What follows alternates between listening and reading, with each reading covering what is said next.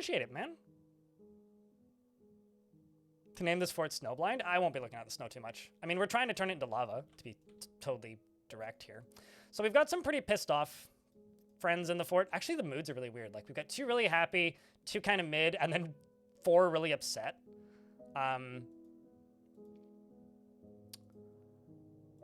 The current plan of this fort is... Where's this, the internet? I'm all good. 13th rule. Thank you very much for the 20... For the 20 money in the super chat. Chat, can I get a round of beers? Just got a super chat. Appreciate it. YouTube folks, you can just hit the party button if you want. The goal for this fort is to turn this into an ocean. And in order to do that, I have to melt this layer. And in order to do that, I have to dig out this layer, or most of it, and this layer. So that's what we're doing. We're trying to turn this layer into an ocean. This is a glacier, so it's never going to melt. We have to do that before the time bomb explodes. Now, before you go, the fuck's that mean? We named a KV time bomb. Their average lifespan is 4 to 8 years. So it's 2 years old. It was a little pup when we started, and we have until it dies of natural or unnatural causes. And I'm going to beautify its prison a little bit.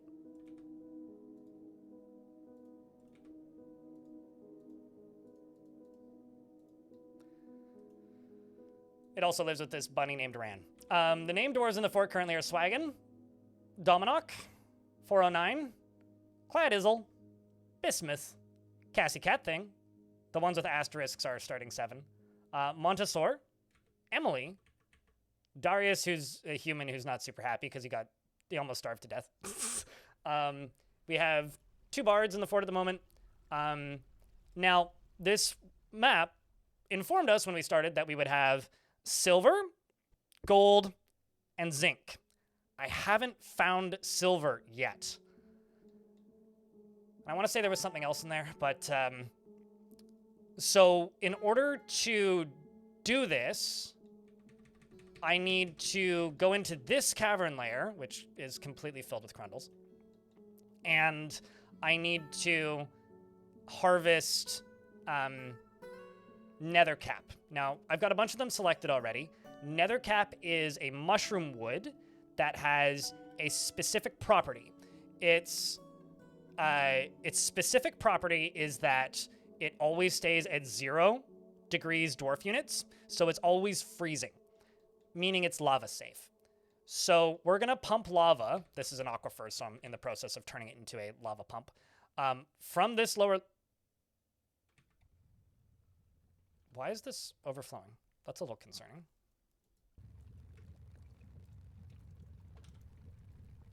That shouldn't be overflowing. I might need to adjust this slightly.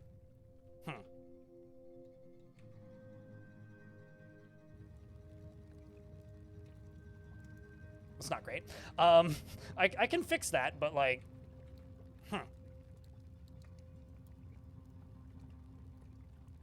kind of scary, actually. Anyways, I might just deconstruct this for right now and like just put a floor piece on top of it until we're ready to turn the thing on. So that's the goal. That is the purpose of this fort. That is what we are trying to achieve with this fort. And the surface is a Joyous Wilds surface. We do have a Yeti up there right now. There's been polar bear people and polar bears and allegedly giant polar bears, but I haven't actually encountered any of them. And elf poles, hello. It's good to see you. So that is this fort. I will click the clicky button here real quick.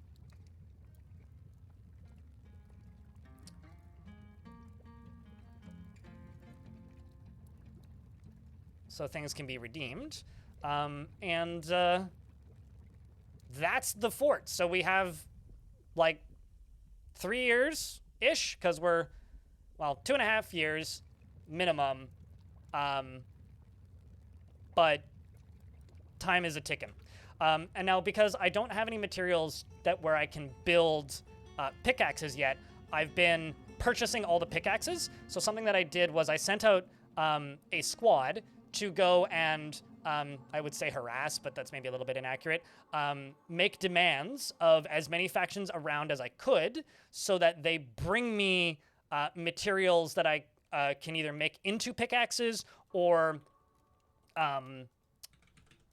pickaxes themselves. So I do have a copper bar, a silver bar, and a iron bar. So I should make I can stop melting that. I can make a iron pick, and I can make a silver pick, and I can make a copper pick. And we need to get those assigned to dwarves and keep at it.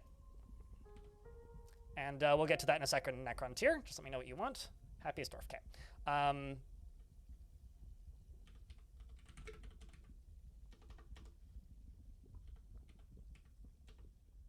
Can I not make... Right, I can't make silver pickaxes. I'm stupid. Iron pick, then. I always think that I can make silver picks for some reason. And you want the happiest dwarf Necron tier. Let's see what we can do for you. You could have the surgeon, or you could have the miner. Would you like a beard or no beard?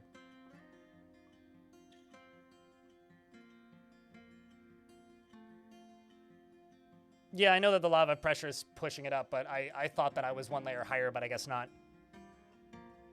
Which has kind of caught me off guard a little bit, because, yeah. Well, we're trying to cause climate change. Snatcher hardcore, that's for sure. You get elves bothering you about trees if there are elves visiting you.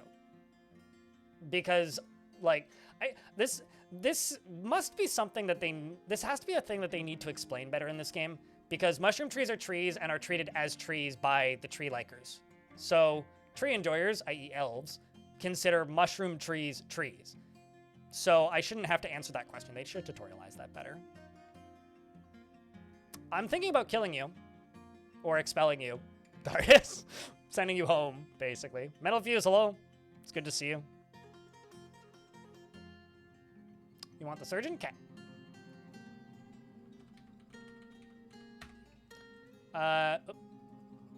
Don't need those VCaps.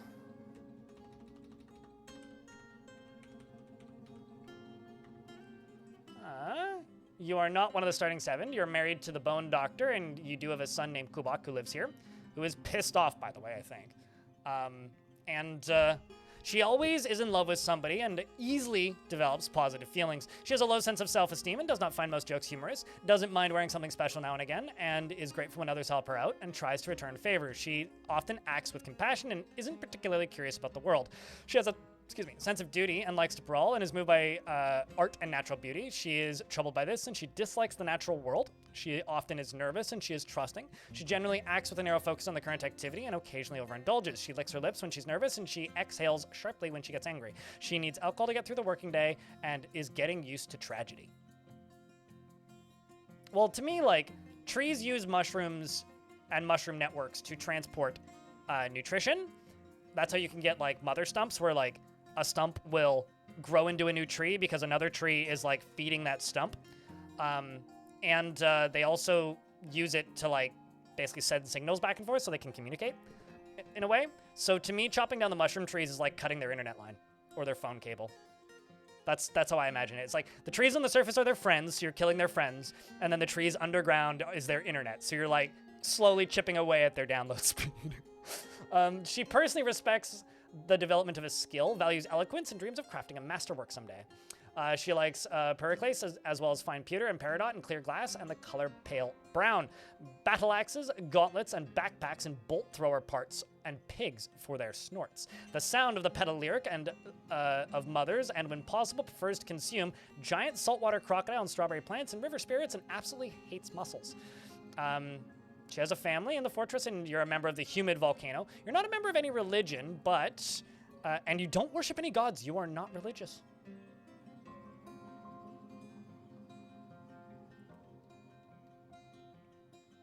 Chopping down the mushroom tree causes lag.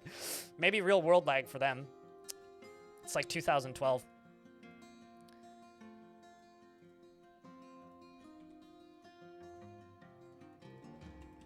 and time slowing down and all that. All right, so that's where we're currently at. That is where we are currently at. Any questions, chat?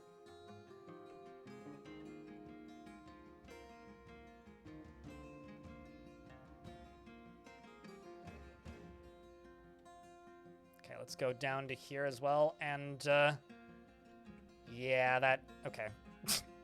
That needs to be sorted out. I think I might just build a wall here. Yeah, I'll just build a wall here. Just cut the bottom layer off of it.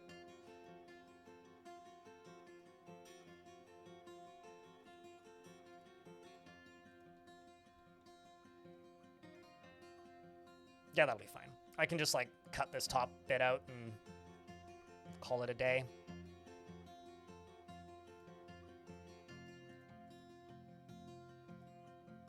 And then here...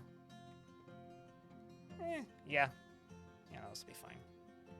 This will be fine.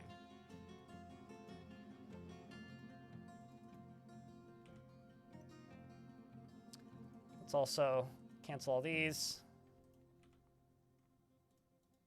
Pause all of these. Pause that. Pause that. Pause that. Just need to... I don't have enough dwarves right now to get tasks done, so... Why is lava going up?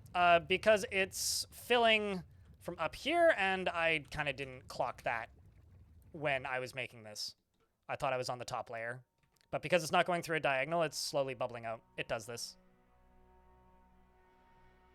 It's because it's filling from a higher level layer, so it's trying to level out.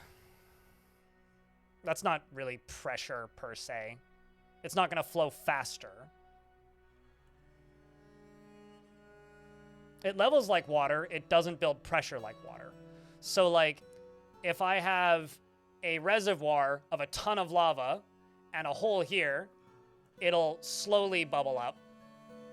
If I have a reservoir of water and an entrance right here, it'll go boosh and send out a geyser. But it will bubble up. And because it's filling from here, it's going to try and fill to this layer. But once I put it up to here, it should be fine.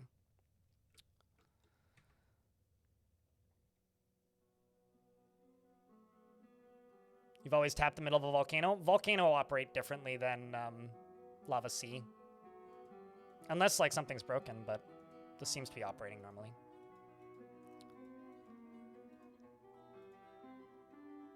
Let's get this done. This done. I mean, if it stops flooding, there's also that possibility, but it's also flooding very slowly. I don't know. Doesn't really matter to me either way.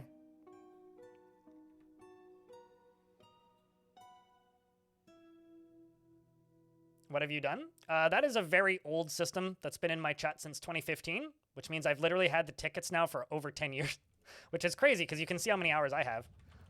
If you type in ! tickets, you can see how many hours you have watched the stream for and how many tickets you have. You get a ticket every 30 minutes. You get 2 if you're subscribed. And every like little chunk of time you can invest it, which is every 45 minutes for a chance to win more. It is literally a completely pointless little mini game in the chat. It has no material value whatsoever.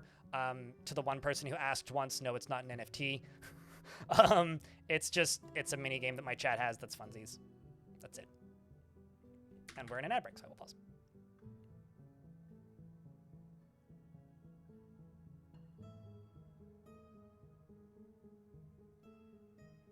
How much farms do you need for it?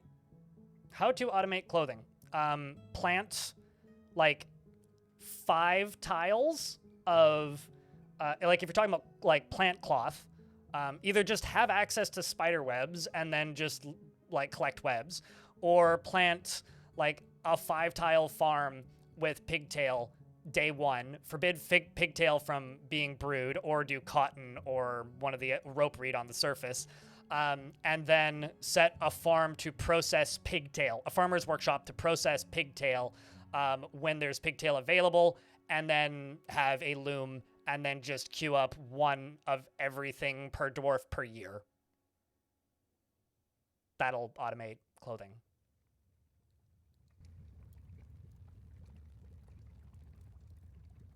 You were betting your retirement on them? God damn it, Lucas. We told you. This is not a financial investment. Actually, that would get me banned from Twitch, so. Yeah. Like, I once joked about making a crypt O emote that's just, like, me going, or something. But I eventually made that and put an H on the end. Because I've had the crypt thing since before a lot of that nonsense happened. All right. The other thing I gotta do is I gotta get boulders that aren't metal ore here. I'm just gonna say stone, everything but metal ores. There's no ice in this, is there? Okay.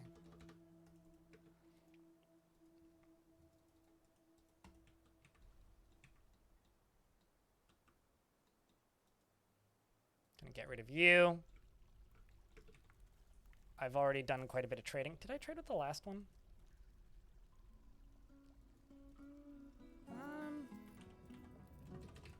Actually don't know if I traded with the last one. Yeah, I should. Let's see if I have time. Some of them are leaving, but I don't think I traded with the last one that arrived.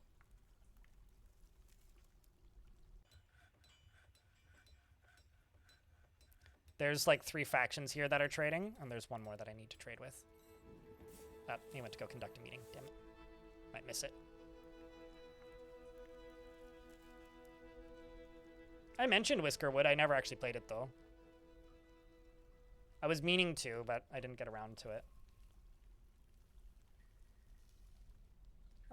409. You seem to have a better stats in this than Dominok does, so let's bring you over after you're done drinking.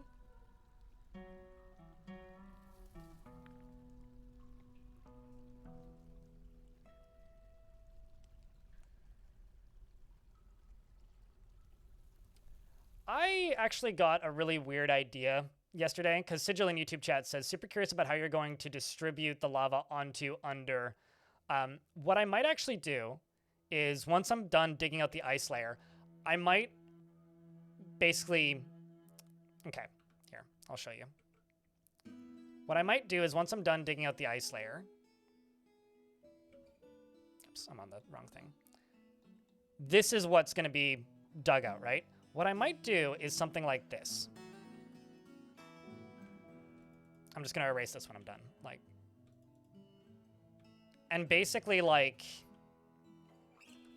what this would look like, and the way this would manifest, I'd probably make it a cooler pattern. But the way this would manifest is these would all stay ice, these areas in here. But these would become, like, rivers of, like, water. And essentially what I could do is I could, like, suddenly have, like, a pop-up moat that I could just turn on if I do this right. But that's only if I do it right. And I think that could be cool. I don't know if that's specifically how I'm going to end up doing it. But that's an idea. We'll see. Because flooding the whole thing would require a fuck ton of lava pressure, which I could do. I would just need to make a really, really, really, really big reservoir, like, right here, more or less. But, like, you know, we'll see.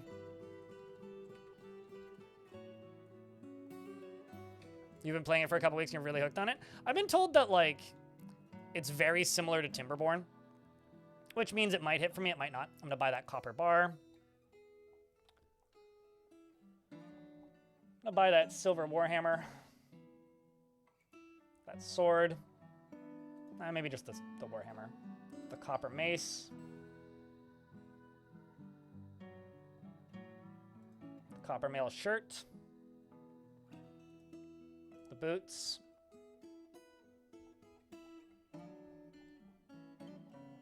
Gonna buy the bags out of laziness.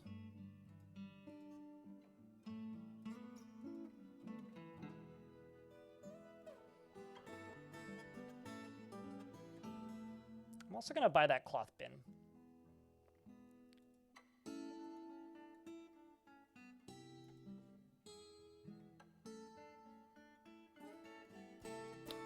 I'm going to buy those anvils. I'm going to buy their fruits, meat.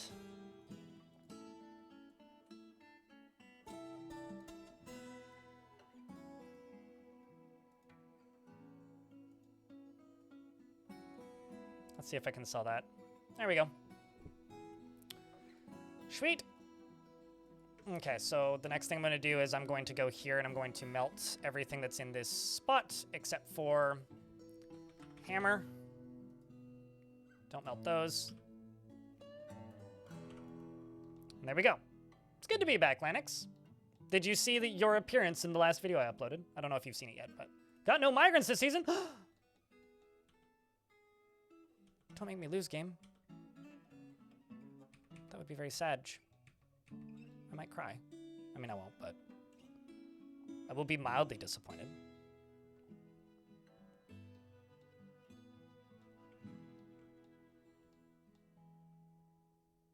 Yeah, I mean, like, the thing is, I bounced off of,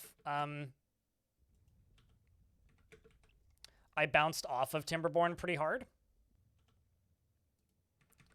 So because of that, like,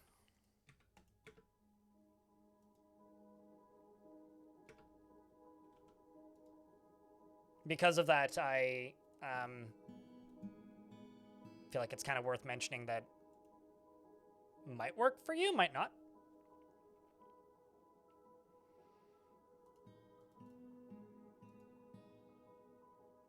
Okay. Yeah, I just don't have a lot of, like, actual physical laborers at the moment. Most dwarves are currently putting stuff away from that stockpile, turns out. This map is also really shallow, I should mention.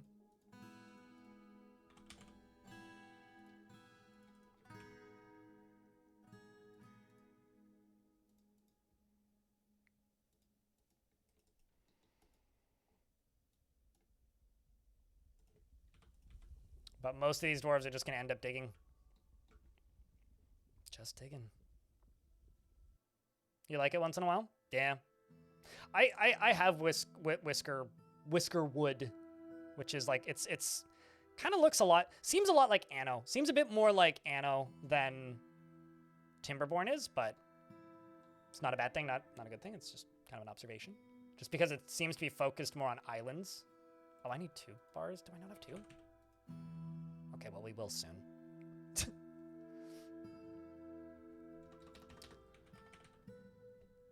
I'm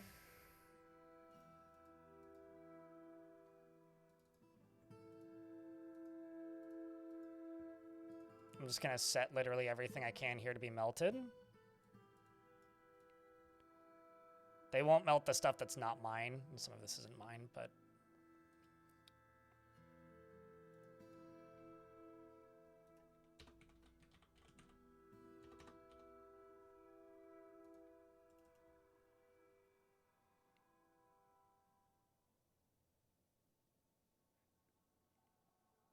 with the island-based production chains. Yeah, I don't know. I mean, there's a world where maybe I'll play it. I need to get an itch to play a game like that, though.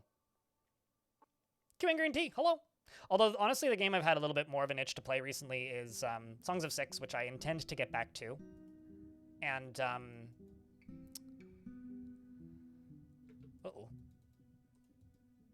Got rotten something. Ah, rotten cheese. Okay, well, I need a bigger food stockpile. Could just dig this out. And I need a bigger food stockpile, and the other game that I've had the itch to go back to recently is Manor Lord. I would like to play more Manor Lord, because I quite enjoyed what I've seen and played of Manor Lord as time has gone on, and would like to play more of that. Let's also throw a Refuse in here. Just more or less whatever, with the exception of hair and wool. Because that's clothing.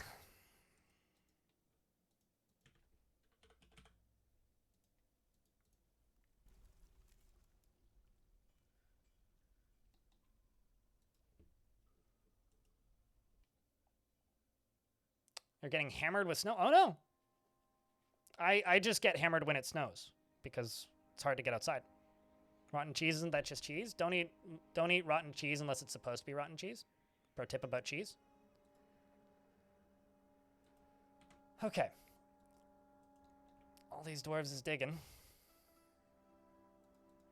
More picks. Let's see how we're doing on bars.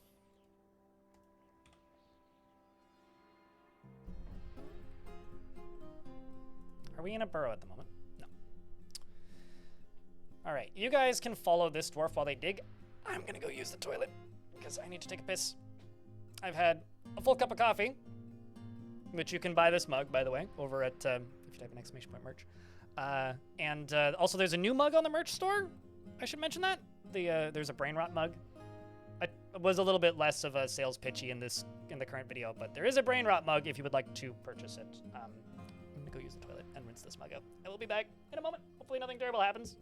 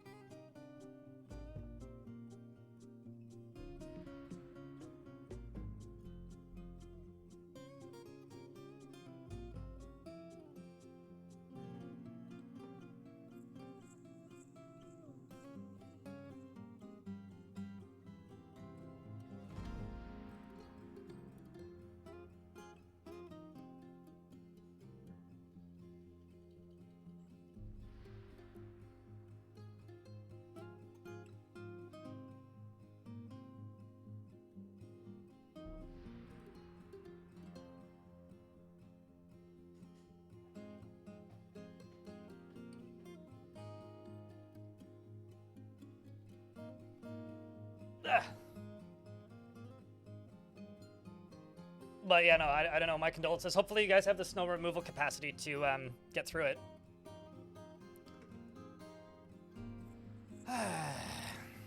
Another person would like to live here and eradicate monsters. This is a human crossbowman. I really don't need you. I need dwarves who want to mine. That's what I need. Otherwise, we're gonna be in trouble eventually.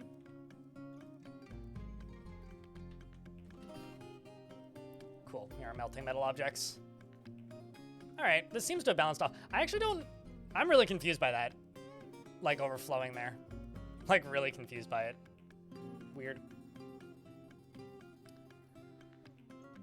But thanks for keeping an eye on things, chat. Did anything crazy happen while I was gone? Aside from just the visiting crossbowman. Yesterday we had a goblin poet visit. And, man, it showed up and started speaking this poem about how horrible mining is, which I think is genuinely hysterical. Okay, I can make an iron pick.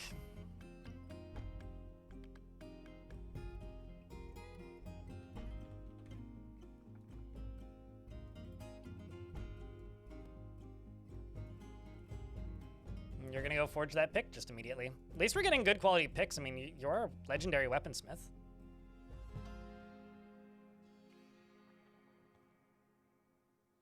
To clear the driveway, I have a decent pile of snow. You guys are making me wonder what the temperature is outside right now. Because it's certainly not snow temps.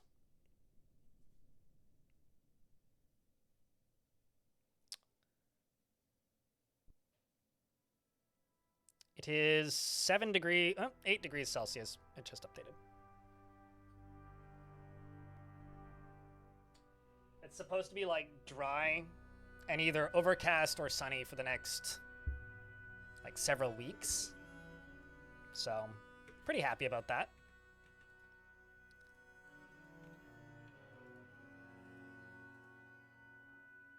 Wow, it actually works. It does actually assign new babies to the right spot. Okay, cool. They are removing the rotten cheese. It's just taking a little bit. Making a lot of alpaca cheese here. The rotting food is a little bit suboptimal, but I would like to move my kitchens over here, so I'm just gonna... Good news is I've got tons of dwarves with pickaxes, and so I'm gonna send them over here and just say, let's build some kitchens, or move the kitchens. So this will be where the butcher shop's gonna go, where the stills are gonna go, and where food storage is gonna go. Probably just smooth the whole thing. What's up, Famine Noir? How's things? Good to have you. Hope you're doing well. Yeah, I mean, here we have one snowplow, and then just a bunch of crazy nuts on ATVs. That's what snow removal here on Vancouver Island was like last year. Like, I saw one snowplow going around, which more or less just, like, worked on downtown, and then everywhere else was just, like, random dude with a pickup truck. They just, like, they drive down from, like, North Island and just plow the streets, which is kind of neat to see. But we had, like, no snow last year. It was, like, that much snow. I'm going to make a temple to no specific deity. The Bone of Chucking. All right.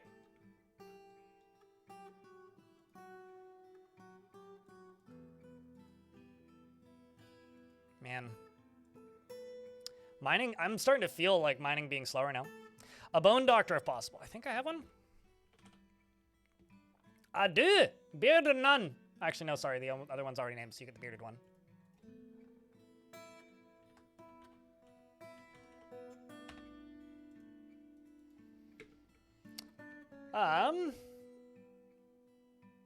I may actually have to turn off the redemptions or like put a big asterisk on them because we are very short on dwarves at the moment. He feels strong urges and seeks short-term rewards and is greatly moved by art and natural beauty. He is troubled by this since he dislikes the natural world. He is cheerful and he is brave in the face of imminent danger. He's not inherently proud of his talents and accomplishments and generally acts with a narrow focus on the current activity. He is somewhat quarrelsome and he is bothered by this since he values friendship. He tends to avoid any physical confrontations and he works to square his natural tendency with his respect of martial prowess. He doesn't try to get things done perfectly and tries to keep his things orderly, and tends to think before acting, and he needs alcohol to get through the working day. He's getting used to tragedy. He dreams of mastering a skill and personally finds sacrifice to be the height of folly, is greatly respects individuals to persevere through their trials and labors, and likes nice sterling silver, green diamond, bobcat leather, and the color mauve and querns. KVs for their three toes, the words of the sports of beginning, and the sound of the pedal lyric of mothers, and when possible prefers to consume finger millet beer and hates large roaches. Relatable. His slightly close-set rust eyes are bulging. He is average in size, and his hair is extremely dense. He's married to Necrontyr, the surgeon, and your child is Kubak. Hey, Ghosty, how was we?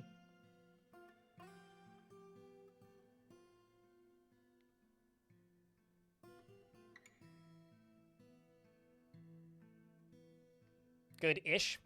I'd say I'm about the same. Pretty happy with how the video I uploaded yesterday is doing, though. It's up to 20,000 views, which is thumbs up for day 2 of a video of that scale. I kind of was always hoped that they get more comments than they do.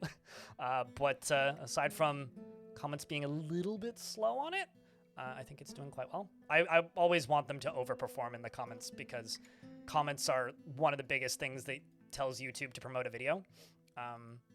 But, you know, it's doing fine outside of that. Hello, Emily. How is we? You're up early. What time is it over there? Isn't it like fuck off o'clock a.m. right now? Or like really late at night?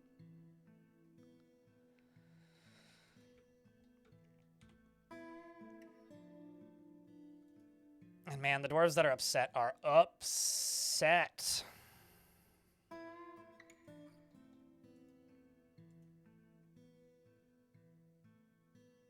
You woke up at 3 a.m.? Why?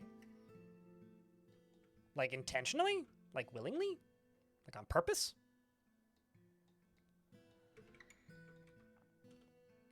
I think I'm going to just make 10 bedrooms over here. And we'll just smooth them. 3, 4, 5, 4, 5. 6, 7, 8, 9, 10.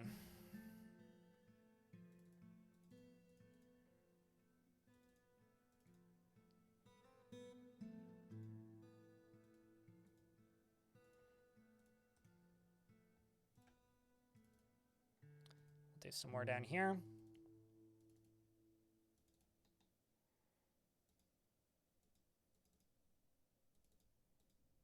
Making some slightly bigger ones for the slightly more upset dwarves.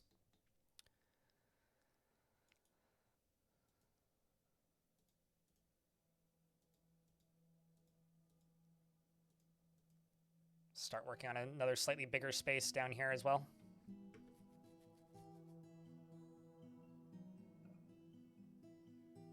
I gotcha.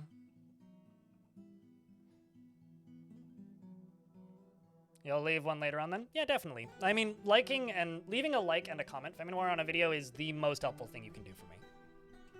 Maybe you should build a fort in the caverns. Chat, do you guys like building forts in caverns? To me, caverns are like the easiest way to break any like habits where it's hard to, or where all you really are tempted to do is like build within a very specific design style. Like if I feel like I'm getting stuck in an aesthetic, it's like, okay, time to build in the caverns, and then just like restrict myself, sort of, not really, to just building within like the natural stalactites, because it kind of forces you into building believable looking spaces, in my opinion. To break the square cavern habit. I mean, the square cavern habit it's not a bad habit, you know? Plump helmets. Cave wheat. Also dimple cups. I don't really want dimple cups in here. Dimple cups. Sweet pods. Pigtails. For seeds.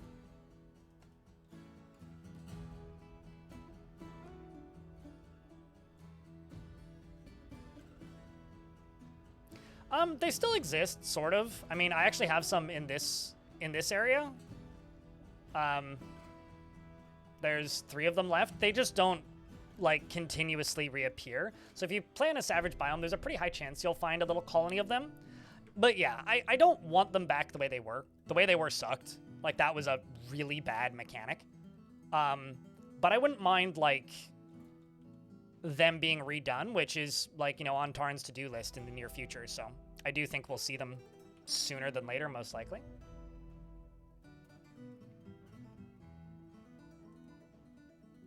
No, they've never left fully. This is just what they were before. So they've been in the game for, like, I always want to say as long as I've played, but I never actually know if that's totally true. They've been in the game as long as I can remember. They just sit in an area and they move around sometimes, not much. They don't stealth, and you just don't see them very often, and they're generally in pretty small numbers, and when they're dead, they're dead. That was how they always worked before. And premium in version 50 was when they just, like, showed up repeatedly. I mean, I would honestly, this is my biggest issue with them. There's only so, like, I think per tile you can have 3 different types of creatures in the default settings per map. Actually, you know what? Fuck it. I'm actually not going to do the building. We're just going to smooth these. Just going to do 1 tile for each of these. You can have, like I said, 3 types of creatures per tile per map. So, like, if you are in a 4x4, then any tile that touches the edge, you can have up to 4 types of creatures in. If you have Underworld Invaders the way they, or Cavern Invaders the way they were before, they would bring mounts, and they would bring several different kinds of mounts, and that would eat up the entire population capacity of the Underworld. I would rather have Crundles, or Trolls, or Troglodytes. But, like, when those were in the game, I don't think I saw Crundles, Trolls, Troglodytes, or Jabberers in the time that those existed in the game, because the caverns would just fill up with the invaders and their mounts. So something really needs to be changed with them in order for me to want to, like, interact with that mechanic again, genuinely. Because if they fill up the entire population, that just kind of sucks. I want to have different kinds of populations. Can I put ice floors in here? Maybe I can. If I can, I will. They might melt, but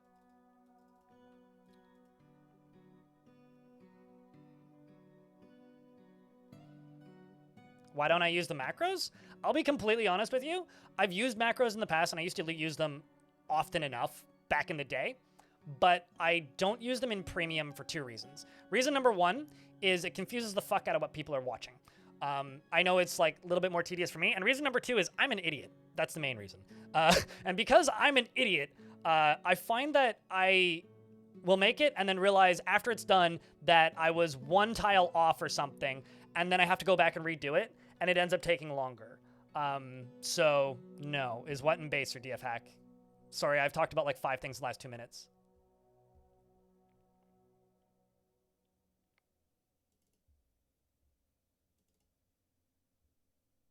But I don't know. I would rather have more interesting Forgotten Beasts Famine Noir than just like a different invading force.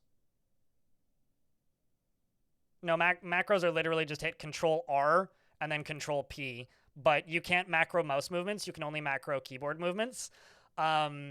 And so it would require, because I don't leave keyboard mode enabled, I would have to hit Escape, enable keyboard mode, Control R, remember all the hotkeys, because I don't use most of those hotkeys because I just use the mouse anyways, because it's easier for chat to follow. That's why I don't leave keyboard mode enabled. And then I would have to do it correctly the first time. And by the time I've done all of that, I've built half of the tower. Like, I would rather just not throw off my flow and just keep doing the thing that I do the way I do it because it's easier for chat to follow than throw off my flow to do the more optimal thing, if that's the way you're playing. Like, if I played with keyboard mode enabled all the time, yeah, I would just do it that way. But I don't, so it kind of doesn't really make much sense. Can you make a guide on macros? Do I really need to make a guide on Control R? Hit hotkeys. Okay. Then Control P. Then Control R a second time, and then Control P. I didn't do that. That was the game doing that. Like, no. No, I'm not going to make a... Like, here. 1, 2, 3, 4, 5. I could do this with my actual... Let's do B, M, here, Control R. M, close that menu, then B, M, F. Like, that's a macro now, so if I close that, I can then hit R, and then hit P, and then it macros all those. And then I can hit P, Control P again, and it macros those. And then I can hit Control P again, and it macros those. Like, is that faster? Sure, if that's, but like, that's why I don't use macros, is because I'm just, I use the mouse because it's easier for chat to follow. I'll tell you this. This kind of like spins off the conversation that I was talking about earlier. My big videos are tutorials. They're tutorials in stealth mode, but they're tutorials. I could maybe fit one into there, into one of those videos. But like, it wouldn't make sense in my humble opinion for me to, it doesn't make sense for me in my humble opinion to do anything aside from the base getting started guides, because those do well.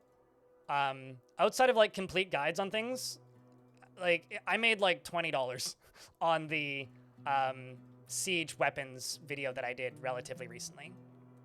And not very many people watched it, and I got like 5 subscribers off of it. I think I got more. I think I got like 10. But that video didn't really make money, and it wasn't worth my time, and I didn't get any meaningful kickback from it.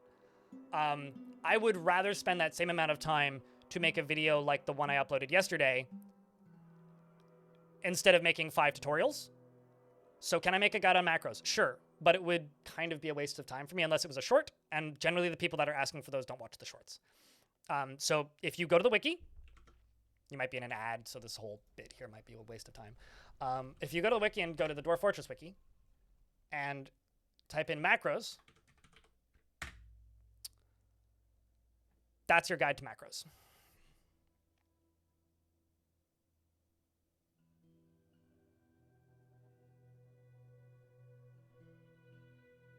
There's your guide right there. Like, I could make a 12-second video, but just give the wiki some views. Because KitFox is paying for the hosting. Might as well use it.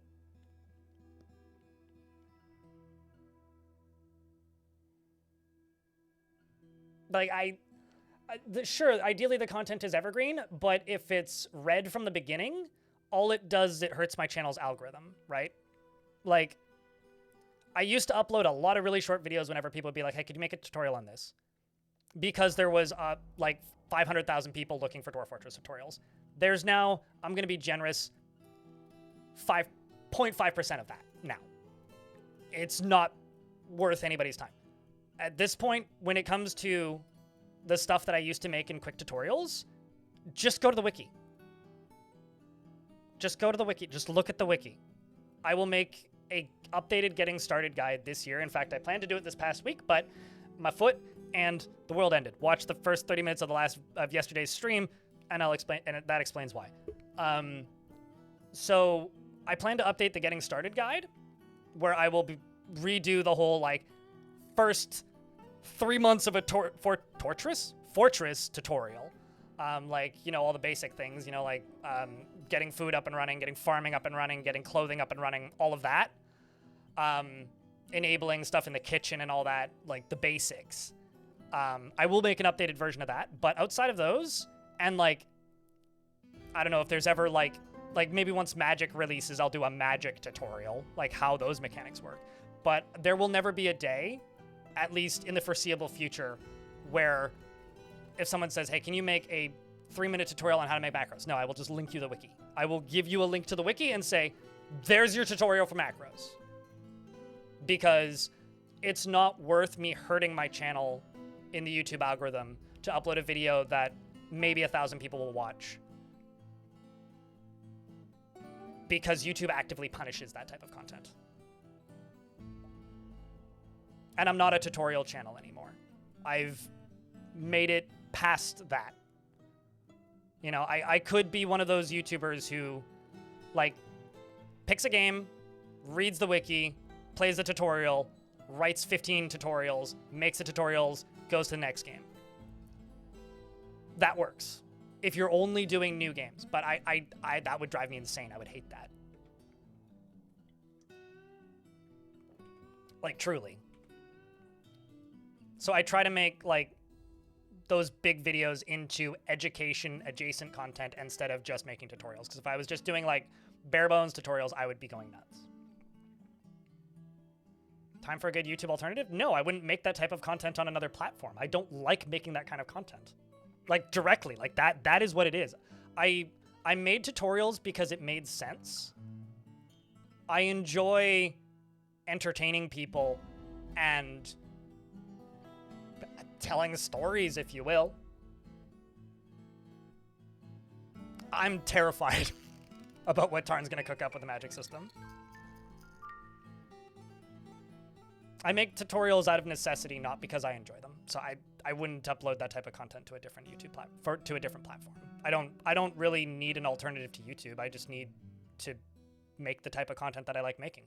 If I was uploading to, I don't know, Odyssey, I would upload the video that I uploaded yesterday. I wouldn't go upload 41-minute tutorials like I did when Dwarf Fortress released.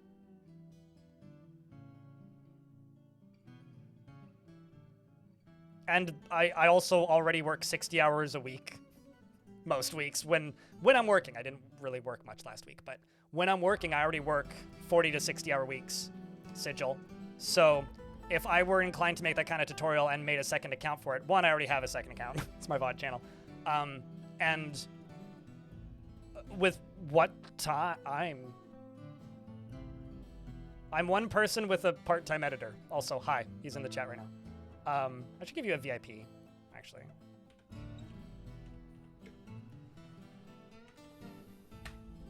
So, you know, like, and I have, like, some artists who help, who I commission art from time to time.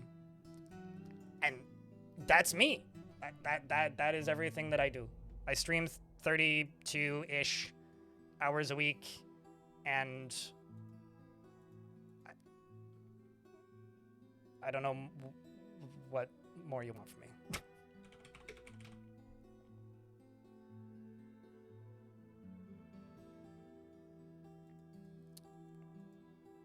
I mean, if you want ideas on what the magic stuff is going to be like, Tarn did a talk a long time ago about his magic prototype, which explains kind of how world gen is going to change which I think we'll be seeing soon, because like in like the last Future of the Fortress, Tarn was talking about that directly. So I do think we'll see that pretty soon. The Magic prototype more or less adds another section onto World Gen. We haven't seen this really in-game. We've only seen like very early ASCII prototypes from like 2016, 2017, where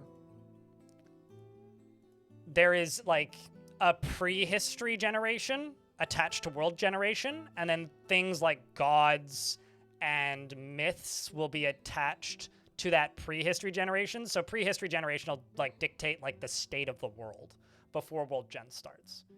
And that honestly is the stuff I'm the most excited to see, is like more making each world feel like there's more unique possibilities where they could end up going and coming from. Like that is what I'm the most excited to see, personally.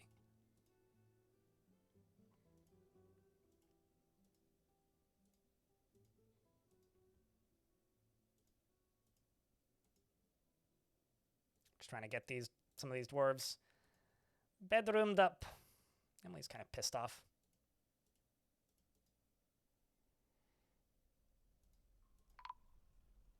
Caravan has arrived from the dwarfs. These we need to trade with.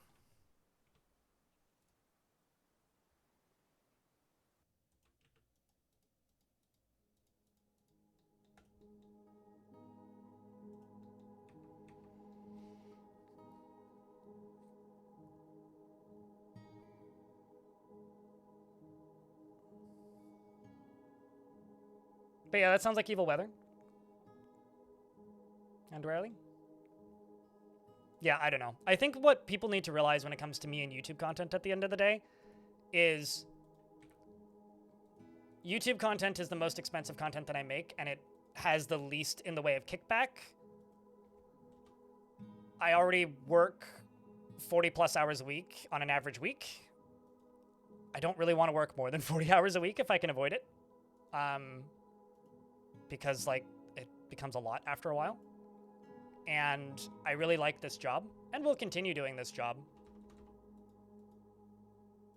But content changes as the platforms and people's viewing habits change. YouTube could completely shift back to supporting small, short-form YouTube videos, long-form videos that are shorter again tomorrow, and I probably still wouldn't make quick tutorials because there isn't a big enough audience for that to be worth making for me, period. Like, it's not, like, in order for my YouTube channel to be worth making videos for, in order for it to sustain itself in a way that's viable, I need to make videos that get 10 to 30,000 views. And if I'm uploading a video that is catering to an audience of 20 or 200, it's not viable in any meaningful way.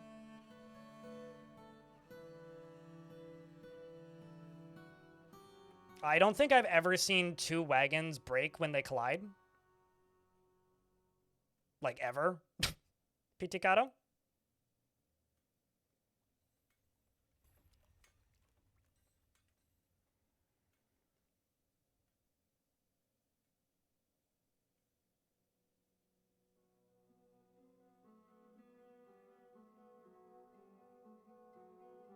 I think it'll be unique to each World Gen sigil in the same way that...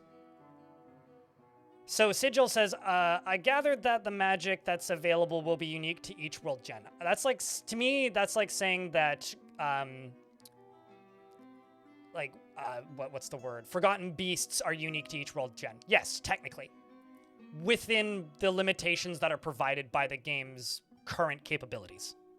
I don't think that you're going to have infinite magic capabilities immediately, because that wouldn't be playable in a video game sense.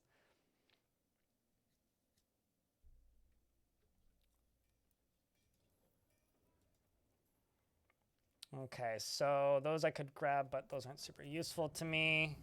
I can buy that nether cap, and we can get started with pumps.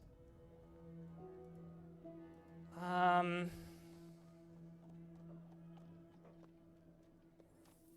buy those barrels. I'll buy that iron pick. Buy the iron crossbow. Buy that. How much money? I got a decent amount of money left. Buy the cheaper armor. Buy the cheaper armor.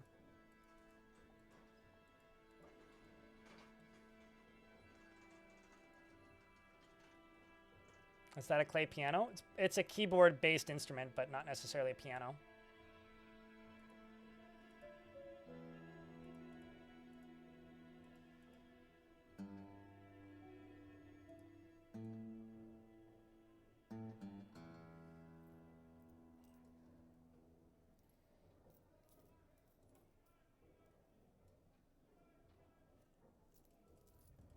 Let's get rid of these.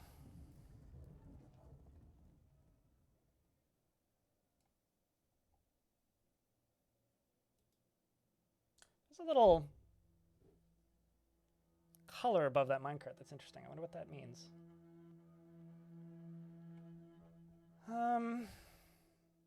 It's a silver corkscrew, but I could melt it.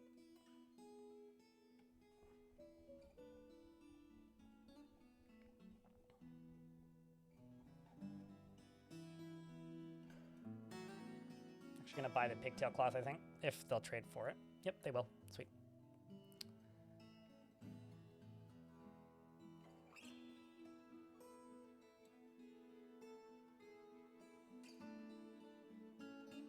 What do I think of larger maps versus smaller maps? Larger save and install size, and they take longer to save and load. That's the only difference that I get. Like, I've had some very large maps before that take like upwards of 2 minutes to save, regardless of if the save is compressed or not.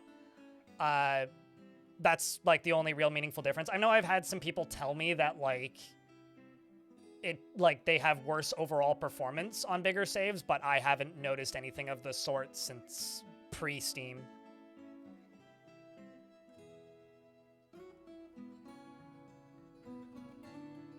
Happy Bearded Dwarf. We are very low on dwarves, so if I can't satisfy that need, that's not my fault, but I will do my best.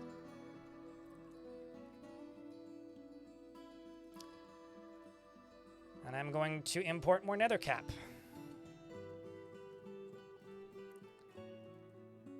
They want prepared meals and seeds. Okay. And let's see what we got. Got Tobal the Miner.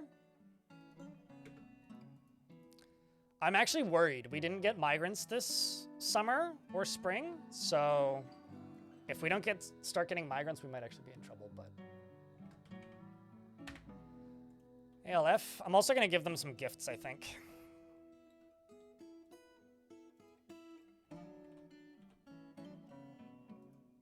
Like just a couple gems as a gift. ALF here is farming currently, but often feels filled with joy, never feels discouraged, is not a private person and freely shares details of his life, rarely looks on others with lust and likes to take it easy, is brave in the face of imminent danger and likes a little excitement now and then, prefers that everyone lives as harmoniously as possible and has a tendency towards forming deep and emotional bonds with others. He tends to hang on to grievances and has a tendency to go it alone without considering the advice of others. He tends to assume that the worst of two outcomes will be the one that comes to pass, and can easily fall in love or develop positive feelings, and has an active imagination. He tenses up when he's nervous and needs alcohol to get through the working day. He likes working outdoors, but only grumbles mildly at bad weather. Is getting used to tragedy. Dreams of crafting a masterwork someday, and personally finds the notion that one would persevere through adversity completely abhorrent, and finds artwork boring. Dislikes cooperation, and does not really value skills related to fighting. He dreams of crafting a masterwork someday. He likes claystone and lay pewter, as well as honey yellow beryl. Raven parchment and ballista parts, rodent men for their terrifying features, the words of the sports of beginning, and the sound of the lavender canyon, and when possible prefers to consume wine. And his toe is broken. Old wound. That's unfortunate. Do you have stitches? No, you don't. Huh. His hair is somewhat greasy, and his beard is braided. He killed a troglodyte. Okay, that must be why you have a broken toe. He is bored after being unable to practice craft.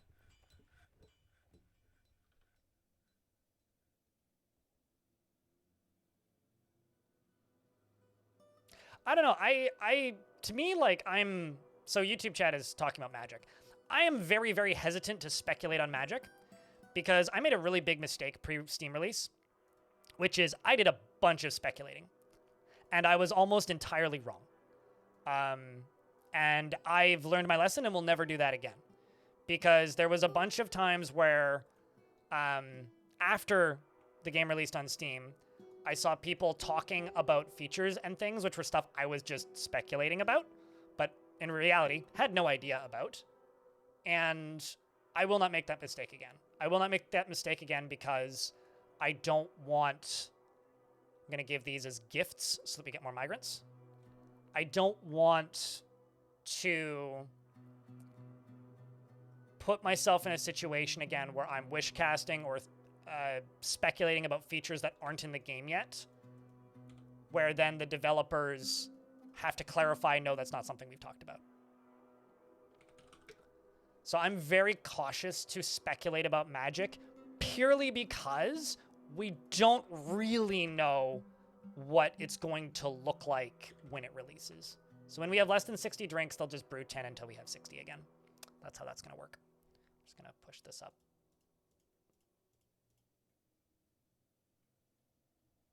The top.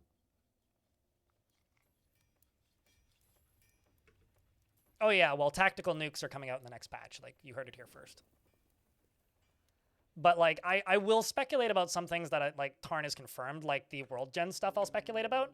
But, like, currently, this is, like, something that perplexes people when I say it out loud.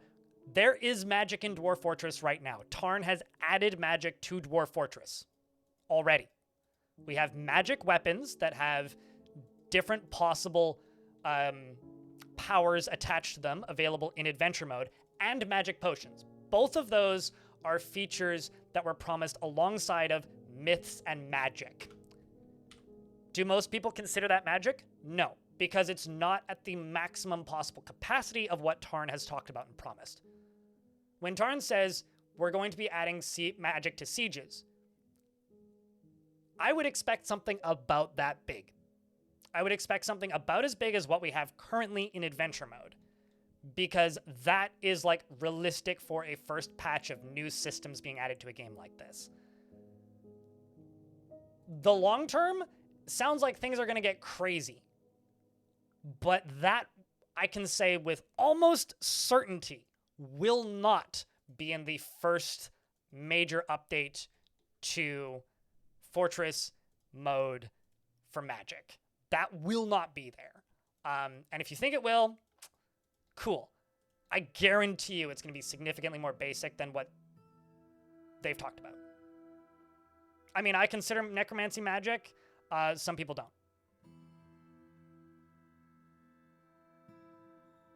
For some reason, which I think is nuts. I mean, this is like pre/R Dwarf Fortress. One of my favorite interviews with Tarn ever, Q and Green Tea, is the DF talk that had Brian Beckley of Caves of Cud fame on it. And I think it was Rainseeker, just, like, kind of asks, he's like, so when are you adding tactical nukes to Caves of Cud? Because, like, that was the running joke with Tarn at the time. And Brian's like, oh, I mean, we have pocket nukes. We added those, he's like, 3 years ago or something.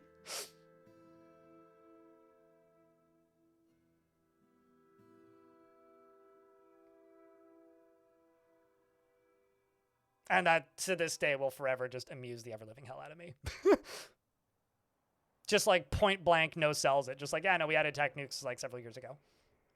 He's like, you have two options. You can put it in a rocket launcher and fire and then pray, or you can, like, set it as a time bomb and then leave the map and pray, or you can just, like, set it on fire and say hello to your god.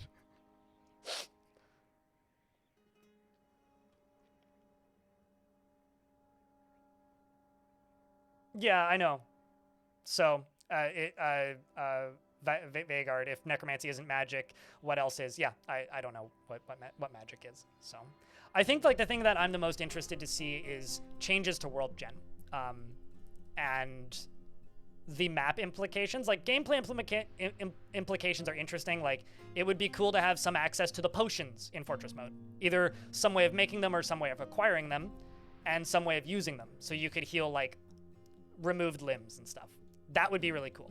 That is something I'm keen to see. I'm also keen and excited to see what, like, a potential way to acquire items with... yeah, it is the newish song, isn't it? A potential way to acquire weapons with magical properties. That would also be cool. And if they functioned consistently. Because, like, you can get them in Fortress mode, but you have to acquire them in Adventure mode and then bring them to Fortress mode. So you kind of don't have them right now. It's like a process to get them. I would like to see... I mean, that's not even magic, right? That's just straight up...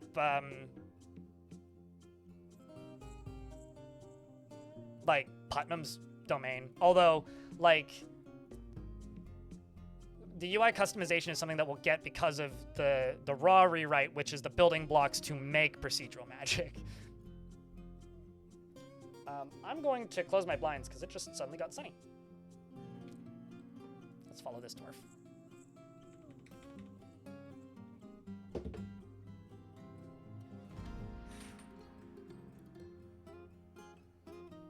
All right, we are officially entering the good luck, have fun realm, which is I need migrants. So chat, if you have fingers or toes, I don't know if you don't, I'm not judging, please cross them.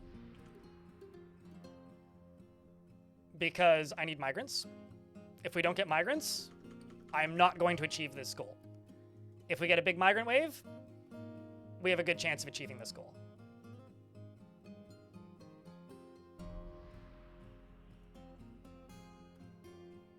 So fingers crossed. And I'm going to call this like a double good luck thing. I don't think... Are they up? Oh, no, investments are up. It's a double good luck thing because crossing fingers, I'm also willing this into also making these numbers go up because they're going down and I want them to go up on day 2. So fingers crossed they go up. Doesn't mean you have to go like refresh it or anything. Just trying to wish cast some algorithm luck. Celesty, hello. It's good to see you.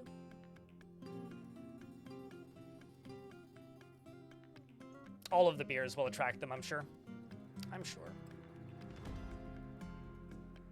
Also, if you guys like the shorts that release and the futures of the fortresses with the editing stuff, Wildtrat in Twitch chat here is the one who's editing those.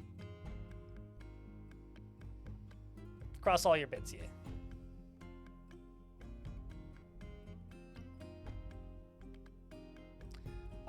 YouTube chat. I kind of hope for high effort magic, not like D&D. You mean like at the very least having like runes or something that you have to spend, like RuneScape? I think my biggest hope for magic is it continues to improve what the game is good at. World building and believable characters. Like, the concept of wizards is super exciting to me. As an example.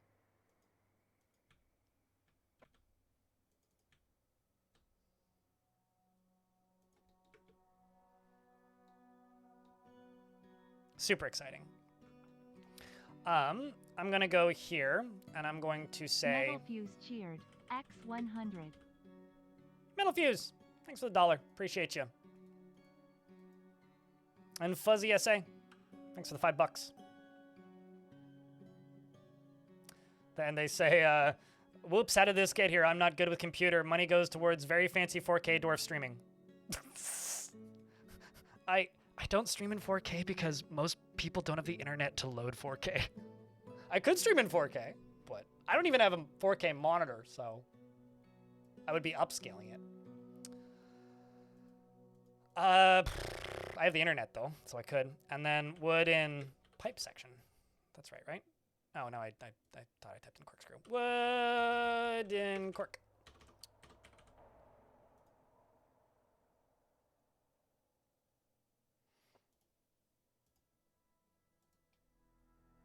And we'll just do 2 and 2.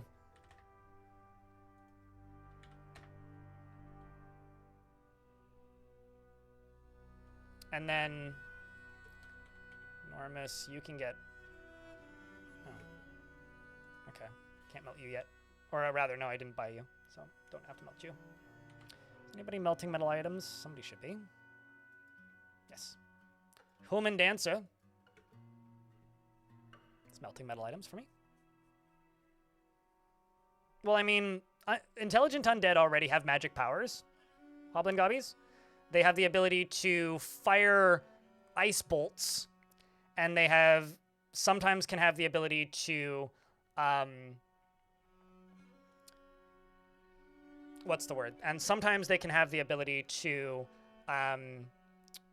cause pain, cause dizziness, and there's like one or two others that they can do. I don't think even most people realize that that's a thing. So we already have ice bolts. You watching 720p? Yeah. I mean, I don't know. I personally feel that streaming in 4K is just kind of a flex that people with money do. I certainly don't want to record in 4K because I don't have the hard drive space for that. It bothers me that it's like making my eyes... I don't know why my green screen's suddenly doing that. It's like since buying these glasses, they go see-through sometimes. They're a little bit too reflective. I mean, I got a 3070. Like, I can handle some things at 4K. Although, fun fact about Dwarf Fort. Dwarf Fortress is now running at 4K. Dwarf Fortress doesn't zoom in and out. It adjusts the resolution. Also, Bresticle, thank you very much for the 2nd month. Welcome back. Chat, if you have Prime, do think about me. Helping me hit that daily minimum helps me make minimum wage while I'm streaming. Which we are currently at, well, we were at $67, and then we got $1 plus another, so like $4-ish. So we're in the 70s now, which means we're about halfway there. Probably get hit by the end.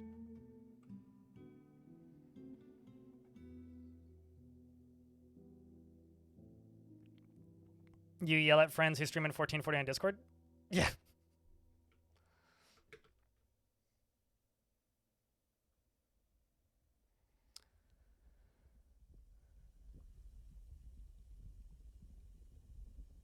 You wrote a spell for D&D campaign that was essentially make a save, check, or puke? You know, honestly, like, dizziness is how you end up with intelligent undead that just, like, can murk entire armies. Bot already has your Prime? That's fine. I mean, you're also subscribed, so, like, you're ahead of the curve, Darius. A couple of times I've thought about just throwing that emote into this channel, but that would also, in my opinion, be like undermining the few people who subscribe to the bot. Maybe like get another version of that emote, but different ducks.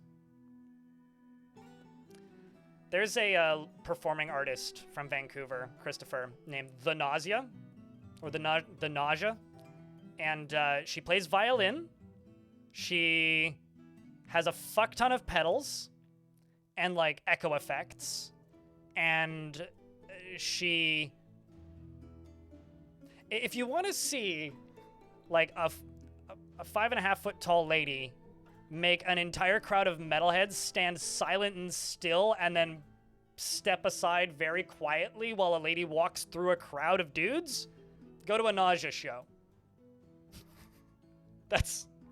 It is kind of wild to see just like a lady playing violin step off of a stage and then just like with a microphone like on her mouth while playing violin, making the most horrifically distressing sounds you've ever heard in your life.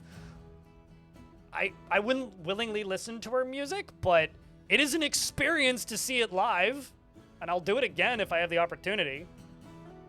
Some of the coolest fucking weird-ass noise I've ever heard in my life.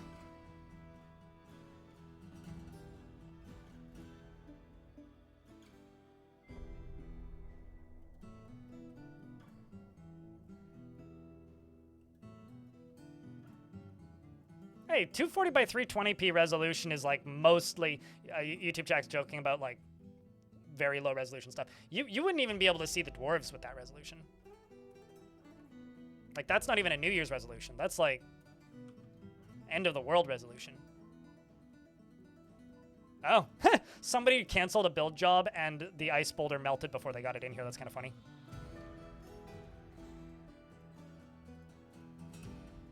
Same with that one. I have to say, Life of Adventure might be one of my favorite songs right now in the game.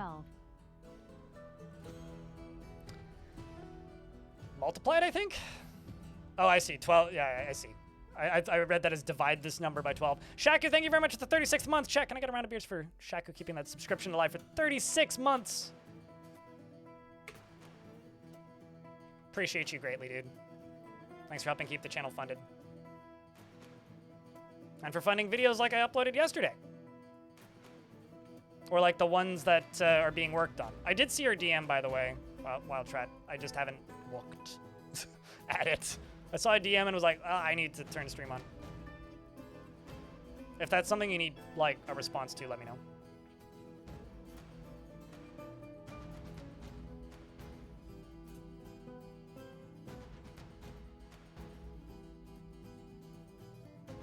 I mentioned that earlier. Like, this is Dwarf Fortress running at low res. This is Dwarf Fortress running at high res. So, like, if you go to this map and it's, like, unusably tiny, it's because your resolution is too high. Turn down your resolution. Like, the default resolution in full screen, matching my monitor size is, I think, what I have it set to. Yeah, 1920 by 1080. Will change the size of your overworld map. And, like, if the UI doesn't fit, lower your resolution. Even if you're playing in full screen.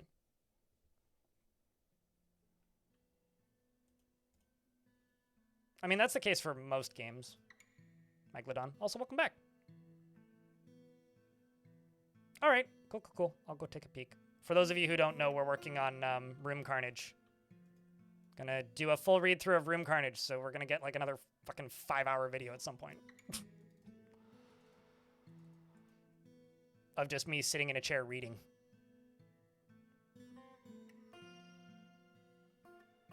Bedrooms with ice floors? Yeah, I have it. They won't melt once they're constructed.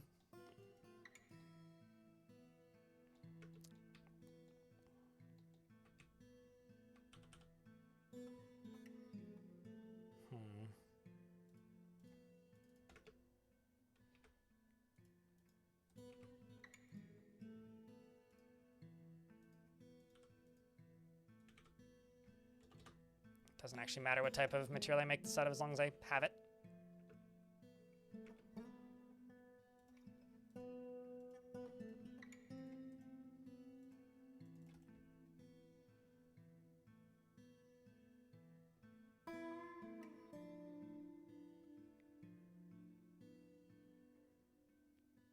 I don't think you can make ice blocks. I know you used to be able to. Yeah, no, you can't do anything with ice. I want to say that's a version 50 change. How time flies. Like, seems like just yesterday was 8 months. I'd say it was about a month ago was 8 months, actually, but close. Appreciate you, Death by Rats. You know what to do, chats.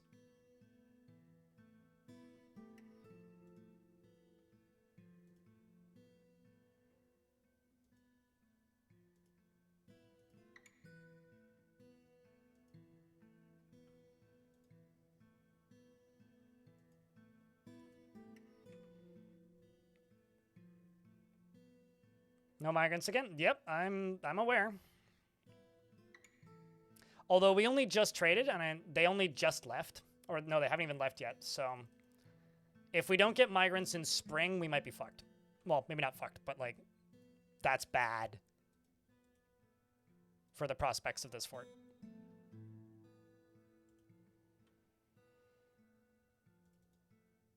Because I need an army of miners.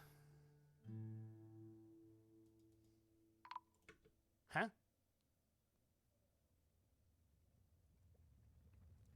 What?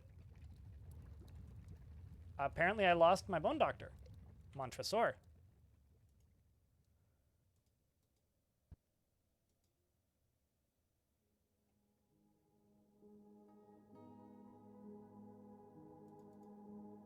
Did I lock them outside by mistake? It's possible.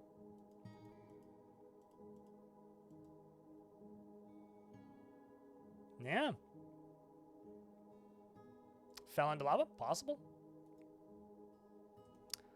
I don't know. We may never know. Could have been frozen. Could have been killed by somebody. Maybe I locked them in the caverns. I don't know. How? I don't have an answer for you. If I had an answer for you, I would tell you, but I don't. Nope. Not unless we have the body. I wouldn't anyways, because that would ruin the fun now, wouldn't it? If I have it and I'm trying to prove that something died and the body's right in front of me, sometimes I'll check it with DFHack, but no, I will not check it in DFHack. Unless I see the body in front of me. That would be cheating. No, it won't. It won't tell you. If it says goes missing, it'll just say this. It'll say went missing in the year that they went missing. Sure, Legends mode would tell me, but wouldn't that would also require using DFHack or retiring the fort? And wouldn't that be cheating? Actually, I think Legends might just say went missing as well. But wouldn't that be cheating? Like, come on. Like, have some patience. This isn't TikTok. You don't get immediate, instant gratification while playing Dwarf Fortress. So let's see if we find the body. It's entirely possible they're in this cavern somewhere, and I locked them out by mistake.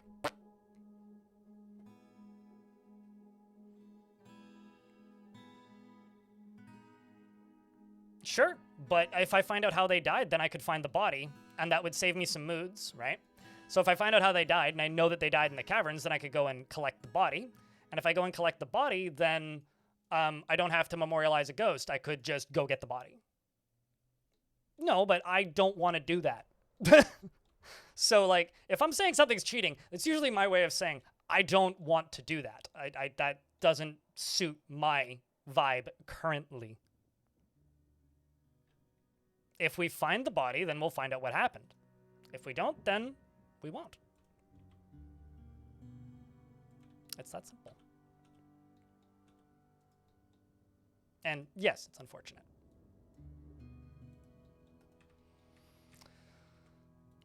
Especially because I desperately need hands. And that dwarf had a family. And, like, children.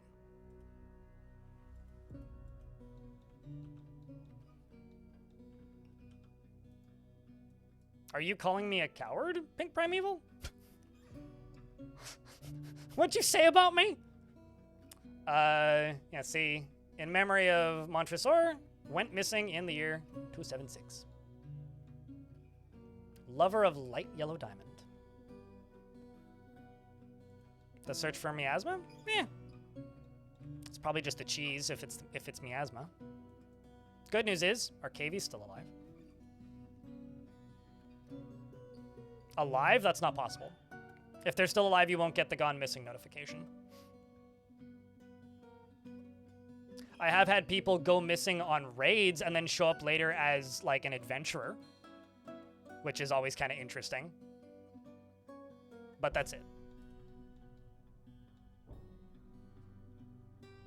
You know, Dwarf Jack to me sounds like a... Whoa, peacocks look cool.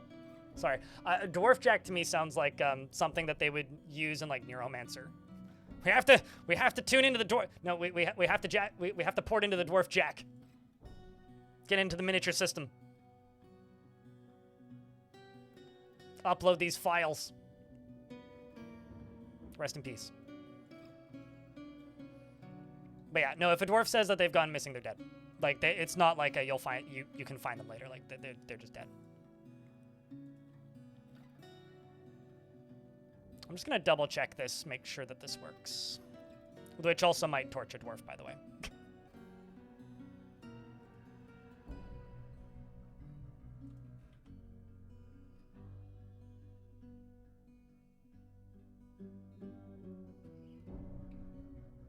Got so many dwarves making cheese. How much cheese do I have at the moment? Kind of a lot. I'm actually just gonna pause the cheese. What I'm going to do is I'm going to say if amount of unrotten cheese is less than 40.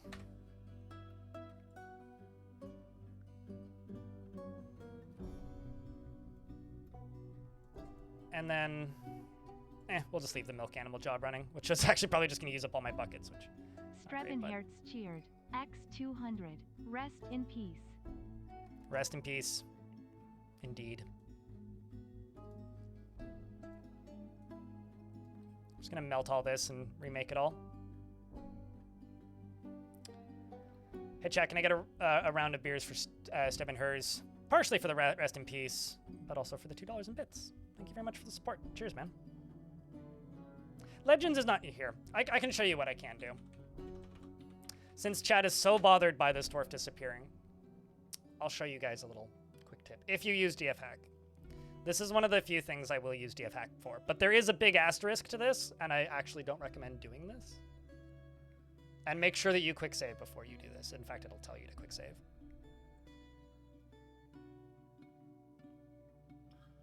It's not possible to remove semi-molten rock without cheating. YouTube chat. It's like bedrock. You can't get through it. That's the point of it. Although I think you can cave it in some circumstances.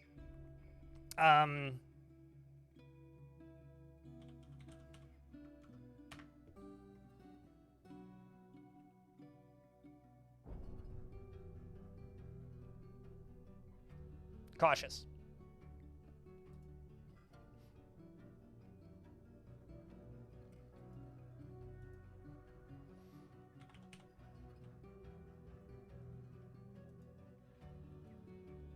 Bled to death.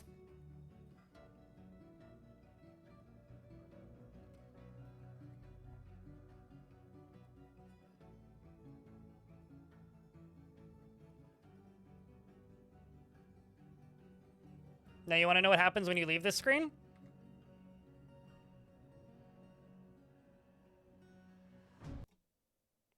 The game crashes. Like, literally, like, it gives you a not responding and then the game crashes. Like, it boots the game out. Pulls the fucking plug. Otherwise, it'll shred your save file. Does that imply vampire? If you think so, then you've never seen a vampire kill before in Legends mode. No, it means that they bled to death. It would say that they were drained of blood. If a vampire killed them. It would also say the name of the vampire, what drained their blood.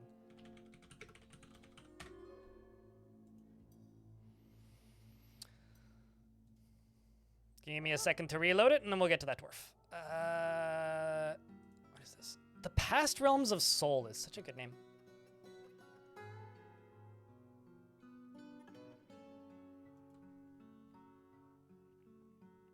You have not known? Yeah. No, bled to death means that they bled to death, which means they probably died in the caverns. It is likely something got to them and removed their blood. It could also mean they caught fire. Could be either of those. All right, so happy dwarf with beard. I mean, actually, I'm curious. How many more bearded dwarves we have left? One,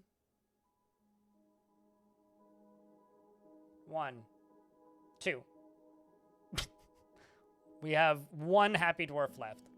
All right, so this is just an asterisk for anybody here going forward. If you redeem a dwarf and want a dwarf with a beard, there's one left and he wants to die. So I might actually disable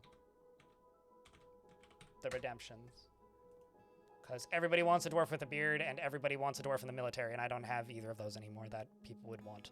He is intellectually stubborn, rarely changing his mind during a debate, regardless of its merits. He cracks easily under pressure and is often cheerful. He's quite polite and generally finds himself to be quite hopeful about the future. He is stubborn and finds helping others emotionally rewarding.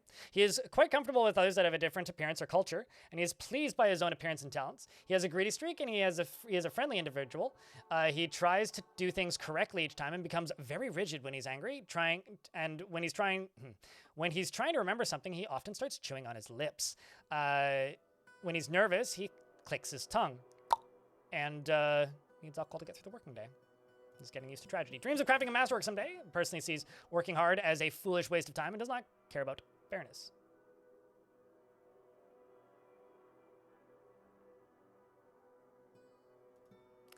He likes pyrolusite and iron and moss agate, as well as pet moss chat, and clear glass and sea nettle jellyfish, leather and giant pangolin bone.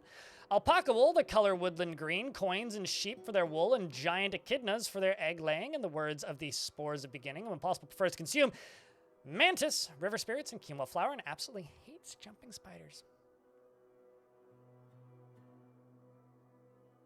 Nosebleeds from cold air can be dangerous. Would be one hell of a nosebleed to cause you to bleed to death. You're a member of the Pointy Creed worshipping Deller, which is the god of fortresses and suicide. I think. Let me double check. Still getting to know this world. Nope. Earth, volcanoes, mountains, and caverns. Right. Okay, that the pointy bit makes sense now. Fortresses and suicide is Rakist. Although the god of death and murder is something. Like, holy shit.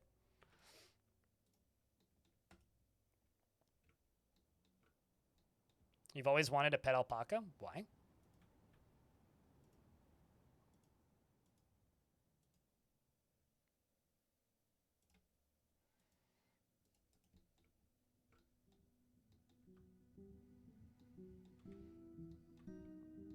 The only time I've ever been near an alpaca, it spat on me, so I don't feel so great about alpacas. Alpacas and llamas, not a big fan. In real life, anyway. Put a still right there. Ooh. Let's just be gaudy. Make gold stills. Let's do a gold still. And I'm going to make a kitchen.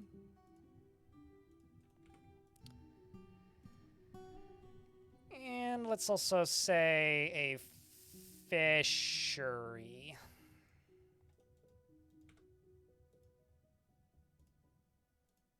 Just in case we end up with fish. Yeah, I mean, my military of 1 dwarf. I really don't even have the, like, population allowance at the moment to even attempt a military at the moment. Human pikeman is visiting. I don't know, chat. Do you guys think we're going to get migrants? Do you think we have a chance? I'm actually, like, not super hopeful at the moment.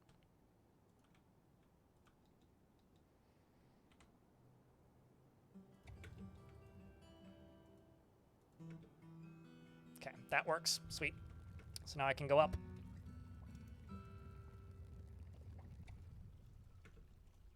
Slowly. One at a time. The other thing I can do is I can shrink this down. And I can channel down. I'm just going to make green glass tubes for all the sandbags that we have. So I've got 3 sand, so I can make 3 green glass tubes. Rakist is a pretty common dwarven culture name.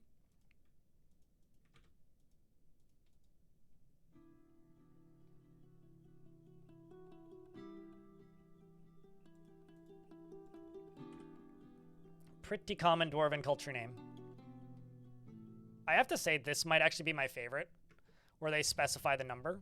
This dwarf, you need to stop. You need to go just dig. Be much better for your health. Okay, so you're gonna be here.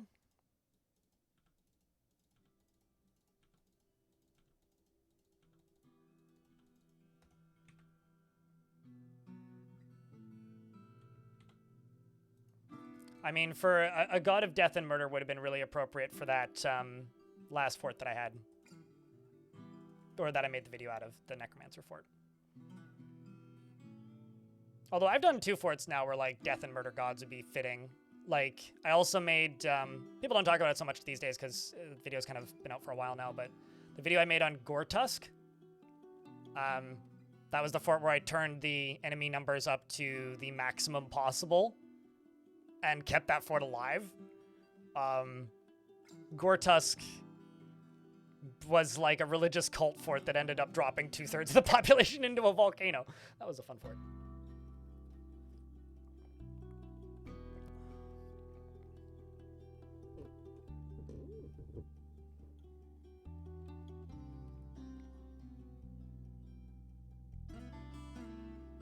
Made you want to So YouTube, Abrex in YouTube chat says, a year of Dwarf Fortress has made me want to simulate single-celled organisms living in a pond.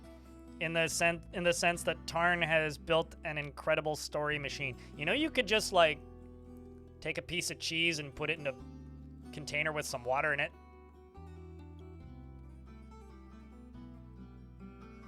I am semi-transparent. Oh, jeez.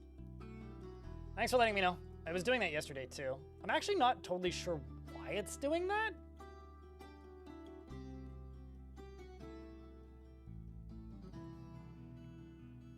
Like, it shouldn't be? Trying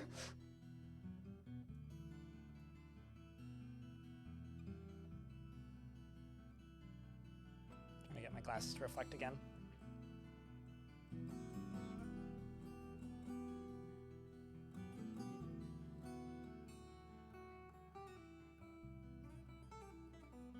Am I still semi-transparent? Gortusk is one of your favorites. Hey!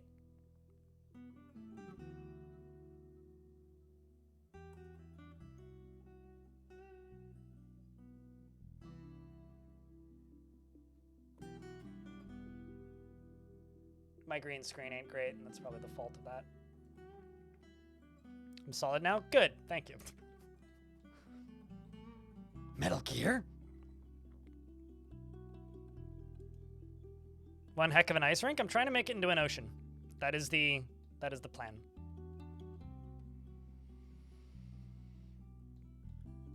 Gortusk was kind of wild because, like, I put out that first video and Gortusk was the second one I did, and I think that was the closest timeline between two major video releases like that I've ever done, and I don't think I'll ever do two so close together ever again. Because I had one video that just took off and did really well, and I wasn't expecting it to, and I was like, I need to follow this up really fast. So like I uploaded that video and it got, the first one, it got 100,000 views in like 5 days. And like, it's the only one that's legitimately blown up. Like the others all do about the same, but that's the only one that's ever blown up. And when I say blown up, I mean like in the first 4 days, that video got 8,000 views. And then from day 4 to day 10, it got like 150,000 views. There's like a wild moment where that video was getting like maybe 1,000 views a day, and then by day 4, and then like the suggested like graph went from being like 10% of views to 96% views. Like they were all coming from suggested videos.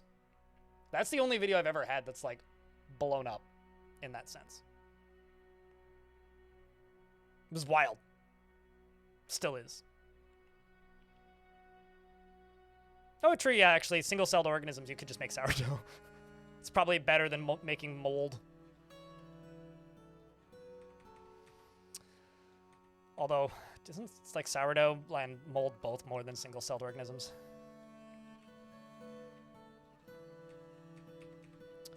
All right, let's go up to here.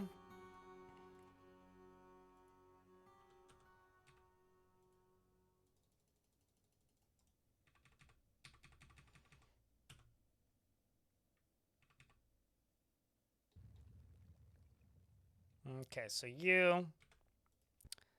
I can now go furnaces and say magma glass furnace, Gabbro. Kind of a lot of iron picks lying around. So let's go, or iron bars lying around. So let's go here and go iron pick. Let's make 5. You only noticed it when I'm going blue from all the ice? Oh yeah, no, you're right. Actually, that's a good call. I can just sit here and fix it.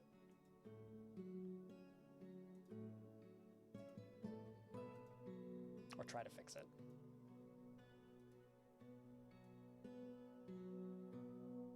Yeah, because like there I bleed through.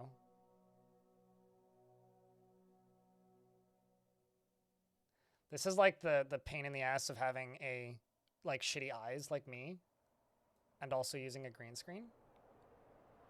It's a pain in the ass because like my eyes are horrible. And they're very sensitive to light, so I can't have a light pointed directly at my face. But I've got so much indirect light to try and make this green screen work. And all I need is like the sun to come out at the wrong angle at the wrong time of day. And it like breaks my green screen. Yeah, it's like there, it, like fucks up my eye. It's kind of wild actually to look at. It just looks very strange. Oh, hold on, if I sit like right here,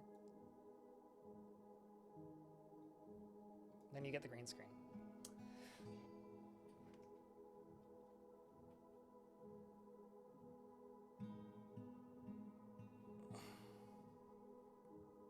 That's a bit better. Nope, still there slightly. If I turn on another light.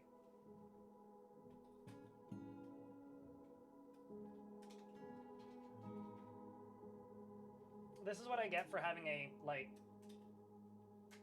less than $20 green screen. Like, I spent so little money on this green screen setup, it's actually not even funny. Like, I deserve every point of failure that this green screen has because of how little money I invested in it.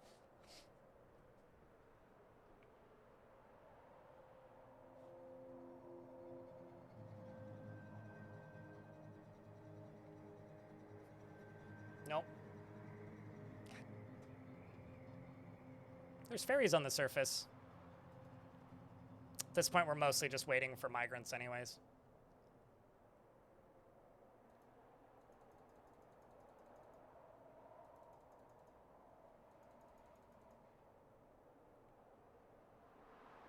Yeah, there's just gonna be spots and sparkling on my face. I don't know how to deal with that, chat. I'll be honest, I don't.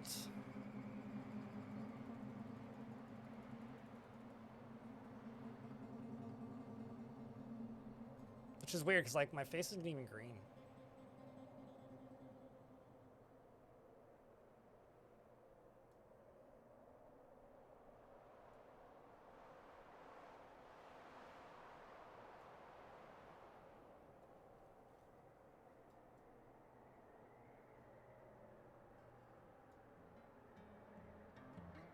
Yeah, I don't know.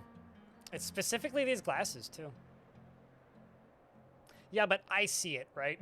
It's like, it might not bug you, but it bugs me. Like, that's the issue.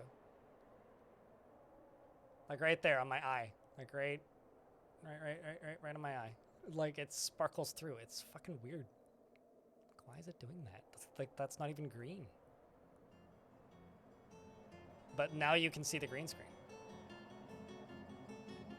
It's like, either my eyes get weird holes in them sometimes, or you see the green screen. It's like I'm missing with spill reduction, I'm missing with similarity. Maybe that'll do it. Okay, let's try the contrast then.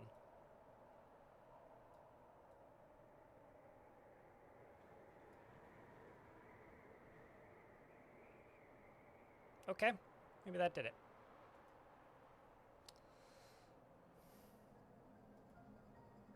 Yeah, it looks okay.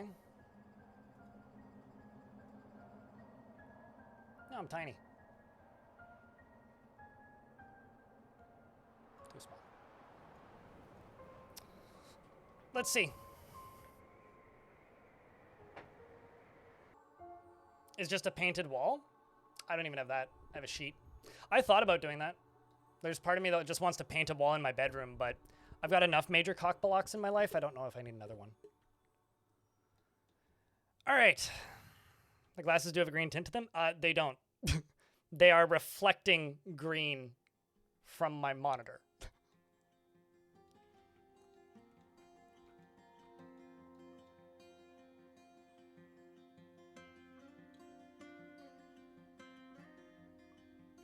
Happy to help, Rami Mountain, Rami Momin in YouTube chat. It's not light sickness, but my eyes do hurt if I have a bright light shined at me. Basically, like, my eyes don't dilate properly. So, like, if I'm in a bright room, I'm just getting the full brunt of that light almost all the time, kind of forever. And it does start to hurt after a while. Okay, so I've got quite a few cages. I need rock cage traps.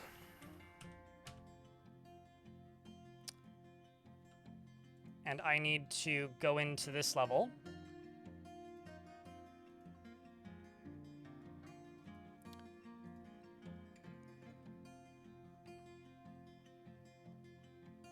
And figure out a spot where I can dig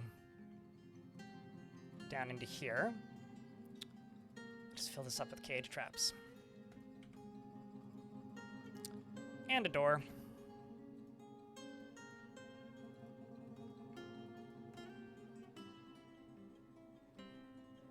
Yes, synth is correct. The screen is reflecting in my glasses. But if it's still reflecting, then I give up at this point. Am I flushing the magma sea? No, I'm trying to turn this glacier into an ocean. Is what I'm trying to do. And I'm trying to do it before the time bomb explodes. And in this case, the time bomb is this guy. If you type an exclamation point goal, it should explain it. Because I canonically dislike livestock that can't be used for anything useful, so I figured I would make a KV something useful. This is a guinea pig, not a hamster. It's a guinea pig. Their lifespan is 4 to 8 years, so I have maximum of 8 years to turn that into an ocean, which is why I'm getting so many miners. Looks good now? Cool. I am playing on Linux. This is a... I was going to say this is a Linux mouse, but I guess this is less obviously a Linux mouse. There. Now it's a Linux mouse. When I tab out, it becomes a clearer mouse.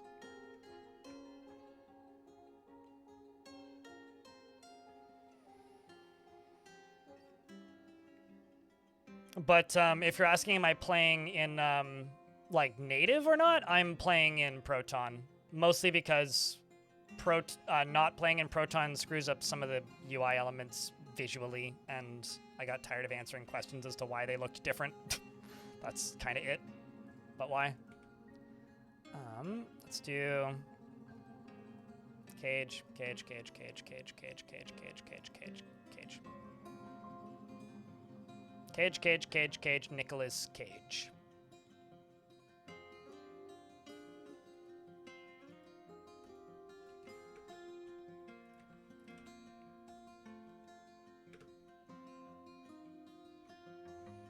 I'm doing this so that I can catch these crundles, actually. How many crundles are here? 1, 2, 3, 4, 5, 6, 7, 8, 9, 10, 11, 12, 13, 14, 15, 16. Okay.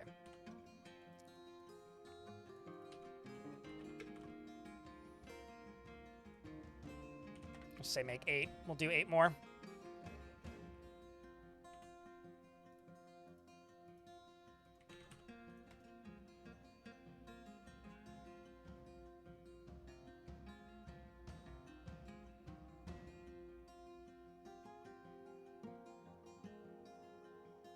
Are there glasses that can help you without making everything dim? I mean, no.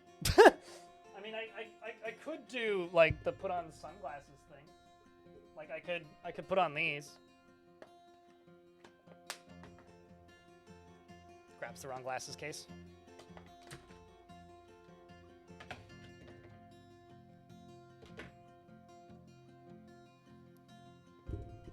Could do this. And then I won't be able to tell people, no, I swear I'm not stoned on stream. I do that evenings and weekends, not on stream. No one will believe me.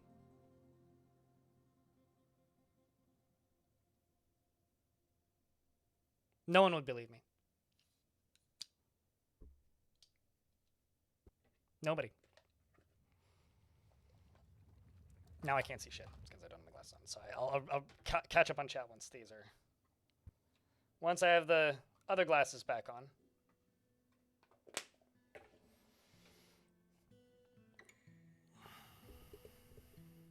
No. Lornard. I will not, thank you. Because I like being coherent and entertaining on stream. I'm not coherent nor entertaining when I'm stoned. I've done it like twice, and no, I'm good, thanks.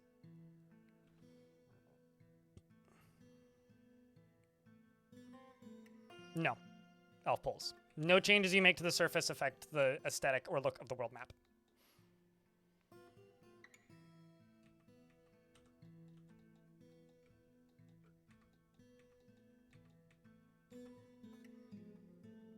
It's a 5x5.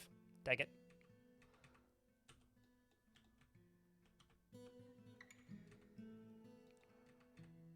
Hmm.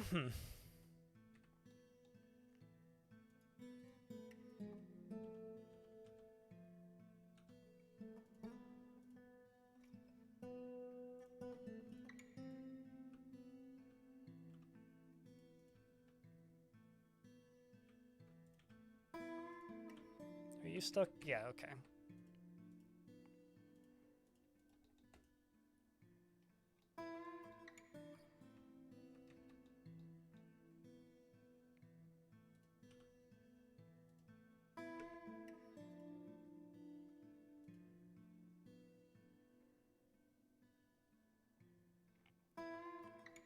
Just in case there wasn't enough ice to melt. I don't understand.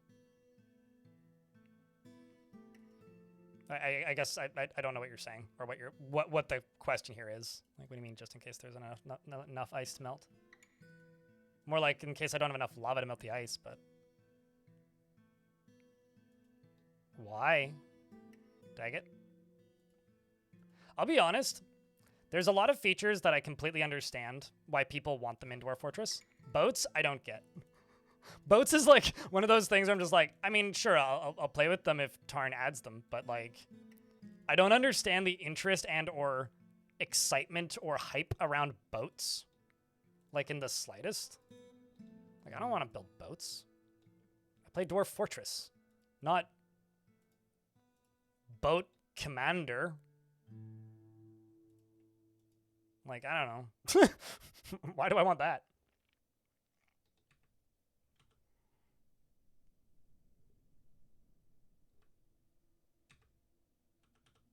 Cheers, Panthercarpy. Ooh, I could do some real shenanigans with this.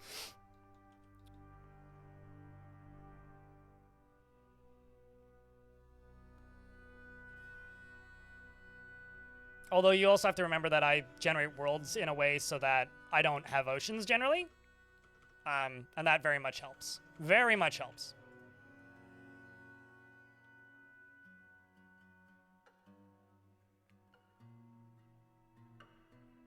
So, like, don't generate oceans. Like, this world has no... Actually, this is an anomaly. A very weird anomaly. But this world has no major oceans. Just don't generate oceans. You want shipping lanes? We have roads and wagons. I think, like, I would be more interested in seeing a Dwarf Fortress where they just build bridges. Like, that would be more interesting to me. And, like, maybe make roads do something more interesting. Like, make those more impactful and or meaningful.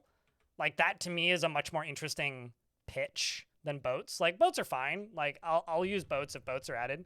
But boats are not, like, something I'm losing sleep over not having, I guess. Also, as a reminder to everybody, this is a crowdfunded channel. I make a living doing this because people are kind enough to, like, financially fund this channel with things like Prime subscriptions, bits, tips, direct subscriptions, and funding on my blog. If you like this channel and you like it sponsor-free, the way it is, consider using a Prime sub if you happen to have access to one. Yeah, I mean, like, that to me is, like, 100% more interesting already, Pink Primeval, than, like, you know.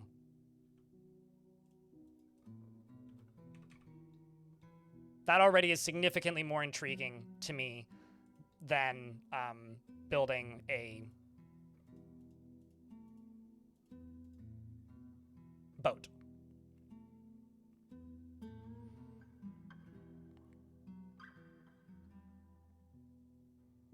You just want to be able to exist in an overworld to connect islands to mainland? So don't generate worlds with islands.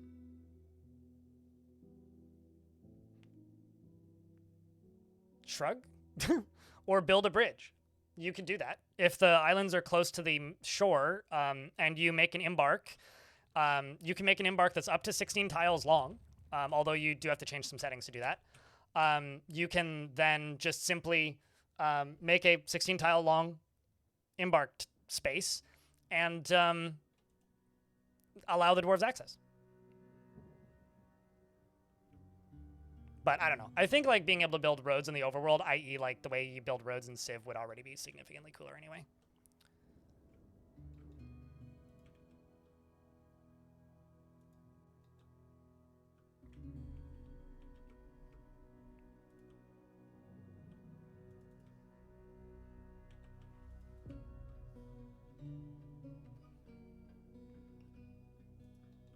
We are actually starting to make progress, which is actually kind of exciting.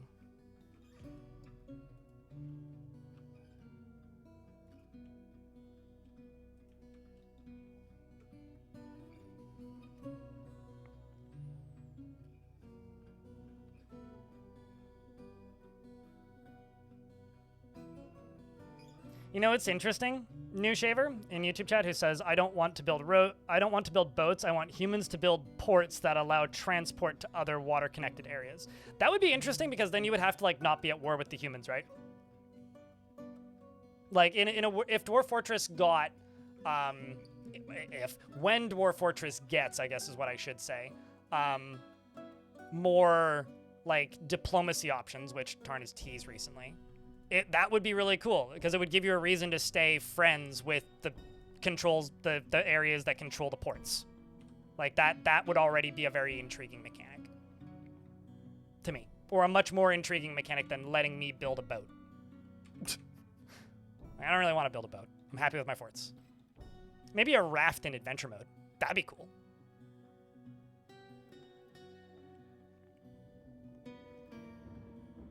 Ultimately, you feel... I think, like, it's not that we feel spoiled. It's, like, I think it's just... There's a lot of things... I think, like, this is one of those games that's very expandable in a way that it's very easy to be like, this would be awesome, or this would be cool, or this would improve this for this reason. I think it's very easy to point at stuff in Dwarf Fortress and say that, which doesn't mean, like, you know, we're being selfish or whatever. It just means that, like, we all have different things that we would like to see expanded in this game and different directions that we think would be positive. And I think that's a good thing because it just means that, one, people are enthusiastic and like the game. And two, it means that there's just a lot of different directions they could go with Dwarf Fortress that would be, for all intents and purposes, excellent changes and additions to the game. And I think that's nothing but positive. So, like, you know, I would love to see... I just want to see more diplomacy in general, and I want to see reasons to interact with that, and I want to see ways to end wars, and I want to see ways or reasons to start wars with certain people in certain situations. I want stuff like that. Some people just want lots of spells. Some people want adventure mode to be a life sim. Some people want, to be able to play as fucking kobolds for some strange, bizarre, demented reason. I like kobolds. It's fine. I give people a hard time because it's fun. Some people want to play as humans. Blech! I live as one. I don't need to play as one. But, you know, we all have our different little pet things that we want to see Dwarf Fortress do, and I think that's a good thing. Hey, chat, investments are open. So it's going to bring me up to 10, 11, 12, 13, 14, 15. I just want, like, 20. Let's get it down to there. Full of cages, and then we'll open this. Ow, Jesus. And we'll see how many Crundles we can catch. Like building so the game sort of used to do that, the Daggett. Eventually, like, a random noble would arrive and say, you have to build this road. You'd build a road to the edge of the map, and then the king would, or then other nobles would arrive. You'd unlock other nobles. But that was back in, like, the 2D days. Like, we're talking, like, 2007 Dwarf Fort. Like, a long time ago. So, you know, there was stuff like that at one point, and I think the issue with stuff like that is it makes it very gamey. Like it's always very like kind of artificial feeling mechanics. I think that might be why Tarn is like hesitant, but I know Tarn has the thing that I think keeps coming up when talking about like adding overworld stuff is the world generation needs a rewrite. And that's on the to-do list for the near future. So, because like none of that code has been updated since like 2011, really. And I think before Tarn does that stuff, I think he wants to rewrite it because like you're just adding more code that needs to be rewritten than otherwise, which I honestly think is fair. I will be back in a moment. Take care of this dwarf chat. I'm gonna go use the toilet. BRB. Thanks, by the way, for tuning in today, because we're definitely through the holiday season, and it's going to probably be slowish throughout January, so thank you very much to those of you who are here. Appreciate ya.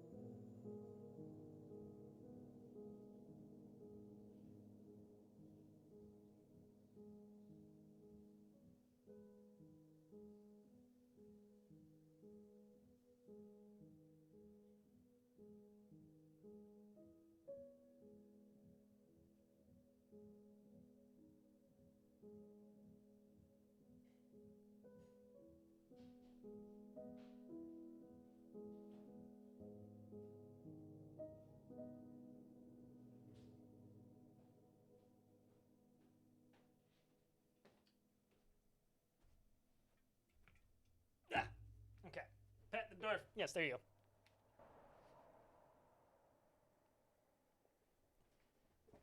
go. Chat's like, give him a shove. Make him burn. That is a consequence of long development time? Oh, no, absolutely. I mean, I don't know. Dwarf Fortress development right now is faster than it's ever been, which is a great thing, because that means nobody ever cared about it. Captain Radiator. There is a DF hack plugin that's on the workshop right now that lets you sort of do that. I don't really like doing that because I like doing things manually. And I wouldn't want to enable a lot of the features that it allows for because Twitch interaction ruins games for streamers. They never want to say it because it makes money, but I know a lot of streamers and I see a lot of streamers talk behind the scenes there, and it's almost always like, yeah, that fucking sucks to play, but I got paid.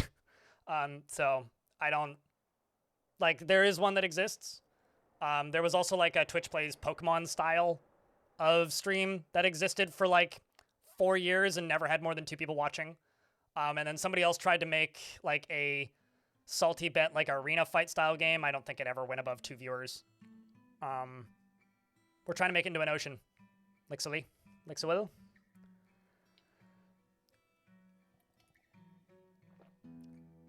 So I don't know. It's either a shame or it's just like the audience when it comes to like the Twitch plays Pokemon style thing, nobody ever really interacted with it when it existed. So, you know, what's the point of maintaining and running something like that that very few people interact with? And I have no interest in integrating Twitch chat into my game outside of like letting you guys name dwarves and name things, because I think that takes control away from the game. And I think what this game does that's fun and interesting and exciting to me is the way that it generates things and produces stuff for you. DJ Empirical streams this game, and he usually uses the Twitch naming integration and some of the other things that it can do. So if you do see him on and you want to play with that, that would be a place to go.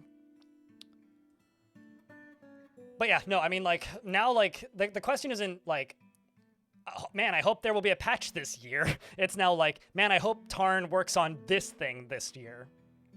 I don't have any dwarves with beards that aren't horrifically pissed off. Actually, hold on. Maybe I do. I literally have one unnamed dwarf with a beard. Oh, okay. He's not as pissed off as he was. He was an angry red, like, unhappy face for a bit, but he seems to be less pissed off now, so that's good. Moreb. That is all my bearded dwarves.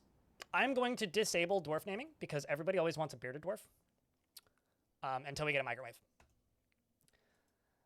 He has such a developed sense of optimism that he always assumes that the best will eventually occur no matter what. Well, I guess that explains why you've popped back.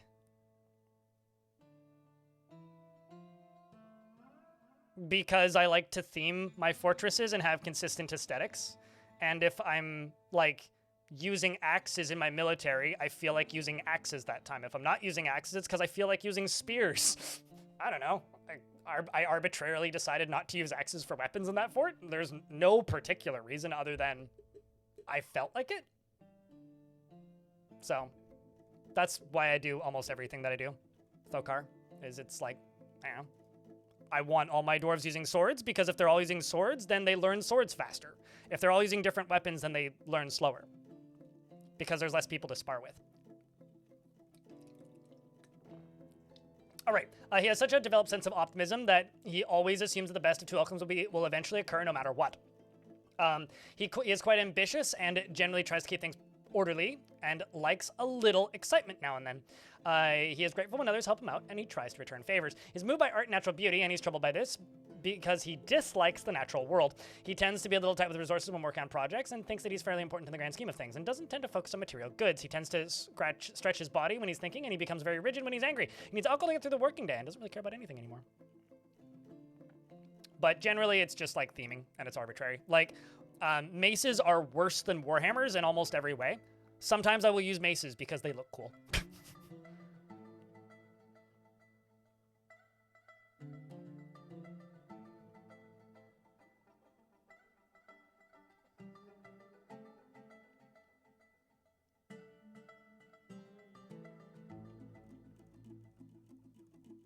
You're going to generate a shitload of obsidian. Probably not, because I'm not going to put the lava on top of the ice.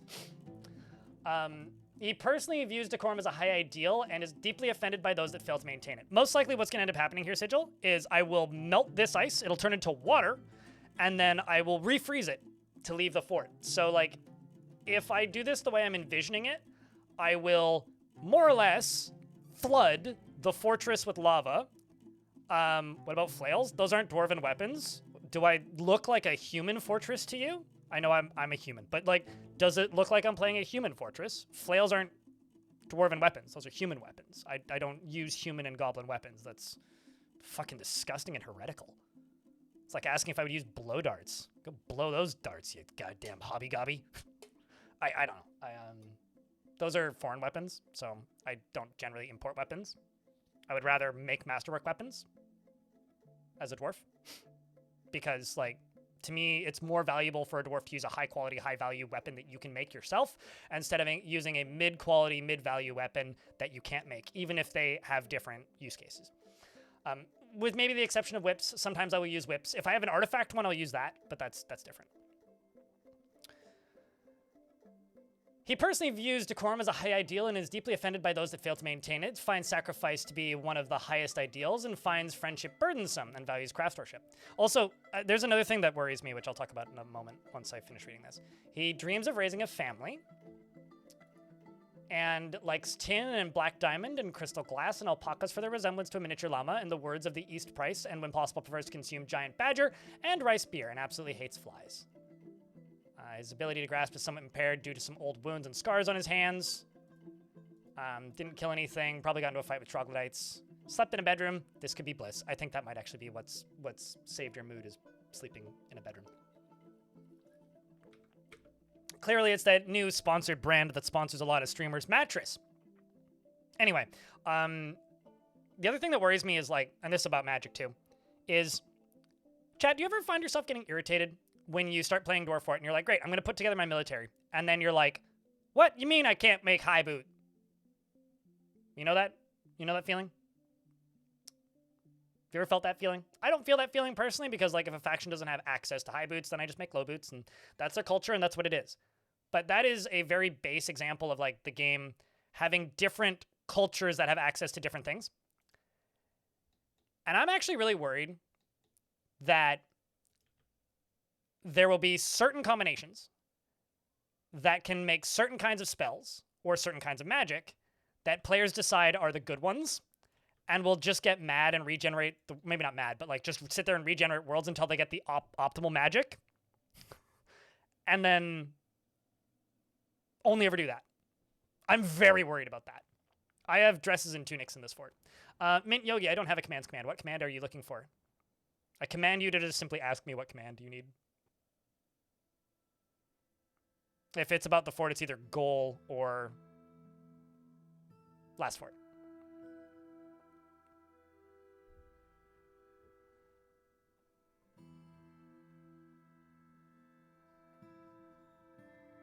Where they didn't have shirts or togas or tunics, just dresses. Oh, that's neat, actually. I don't know. I love the clothing variety stuff. I know some people, or I've had some people state, I don't know some people, I've had some people state in my chat that it makes them really angry and they don't like it.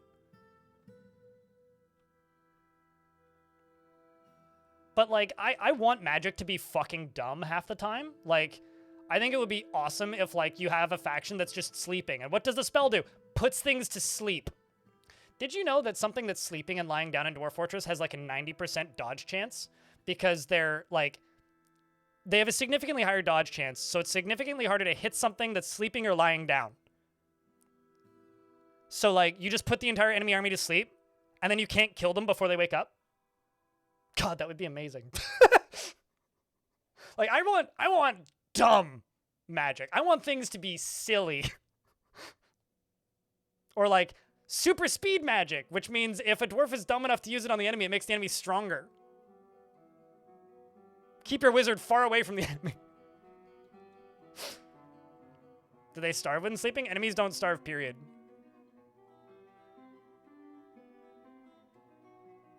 Or, like, maybe a spell that's just, like, summon miasma. And then everybody's angry because there's just miasma everywhere all the time. Gotta pause game because we're in an ad break. So there was a bug in the game that got fixed, which was if you had an adventurer, the speed that they were moving at when you retired the adventurer is the speed that they moved at all times in fort mode. And I had an adventurer once who was a dwarf who I was sprinting, running away from a bunch of big monsters right when I retired it and then reclaimed my fortress. And that dwarf was sprinting at all times. So dwarf was moving at maximum speed 100% of the time. And it was awful. And the reason it was awful was because my green screen's fucked again. The reason it was awful was because when a dwarf is sprinting, they get tired really quickly. Oh, I see what's happening. It's the light.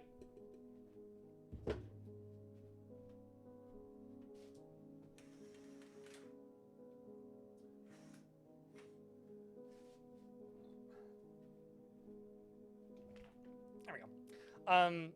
They were sprinting at all times. And the beauty of it was they were just constantly exhausted and constantly collapsing and landing on their face and just like passing out due to exhaustion at all times. And then they died and got resurrected as a zombie and couldn't become exhausted anymore. And I made him my captain of the guard. And he moved at the fucking speed of sound and could just like... He was going so fast you could never outrun him. Like, I never had another thief get away with a crime because I would just convict them of it, and the dwarf would just be like, boom, just like 200% speed, just like grab them and then just like arrest them like immediately. And yeah, literally like the Flash. Like, dude looked like he was teleporting, and I was so sad when they fixed that bug. It is really dumb and like kind of game breaking, but my God, was it funny.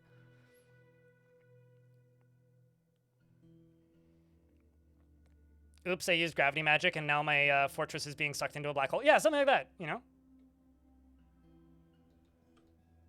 You know, like, I want magic to be silly and, like, unoptimal and not good all the time.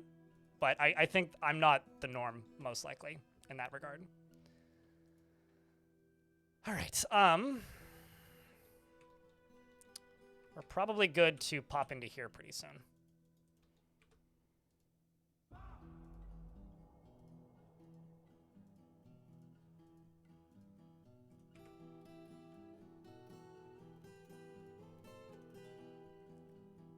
Yeah, we started it up yesterday, but we haven't made much progress yet, Sandberg.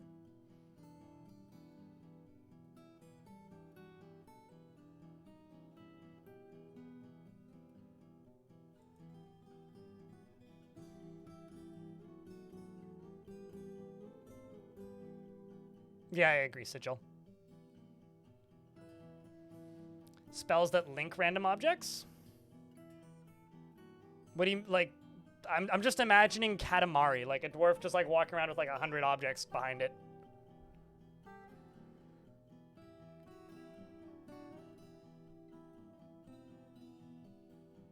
Drunk DF stream when? I have a question. Why do some people who watch streams just want to see the streamer hurt themselves? Like, I drink, but I drink as like a social thing on my days off when I'm not streaming, and I drink like relatively small amounts and try to not get drunk ever because it's extremely bad for me. Like, why do you want to watch me hurt myself? You're in a meeting, so you cannot hear what, but your Discord account was hacked, and so if anything from you is sus,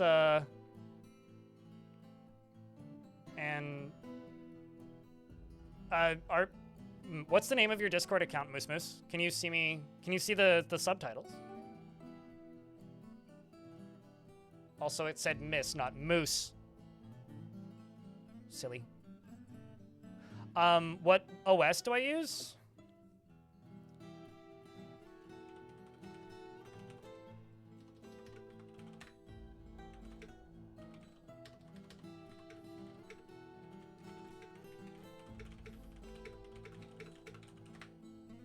Yeah. We'll keep an eye on it.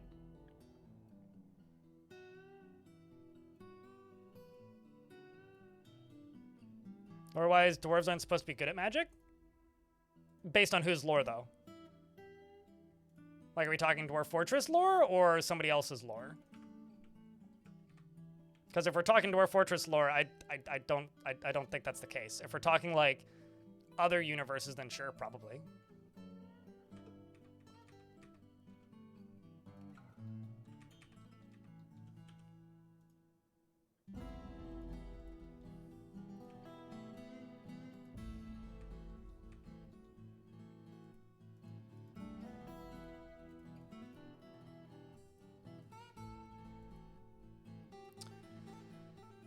Okay,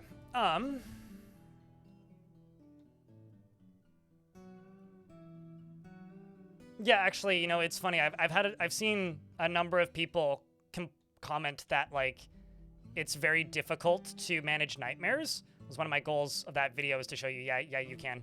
With enough determination and insanity, you can absolutely manage nightmares.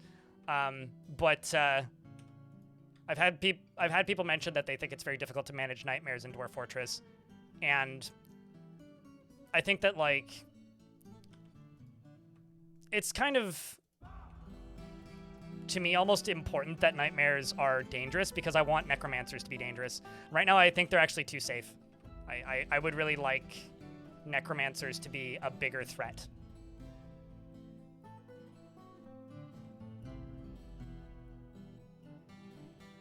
It stems from Tolkien? Yeah, well...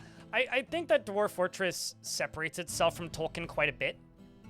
And personally, at the very least, that is one of the things I like about Dwarf Fortress, is that it's not just Tolkien. I don't want to... If I just wanted Tolkien, I would go play, you know, Return to Moria, right? I like that Dwarf Fortress manages to differentiate itself in enough like crucial ways that it stands on its own, and I think that that's fun and interesting. I think that if Dwarf Fortress didn't do that, that would be a bit of a shame, actually.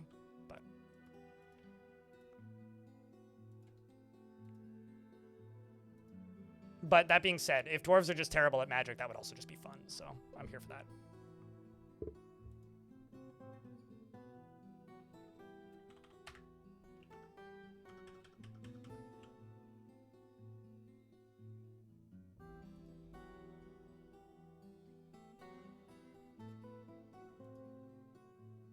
Love your fortes.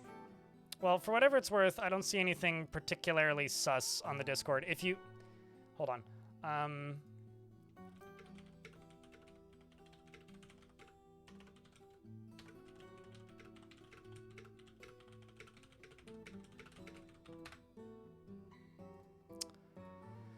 Okay, Camouflage, thank you very much for the 1 year. Chat, can I get a round of beers for the 1 year? How am I enjoying the Siege update? I think it's one of the, like, maybe the best state that the game has been at in a long time. Is how I feel about the human update. Uh-oh. Is how I feel about the Siege update. The human update? What the fuck am I saying? Whew! That is a lot of crundles. It's time to make some crundle dins. Din-dins.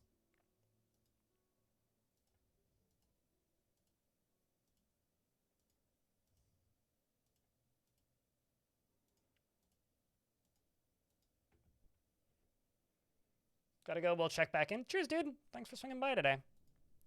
We in quiet month of the year. Old-fashioned January, because everybody's tired and broke from the holidays and back at work, and it takes a while generally for people to start swinging by again. So thanks for taking the time to tune in. And I appreciate it.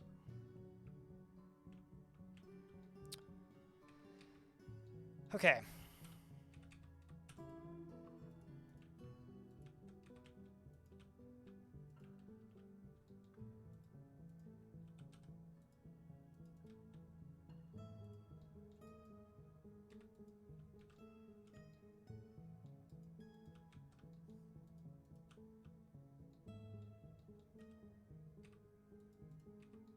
Okay, let's get these dwarves down into these caverns.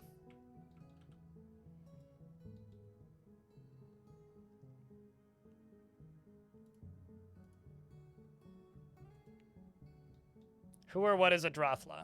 A Drothla is a large-bodied grazer with a thick mane that feeds on the tops of tower cap mushrooms deep under the earth. It's like a cavern cow? Or a cavern horse, sure.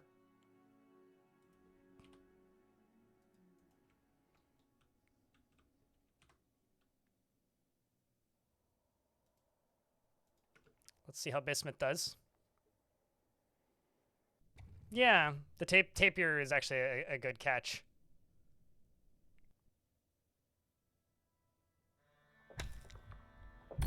Okay. We've discovered an unusual volcanic wall studded with gems. Ooh. That's nice and close. Coolerino. I'm just gonna move my footrest a little bit closer. Because my knee's hurting.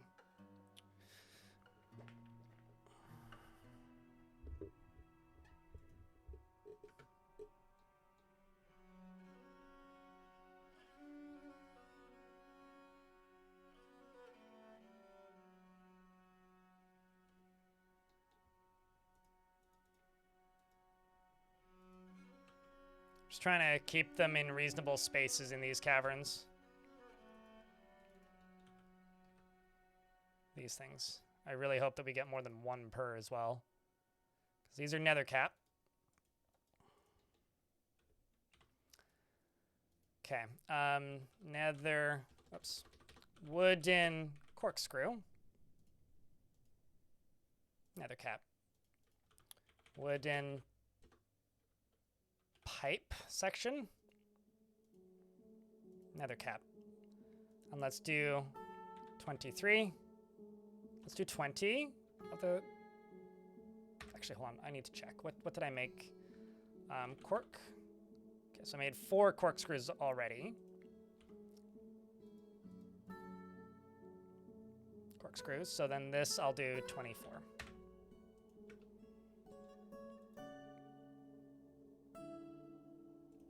I really like the Crundles look. Crundles look so freaking funny. Like, actually, what do hungry heads look like? Oh my god.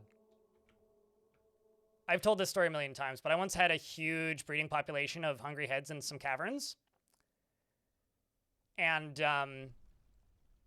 they just started breeding uncontrollably in the caverns, and I was like, I'm just going to ignore those. And then a blob composed of vomit with deadly dust appeared, and the deadly dust just made things nauseous and puke, and like 150 hungry heads filled the entire map up with puke. On one hand, very gross. On the other, one of the funniest things I've ever seen.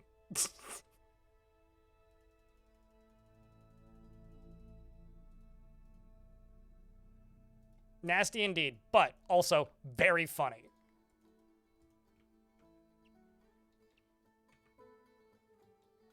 At least I thought it was funny.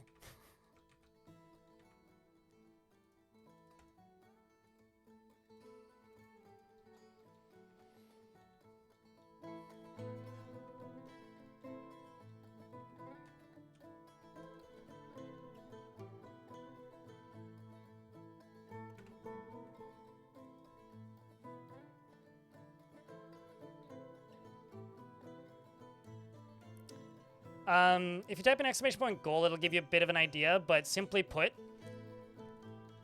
this is a glacier. My goal is to melt it. I want to turn this into water. And when I have a time limit, I have to complete it before Time Bomb dies, or I fail. Time Bomb is a KV boar. Time Bomb is 2 years old.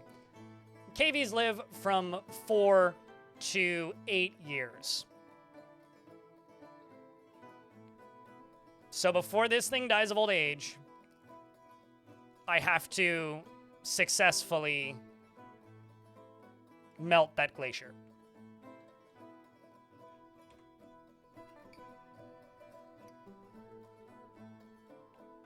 In fact, I think I might start using little animals like that as, like, time limits. How you doing, Zilly? How's things?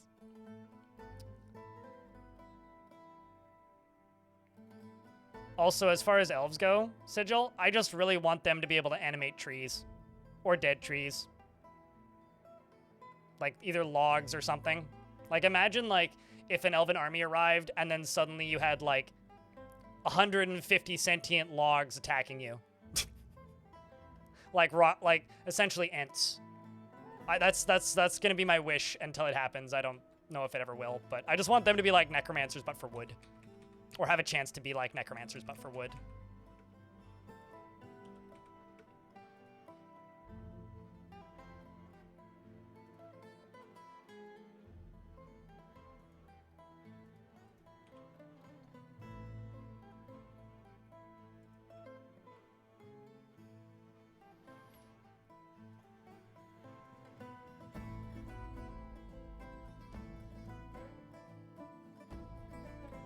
Well, the thing is, like, dwarves have wizards, right? It would be really cool if, like, the elven druids could do stuff that was special. Like, dwarves are gonna get wizards. That's what we've been told. It would be really cool if the elven druids could do something special. Druids are basically like a royalty figure, or if they had, like, maybe a chance that if you fought with them for a while, they would start sending, like, woodomancers. I don't know, treemancers or whatever. The Tree Masons, there we go. We'll go with that.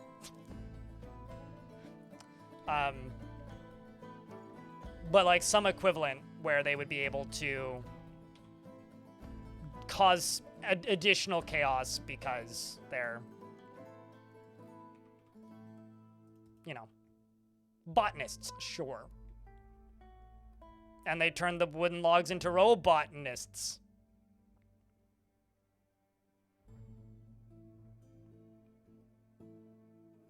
Oh no, it's just an arbitrary time bomb. I mean, aren't all challenges in video games arbitrary?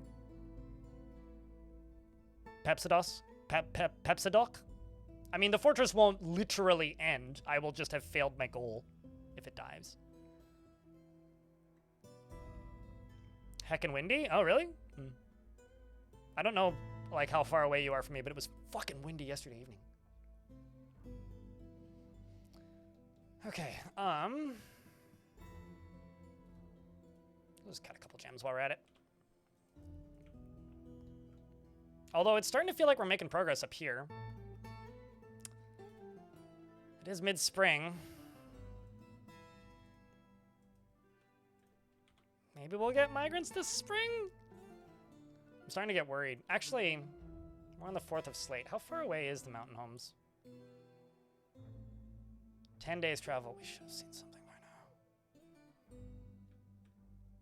Chat, I'm starting to get worried we're not going to get migrants.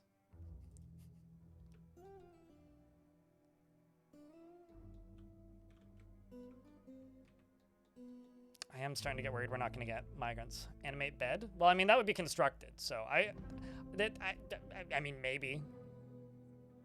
Just like a bed mimic. It just like the bed grows teeth at either end and goes clump. It's like something from Scary Movie.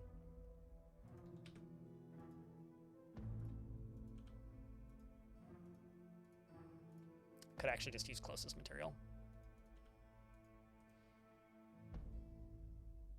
It's too slippery for migrants. Yeah, I don't know.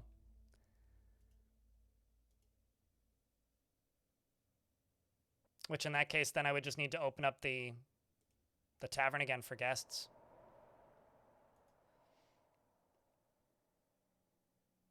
The actual bummer is we're below 20 dwarves, which means we're not going to get Forgotten Beasts.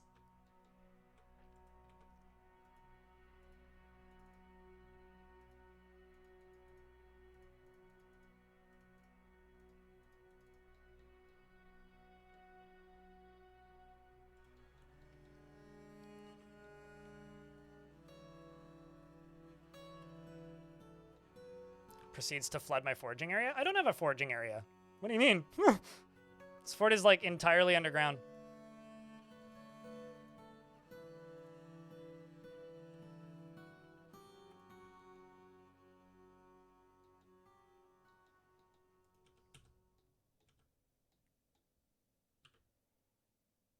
Oh well. Here's hoping.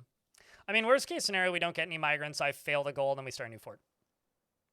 Like, truthfully, that is the worst outcome here.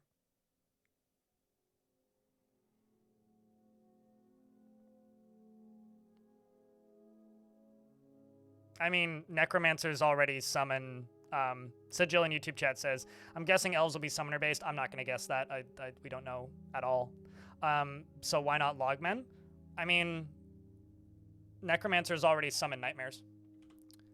So all you need to do, in theory, would be to mod elves so that they can reanimate logs and make an item. Like, we could probably already mod that into the game. Mate, I've sold gold. I've given like 3,000 value in gold goblets to the mountain home for free. So we'll see. We've already done better than rock crafts.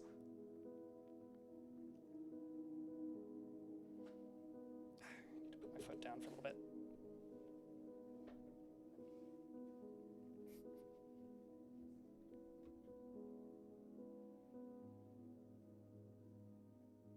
Just gonna move my little ottoman over here. My knee's not a huge fan of having my foot up. My foot's been up for the last 4.5 hours, so. Putting my foot down.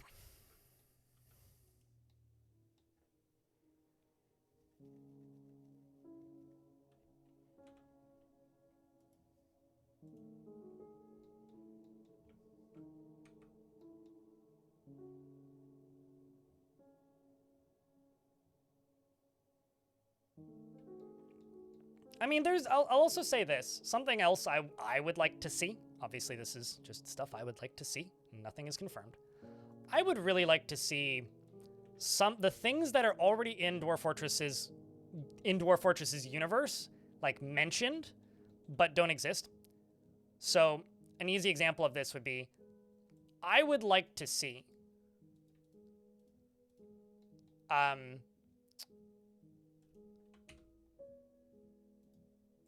things like centaurs. I would like to see things like chimeras. I would like to see things like ants. I would like to see, the wizards. The stuff that Dwarf Fortress mentions as existing and the stuff that you can like engrave images of that don't exist. And I would love to see those exist in some worlds. Or if they don't exist, I want myths, like the world. Sorry. I want the world gen myths to allow for stories of those things to be meaningful instead of them just being a thing that you can engrave an image of that doesn't actually exist in the game. Like mammoths. Mammoths are, like, can be were creatures, and they can have images, but there are no mammoths. Also, chat. By the way, if you guys enjoyed the ad read that I did in the most recent video talking about the Mug Goblin, the author actually who writes those is Telenartho, who's in chat right now. How's it going? And Telenartho writes books. And if you like ebooks or have an e-reader and are interested in supporting a horror writer, Alan, thank you very much for the 18 months. Appreciate you. And Camouflage, thanks for checking out 2 gifts. Hey, you sniped Draven. Haven't seen him in a while. There's a link to his book. Go check it out. Or like send it to somebody or buy it as a gift for somebody. Want to help out people who like making cool things. Comes out in February. February is very close. Some migrants have arrived. Hella. So I can re-enable this. Now watch this be like a migrant wave of 2.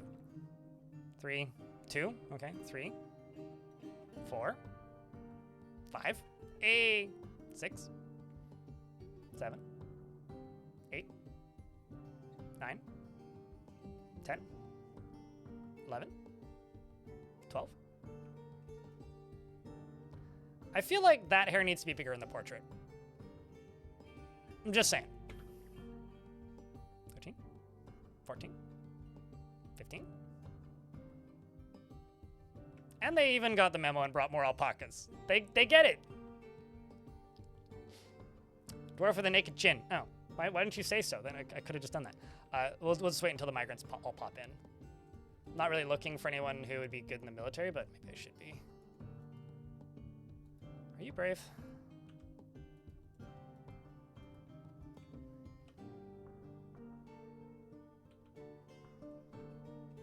Boyer. Yeah, you. Does not really value skills related to fighting well. Can I give you a pickaxe? And there's one available.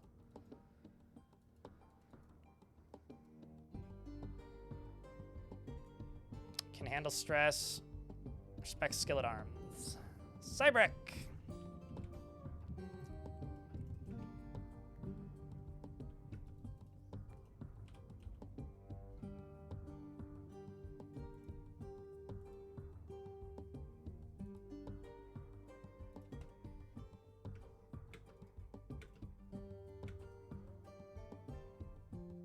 Anxious and temperate. Go get a pick if it's available. Not dutiful, so not a combat-y dwarf.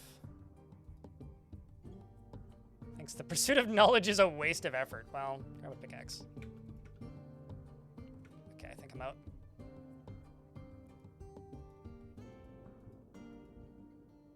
Your wife's arriving as well. You're fearful.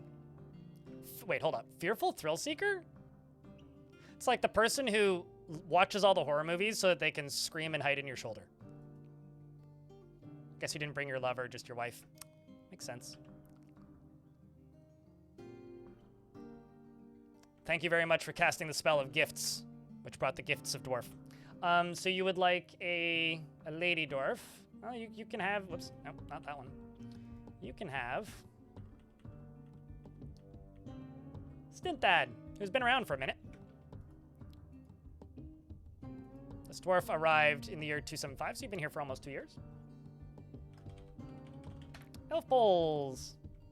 At least it wasn't all children. Hey, all children would be fine, because then I could disable hauling on all the grown-ups.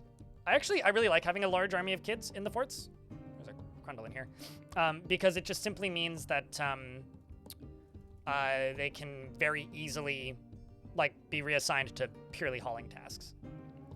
Elf poles is often inflamed by hatred and easily develops hatred towards things, like this Crundle that she's currently leading to the slaughter. She actively avoids exciting or stressful situations and is sloppy with her living space. She has a tendency to consider ideas and abstractions over practical applications and is slow to trust others. She doesn't cling tightly to ideas, is open to changing her mind, and is not particularly interested in what others think of her. She does not feel lustful often and occasionally overindulges and can handle stress. She needs alcohol to get through the working day and is getting used to tragedy. She dreams of creating a great work of art, and personally this dream wasn't realized, and personally values loyalty and has a negative view of those who exercise power over others. She likes schist and sterling silver and varisite and giant sloth bear leather, yak horn, and crossbows. Cats for their aloofness and the sound of the lavender canyon, and when possible prefers to consume dwarven ale, an elephant head, and amaranth leaves. Well, they yearn for the mines so they can carry the very heavy rocks out of the mines. Yeah, for sure. Later on. Also, you have 2 pets. One of them's a dog and the other one's a duckling. And you are a legendary weaponsmith, and you've been doing the majority of the smithing in the fort so far. You've been a part of a few different governments. You actually have been around quite a bit. So chat, now that Legends no longer breaks the game when you jump to Legends mode directly from Fort mode using DF hack, is that something you guys want me to do a lot or more often instead of like once in a blue moon? Because it used to be like a 50-50 chance it would like brick your save back when it was first implemented. And I've been used to it being like that for a very long time. Sigil, thanks for helping keep the channel funded with that YouTube member. Can I get a click the party button if you're in the YouTube side? And here, I'll show you. I'll do it again, but you have to save beforehand because otherwise all your progress will be lost. So do a save, either a quick save or like a hard save, because this dwarf has been around for a while.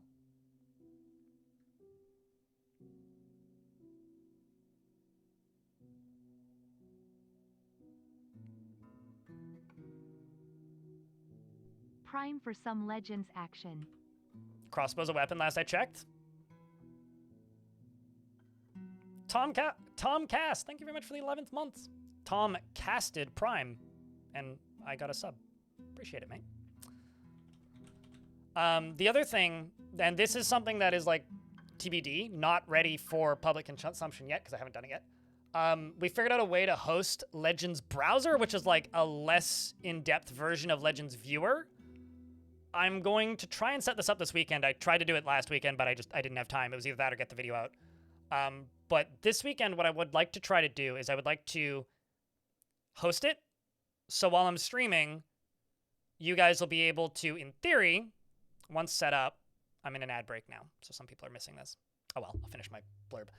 In theory, once it's set up, you guys will be able to browse Legends for the world that I am currently playing a fort in while I'm live via my website.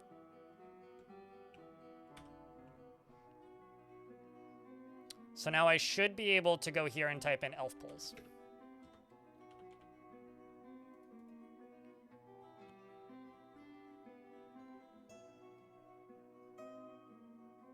It seems like you actually wrote a book. You wrote Strength Ever Onward in order to glorify Doto Puzzling Twilight, who is a human god, the deity of the Fortunate Confederacy, most often takes the form of a male human and is associated with mist.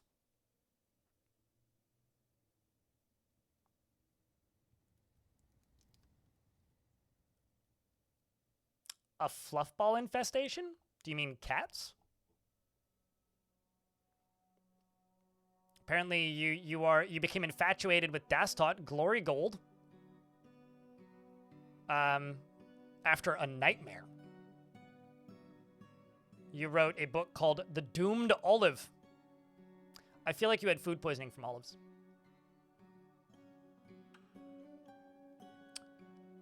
So, Deller takes the form of a female dwarf and is associated with caverns, volcanoes, and the earth. Is your favorite god.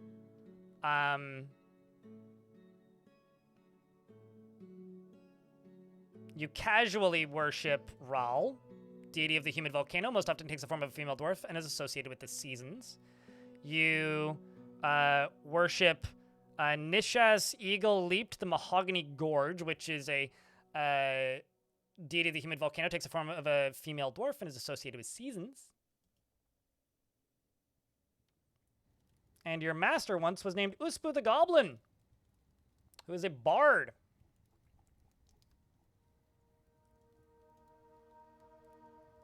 In fact, was struck down by an elf in the year 275 in Sun Labors, after clashing with 166 elves, because they fought in the attack of a place called Sun Lasers, after becoming the manager of the Crazed Handles. Sounds like you had a crazy master previously.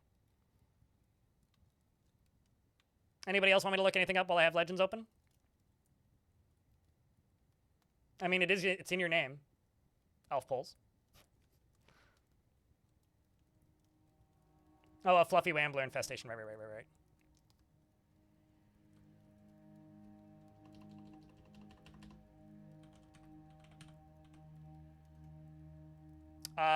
You were in love once in the year 211. You got married and then divorced. And then you fell in love again.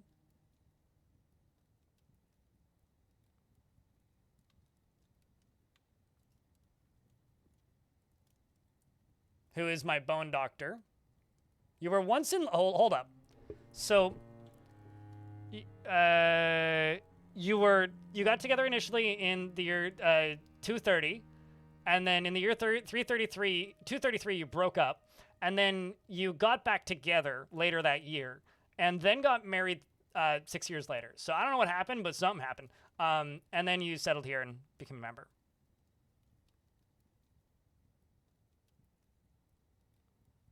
Yeah. Drama, indeed, yeah. And it seems like there wasn't much on the other side either, in between the two of them. Although your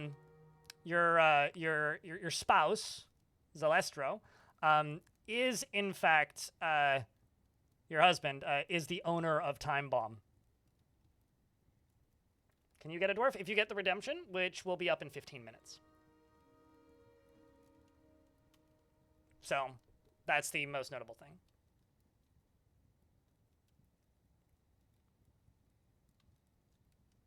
There's a problem with the green screen again?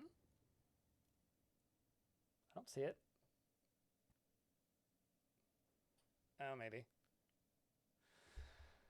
I don't know, man. It's gonna be the death of me. Looks fine at the moment. I don't know. All right. Just gonna exit out of here. And relaunch her. That is something I would love to see implemented into the game. That is my biggest hope, is that we can do that without crashing the game in the future.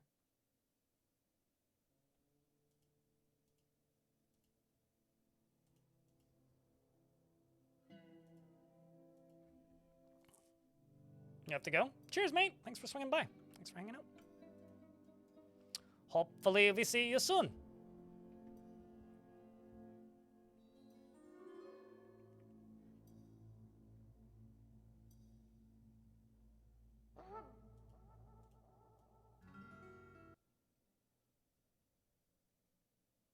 Also, new video has gotten me 29 subscribers. It's had almost 8,000 hours of watch time and 21,500 views.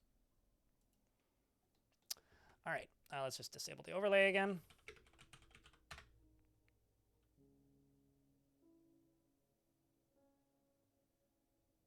Yeah, I raise and lower the cooldown of getting a dwarf periodically based on like how busy the stream has been, but currently it's a little bit on the slow side. Is anybody melting stuff? No.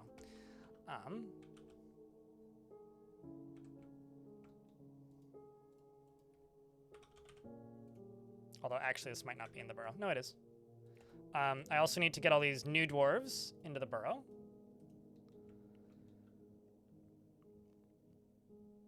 And keep going up.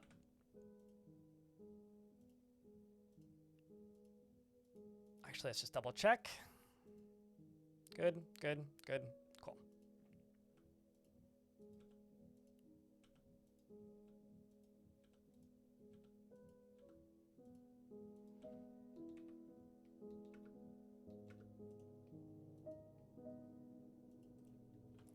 And let's go over here. Nothing in here that I can cage. Can slaughter those. Sweet. Congrats. It's interesting because like people say congrats on things like videos as well as they're doing, but it's like I don't know. To me, that video is like almost meeting my expectations. I would hope that it would get more new subscribers, which it's kind of not, which is a little bit not distressing, but like that could be doing better personally. I would like to see. Like I realize like my expectations maybe aren't like reality in a lot of cases, but I would like to see it get more subscribers, and I would like to see it get more views. Aren't necessary. I mean, that would be nice, but isn't necessary. It's doing fine on views counts, but it's not bringing in that many new subscribers, which I find is a little odd. I guess like videos could always do better, maybe is what I should be saying. What are the rules on redeeming dwarves? Don't redeem like too many dwarves. Like sharing is dwarfing, I guess. Let other people redeem dwarves, and I guess that's kind of it. Just let other people redeem dwarves. Like if you have a dwarf, maybe don't redeem like 5. That is like really scary, but also completely inconsequential. The Forgotten Beast, Zotir, the telling has come. A great blob composed of snow. It has a long curly tail and it squirms and fidgets. Where is it though? Can it fly?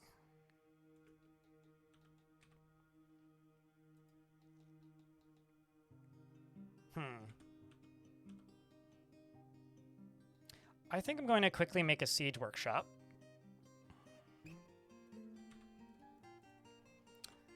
And I'm gonna make catapult parts.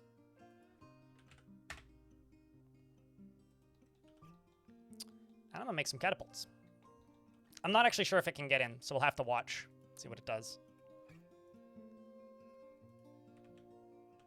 Oh no, I don't actually want you using dolomite. Where'd I go? There you are.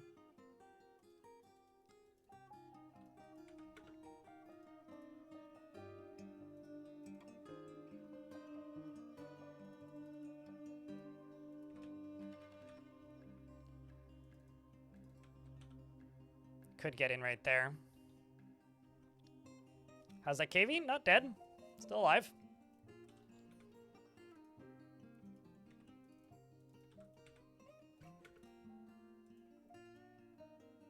Oh, I need a temple and a priest. Well, okay. Wait, hold up. What's the name of that? The Pointy Creed. Okay, that's the god of mountains, fortresses, etc.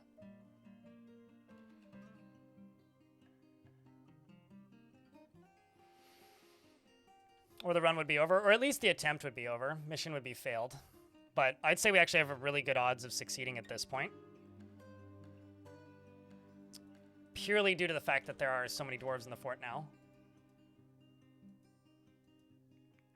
Okay, iron bars. Iron pick.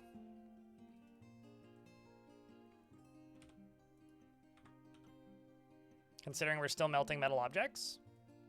What are we melting at the moment? Copper boots. Sure.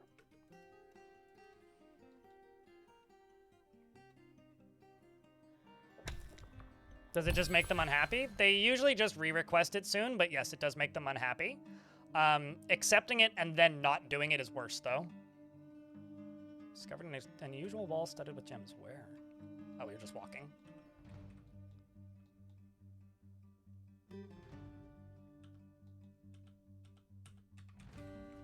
There's an unusual wall studded with gems over there.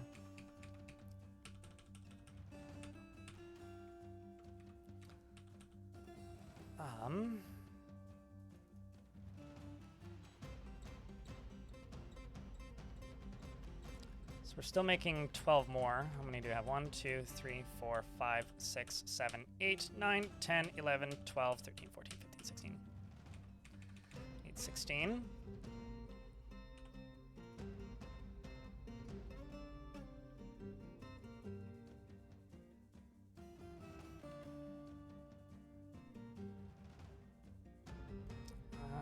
Let's do 3 of these, in fact. I'm like changing this now.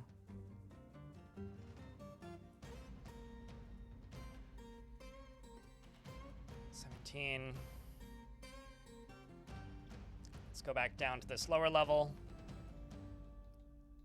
I'm actually just going to here and remove the burrow.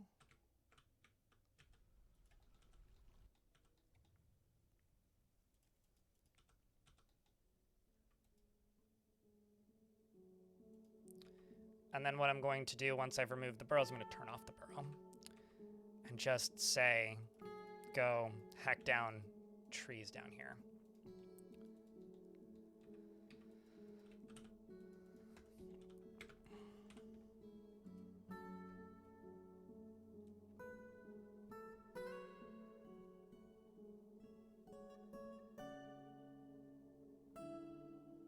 Be great if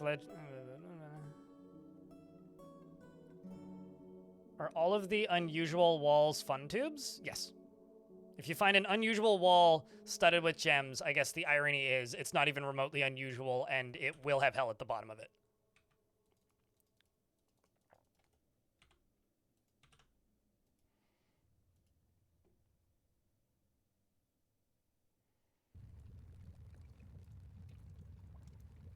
Doesn't feel anything after felling a tree? Huh.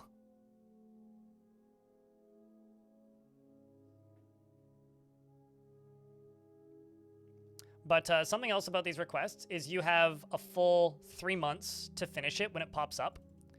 And then once you accept it, you have another 3 months to finish it. So I always let them sit for a little bit, especially if I'm like doing multiple things, like right now.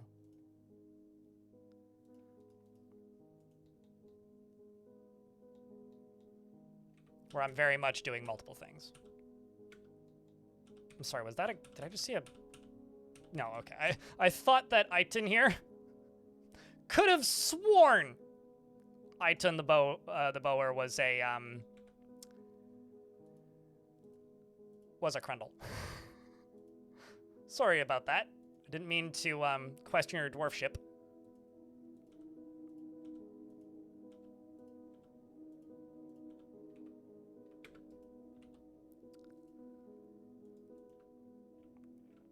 I suddenly have a ton of hope that we'll be able to get this done. A ton of hope.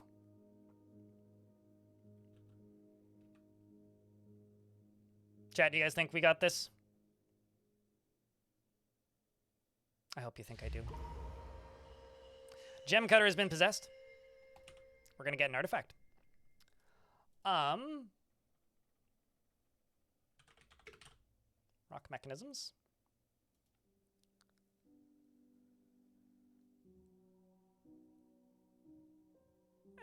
Let's just use Dolomite.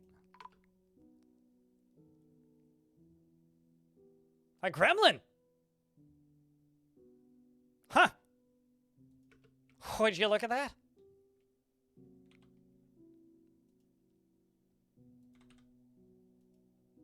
Look at this little troublemaker.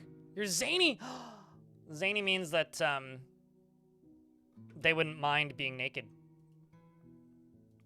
Zany creatures have the capability of, like, being okay having no clothes.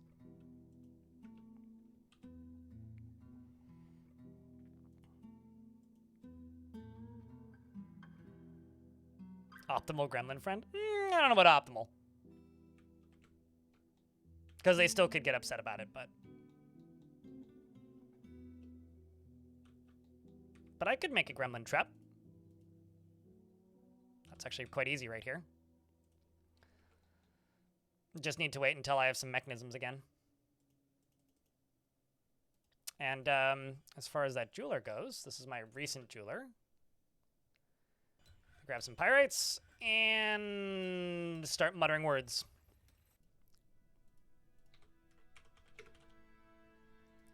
And I will queue up 6 golden pedestals. We'll do that. Oops, I've got some creatures I gotta pasture over here.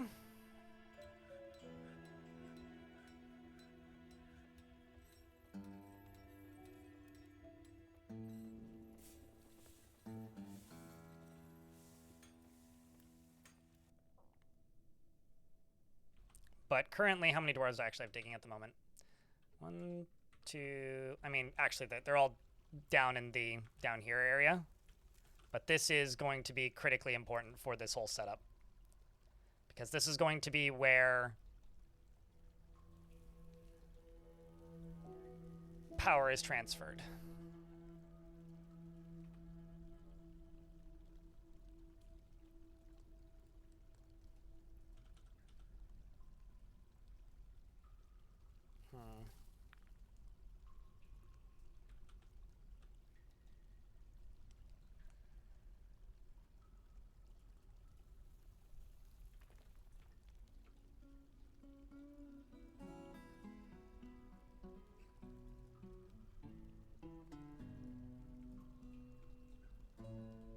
Actually, nope. Gotta go one further down this way.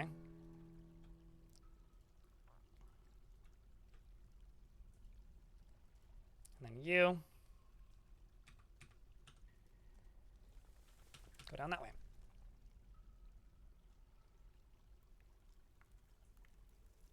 I will be derailed every step of the way. I mean, I don't know where that beast is at, but this beast could just end it pretty quick, actually, if it got in. But admittedly, I don't actually need all that much to fight it. I mostly just need, like, the ability to fire a catapult at it that hits it and it would be dead.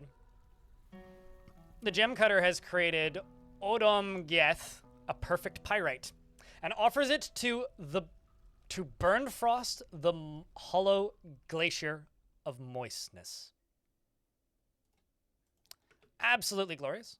Our first artifact of the fortress. It's not super valuable, but an artifact is still an artifact. What god do you worship? You're a member of the Pointy Creed. Excellent. I see that as an excuse to make that a symbol of your religion. What do you think, chat? I think that seems like a very reasonable thing to do.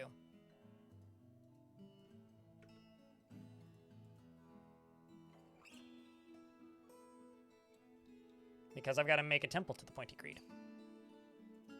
Maybe I could even make that dwarf into a religious leader of the Pointy Creed.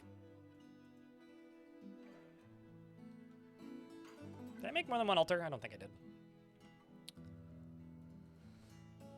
Gold altar. And let's make 3 gold statues. Maybe 4. So Chad, it's Thursday. We're like past halfway through the week. The world being crazy and mean to one's mental stability aside, how's your 2026 been? I mean, I got my first big video out in 3 months. Would you believe me if that was the 4th video I've started, except the other 3 I didn't finish? 2026 has been alright. Tired, yeah, that's fair. I've had some really bad nights of sleep, so... kind of there with you.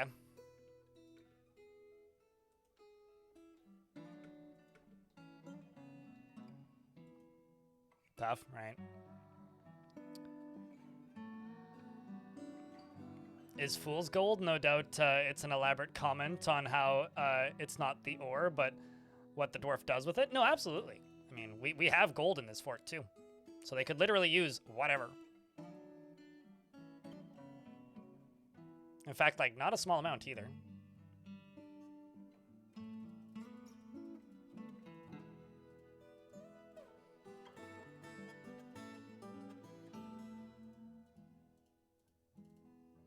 How you doing, Clino? How's things? Once in-person events start hitting in those months, it's on a razor's edge. Good, like, razor's edge where something good could happen, or where there's no positive outcome?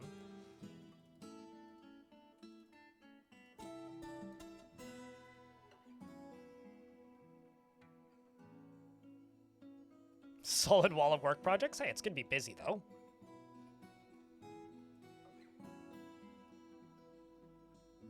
There's Elfpole's dog.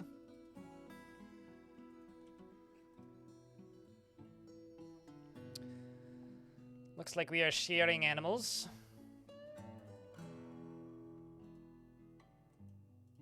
Let's make some cheese.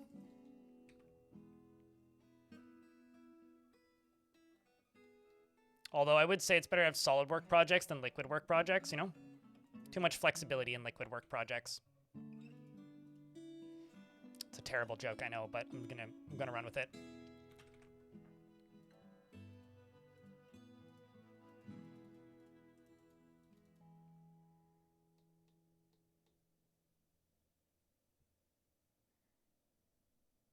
Still job hunting, but I've been moving on the gripping hand, and your sleep schedule is lol what, so there's that. Nothing wrong with having a lol what sleep schedule sometimes. True, it does depend on the liquid.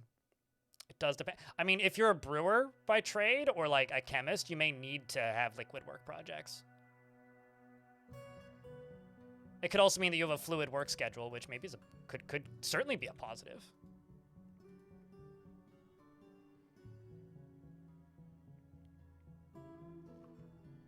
I'm also going to, I think, chain an animal up in here who can spot thieves.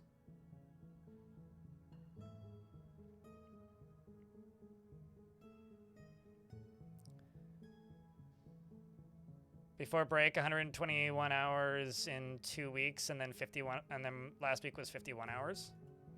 Oh boy. That's hopefully you get paid overtime. That's a lot of hours. You've been sickish. You think that you're better. You legit had to check what day of the week it was this morning, so maybe not. I had to do that on Saturday because I was like, I don't even know what day it is. Like, I've had kind of a chaotic start to the year, but the good side is, you know, I got a video done and out, and that's always a win, even if it underperforms or overperforms or whatever. Just getting a video done. Any animal that is on your side will report a criminal stealing an item. Basically what I'm trying to say is turkeys are tattletales. I've had like... Although I will say, if they can be trained for hunting, they will be better at it. Because a creature that's trained for hunting has double the line of sight. So a creature that's trained for hunting can see twice as far as a creature that isn't.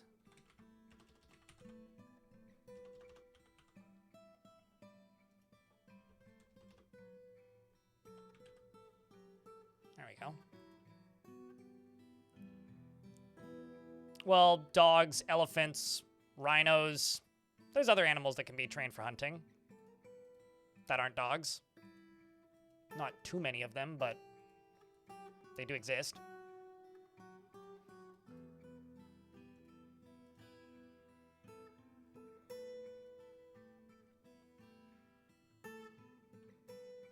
I mean, I don't have a full list of them off the top of my head.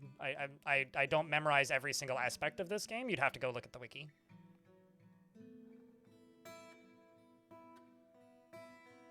But there's plenty of animals in the game that can be trained for hunting that aren't dogs. Quick, chat. Name an animal in Dwarf Fortress that isn't a dog, an elephant, or a rhino that can be trained for hunting.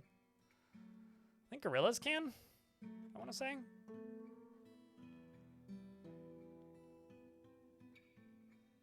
Bears? Not all types of bears, though. I think it's like just grizzlies, isn't it? Like, not black bears. That or it's just black bears and not grizzlies. It's one of them, but not the other one. The Pointy Creed, the god of earth, volcanoes, mountains, and caverns. Giant bats, right, yes. The hunting bats. Okay, so this is satisfied. Sure. No, we'll turn off visitors on this one. And...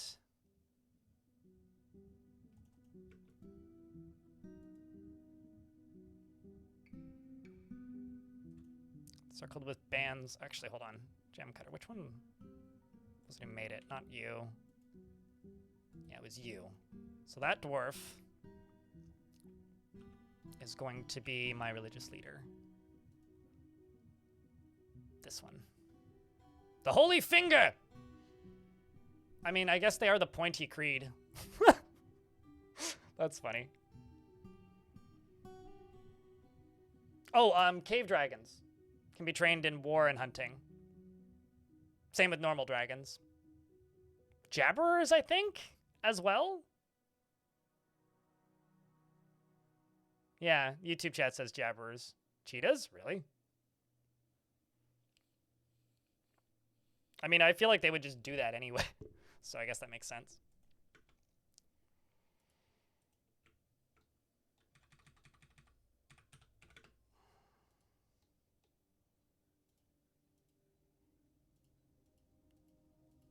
Okay, let's just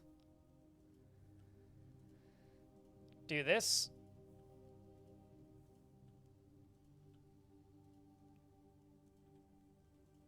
We're getting there. Slowly. How many more do we have to make? Good number. 5, 1. 1, 2. Sweet. Yeah, that'll be it. We're almost there, chat. Almost there. Cannot for the life of you figure out how to store empty barrels and bins and pots in a stockpile? No. Thanks, game.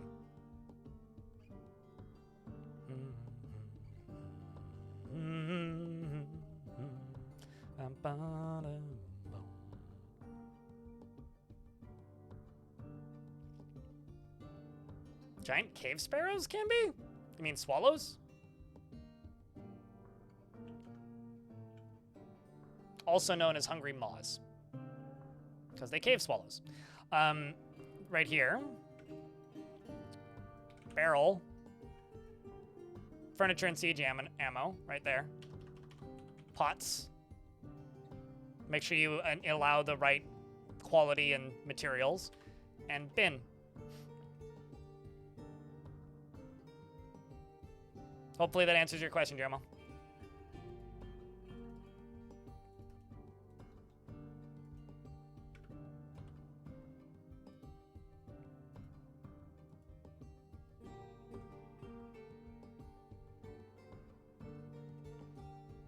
Oh, Dominoc just went and copied the wiki. Not the whiskey. Went and copied the wiki. Appreciate it. So, the full list of hunting animals in Dwarf Fortress is as follows. Bobcat, mandrill, lynx, ocelots, dogs, cheetahs, leopards, jaguars, gorillas, giant bats, giant cave swallow, giant grizzly bear, lion, tiger, giant bobcat, giant mandrill, giant lynx, giant ocelot, polar bear, giant cheetah, giant leopard, giant jaguar, gigantic panda, giant grizzly bear, giant lion, giant tiger, giant polar bear, jabberer, elephant, cave dragon, rock, dragon, giant elephant. Any questions? Also, lights fucking up my green screen.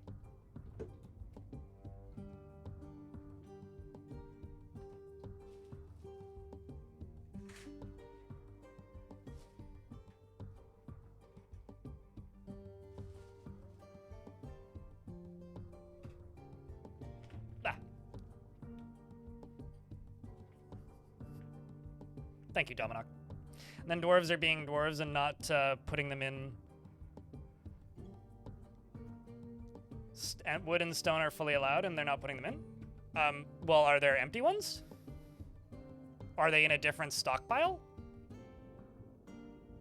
Are they all claimed to be used? All of these could be the case. None of them could be the case. Do you not have enough dwarves available to haul?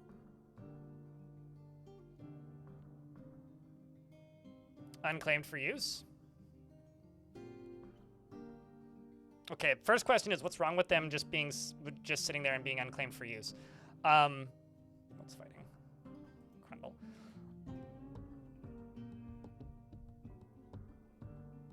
You see the bubble below this text chat thing? No. What are you talking about?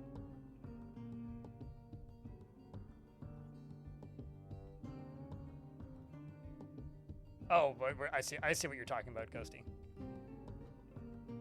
I mean, you could redeem it for them, but then you're spending points. Have I ever tamed a dragon? Yeah. I don't think it's worth it. The last time I did it, I want to say it was in Fortress Head Punch. I think that was Head Punch.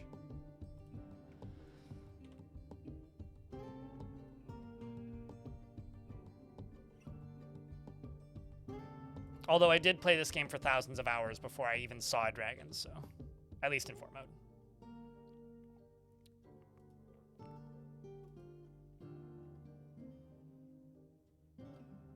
Camouflage, what kind of dwarf would you like?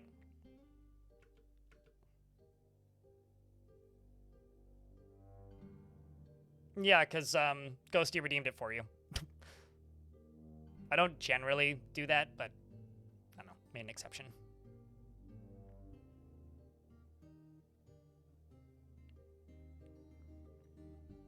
It's not the end of the world to have them in workshops, but you would have liked to see there be how many there are at a glance? Certainly. I would make sure that they're not assigned to a different workshop, and I would also make sure, like, scroll through your dwarves. If they all have blue tasks, or if they all have purple tasks or green tasks, they're busy, and hauling is one of the lowest priority tasks in the game. Like, just directly one of the lowest priority things a dwarf can do in the game. Called it. It's a miner's guild. So if... Ooh. Just fucking sapphires. Oh, neat. Just straight up sapphires right here. That's actually really cool. I'm just gonna mine those. Like, hauling is one of the lowest priority tasks in the game. So I would, like... One of the things you could do is you could just hit T and go through and just pause literally every task for a little bit and see if they work their way through all the hauling jobs. Because there's almost always, like, 15 times the hauling jobs than you have dwarves. Capacity to complete hauling jobs. At least in my forts, that's almost always the case.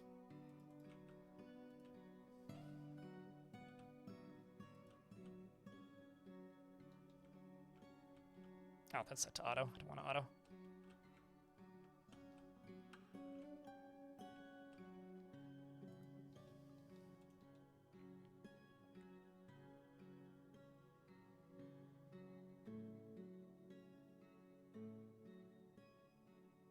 Is to remove it and make it again.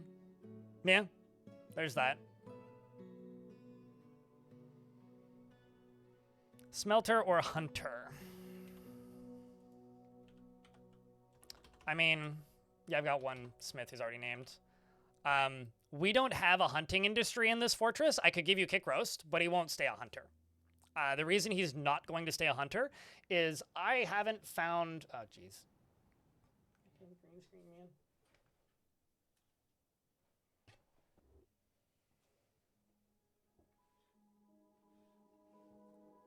There we go. I have to move my ground lights.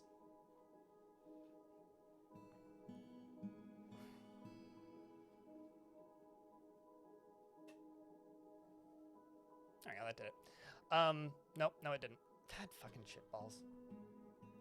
So if you're okay with them not staying a hunter, I can give that dwarf to you.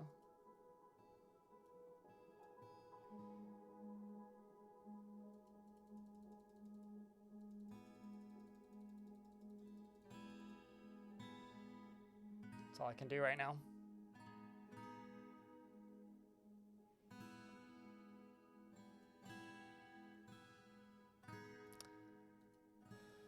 This is what I get from moving anything in my streaming setup.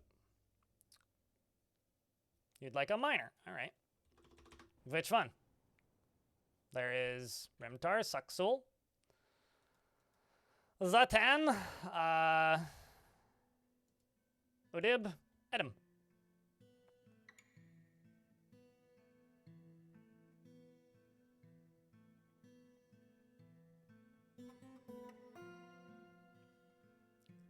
Wait, what destroyed your fortress? Space Redneck?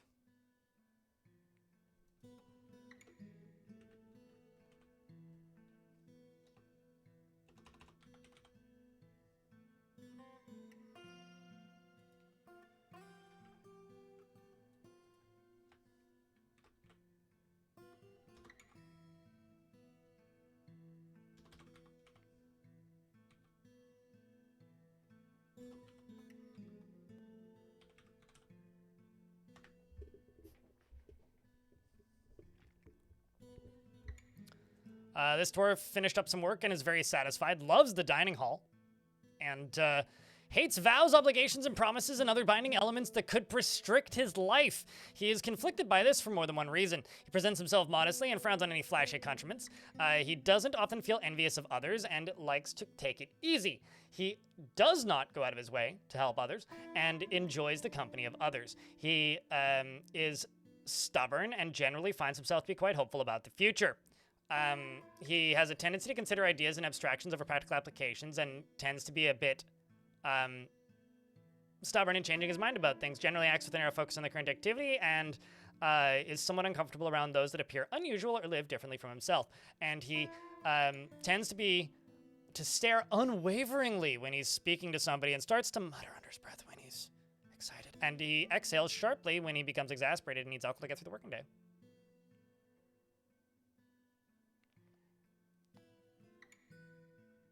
Really, Dermo?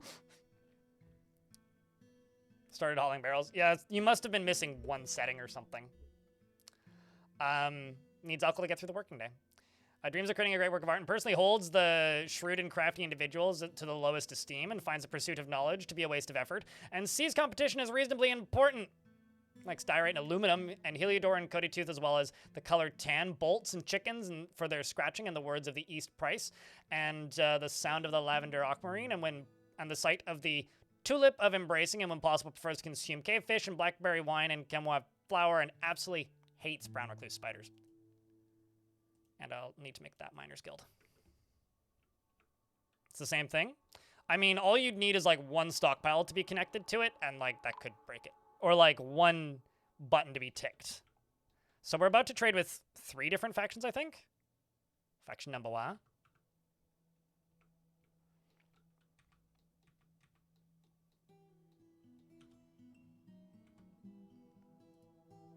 Yeah, I just blame the dwarves. I mean, honestly, like, it's never player error. You did nothing wrong. Everything was set up perfectly, and the dwarves were just dumb. I mean, that's always the case, so it is entirely fair to just blame the dwarves.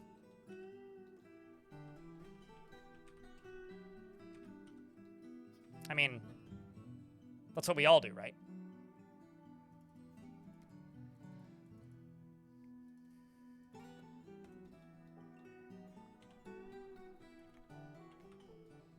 You digging? Pretty effectively. I mean, there's a lot of things you want to do with your life. I should actually take you off of mining. Not because I don't need people mining, I need people mining, but I should take you off of mining so that you can actually have other labors turned on, because you need and want to do literally anything else other than mine. So I will. You've mastered mining, it's time to go do other things with your life. What do I have for bars? Let's do 6 bronze picks.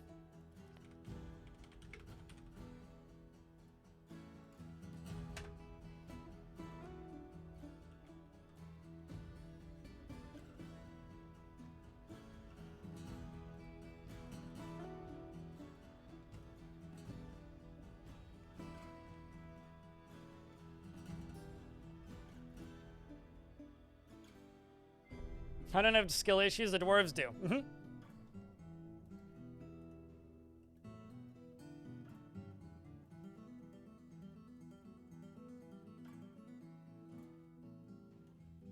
Oh, really? We've got a corrected list? How many dwarves does your PC support before it starts becoming unplayable? It depends on the fort. I had a fort called Seed Vault that was running at 80 frames a second with no frame drops really, with almost 500 dwarves. I had a fort recently that had 70 that was kind of laggy. There's no actual answer to that question. It depends on the fort and what's happening. I've had forts that have 20 dwarves in them that are kind of laggy.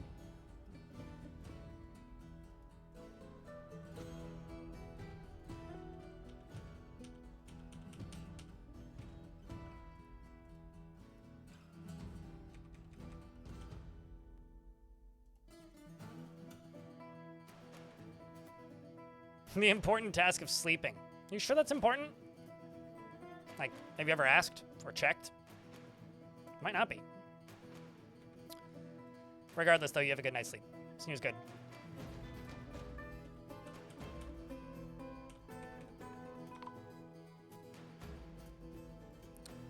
Next human faction has arrived to trade. The next human faction has arrived to trade.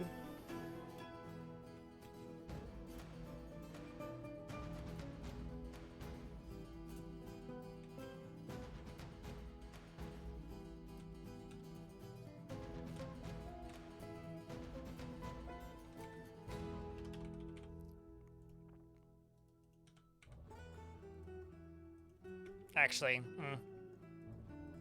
can delete a bunch of these. Maybe not all of them. I need them for making these all the way up and down.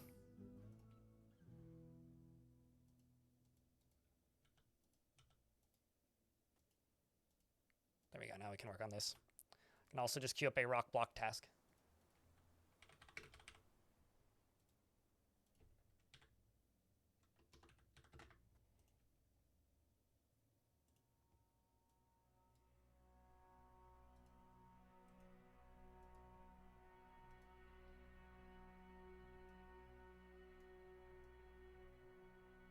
Trying to make my camera a little brighter. It's a bit too dim.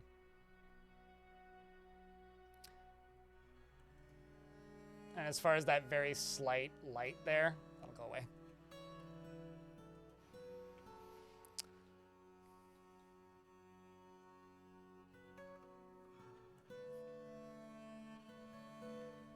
The people you work for, that is an optional thing? What, to sleep? I don't know. I think sleeping is very important regardless of what you do.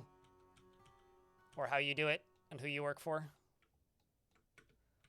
I don't know, when I was younger and significantly more immature, I used to do the typical edgy child bullshit of sleep is for the weak, but not so much these days.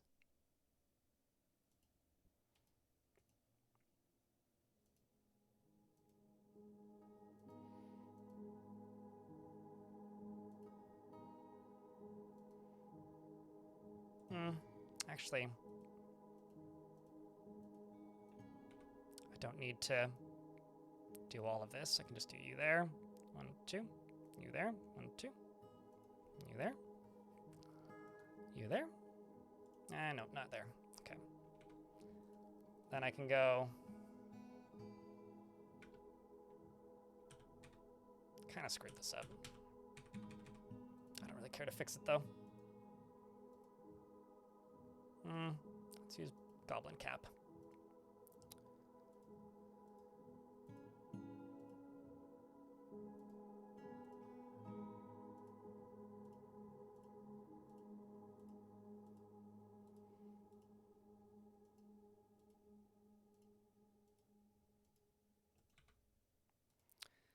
And then what I can do is I can do this.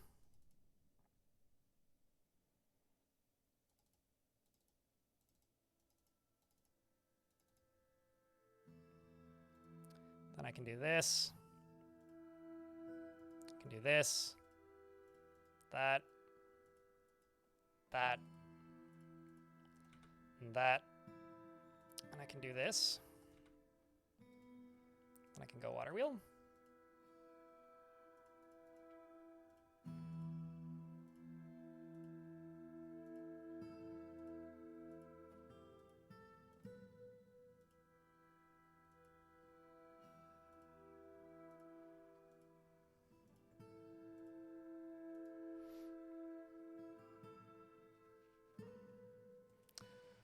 What other games do I recommend?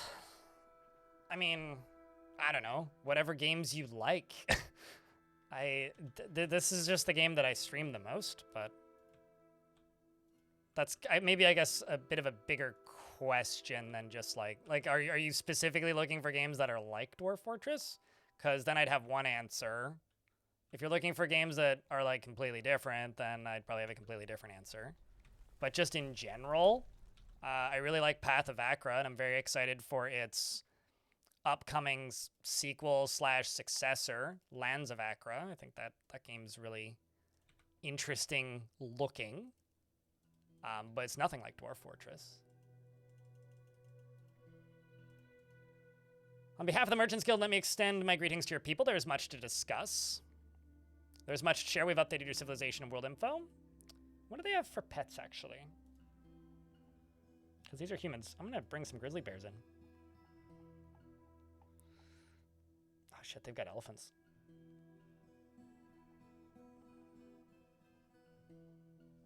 Yeah.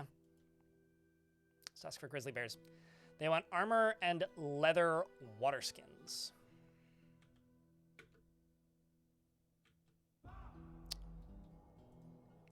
I'm going to grab a cage. Maybe not.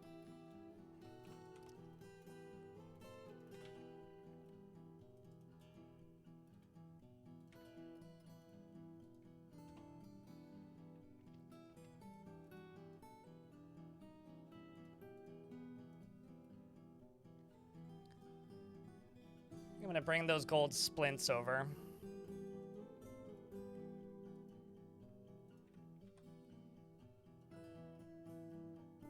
Yeah, we'll just do that. Trade for a few things. They must hate coming here? I don't know. It's not a lot of stuff that you need to walk around.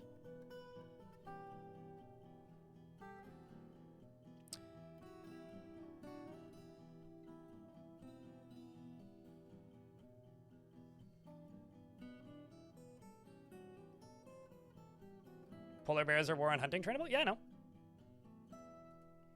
They didn't have any to buy, though. Although hunting trainable actually isn't like a benefit to me in the slightest. I feel like I should state that.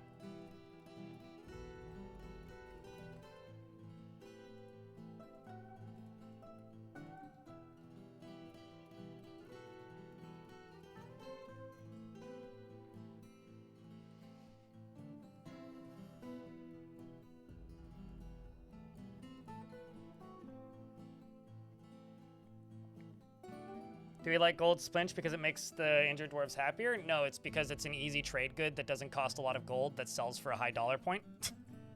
That's literally the reason.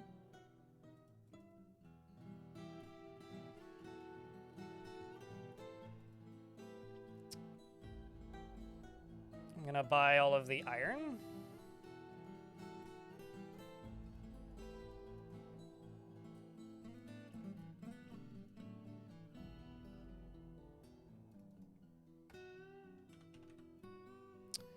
The one copper pick.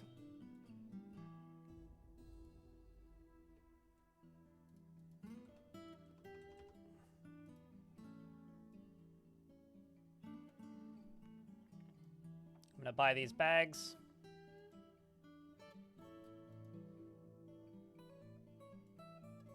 Let's try and trade. There we go. It's the first one.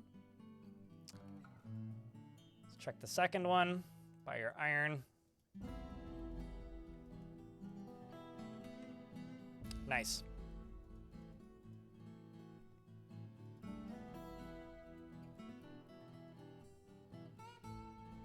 Let's see if they'll trade for that. Nope. How about this? Nope. How about this? Yes. All right. Not bad. Now I can assign a bunch more miners. All these silly farmers can have pickaxes.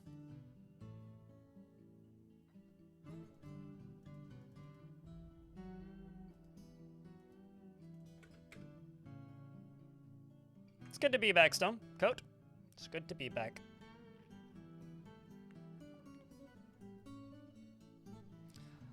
Tarn has talked about reworking and changing how cage traps work and how about and mentioned something about adding bait for cage traps in the future.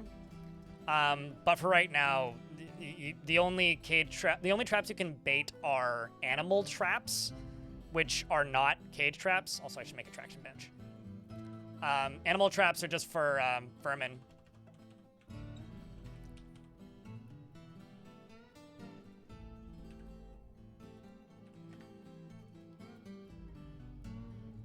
And we get more migrants. Chat, jump up and down and party.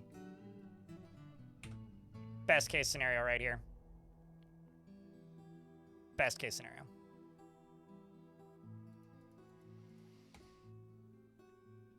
They even brought a damn edible horse imposter.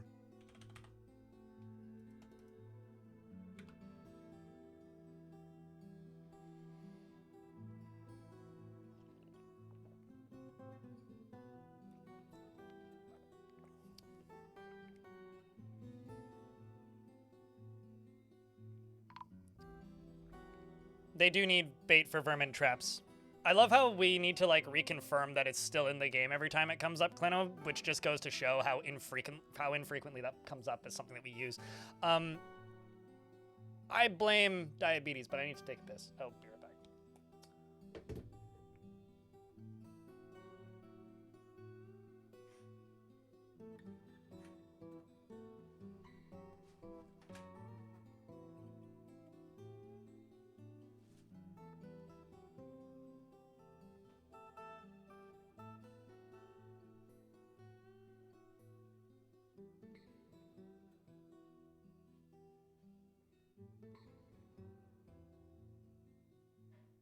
Flobberdobberdoggadoggies?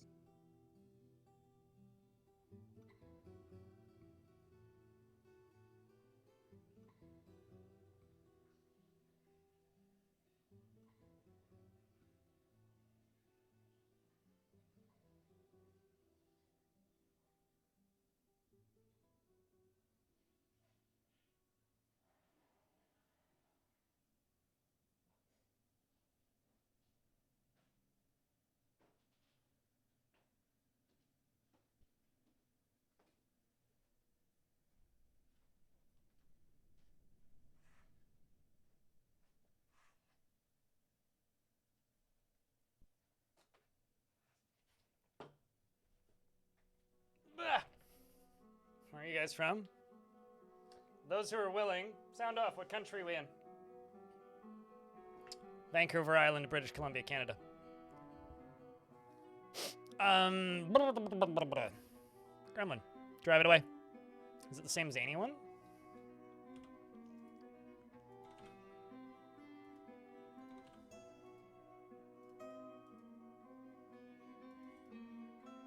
Oh, no, it's not. It's a different one.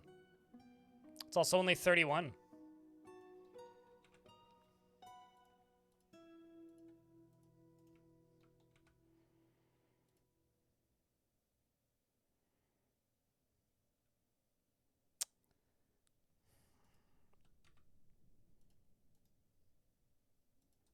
I can probably just make this work, like, pretty quickly here.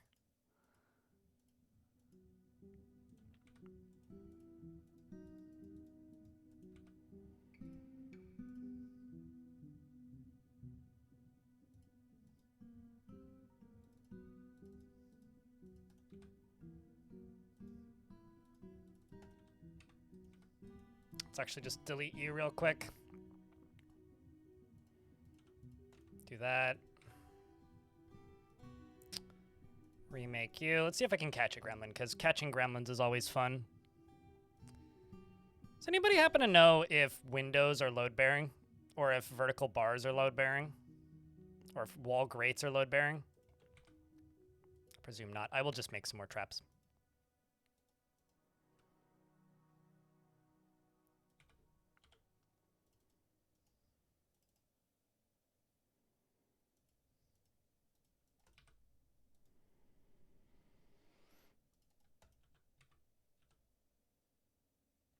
And let's just hope that they get that done first before they get this done. Spend that even. And then I just need Cage trap. Cage trap. Still making more rock mechanisms.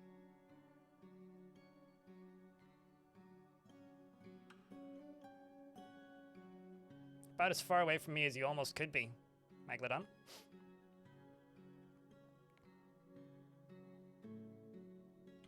Mayor? I mean, we don't actually have a mayor yet. Nobody's been elected.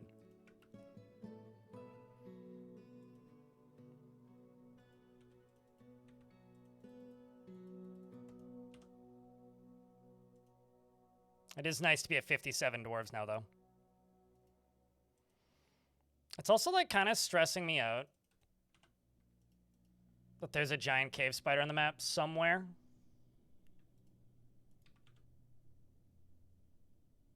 Somewhere.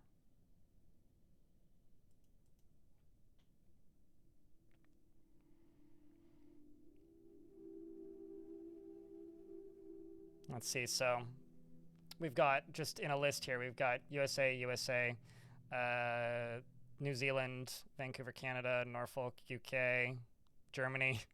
It's the worst place you could be. Northwest UK, Japan, Italy. Are we sure what didn't die? Seattle. Seems to be everybody. Nova Scotia. I really like Nova Scotia. Ukraine. Oh, giant cave spider? I don't know. I mean, it may have never actually entered the map, and the game's just trying to spook me. It could also be stealthed in, like, the top left corner right now. Who knows? But they stealth. So, because they stealth,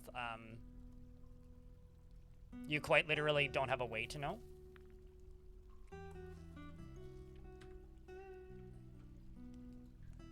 So this will most likely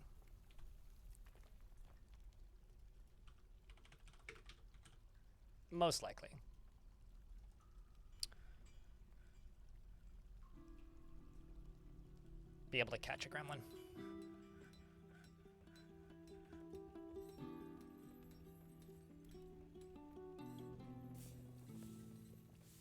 Yeah, no, there could just be giant cave spider silk webs here. But there could also be a giant cave spider, and we may just have not seen it yet. Either could be the case. Oh, that needs to be done first. We'll see if this gets queued up once that's done. Should be able to be built up here, but gotta wait a little longer. Gazoom. Oh, we're in an ad break. Actually, while the game is in the ad break, how old is Time Bomb? 3? Okay. We really need to accelerate. So it's a good thing we got that migrant wave. It's a very good thing we got that migrant wave. Got a lot of dwarves that have picked up picks that have never seen a pickaxe before, so we shall accelerate, chat.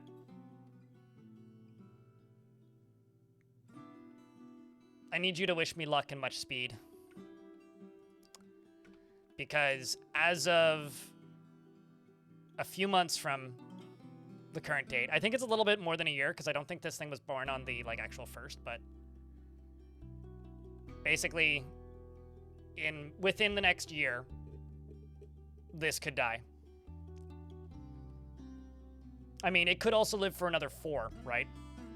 So, and something that you guys should do is think about other ideas for fort gimmicks that I would have to complete within a time window where I could use a time bomb. Because it gives me something I need to protect, keep alive, don't let die, but also simultaneously something that I need to, you know, pay attention to and manage, which is kind of fun. Let's also keep some wooden barrels.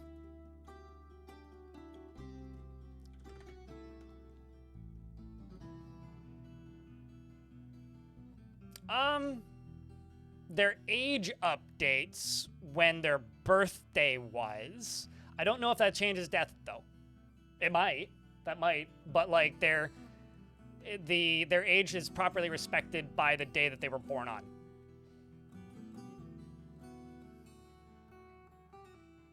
We're not Find the secrets of life and death before the starting 7 expire. That could be like 100 years.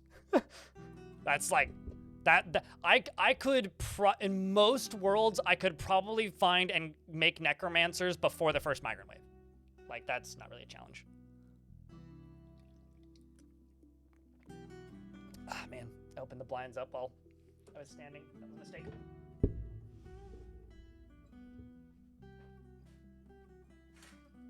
I'll just wait until the sun goes down.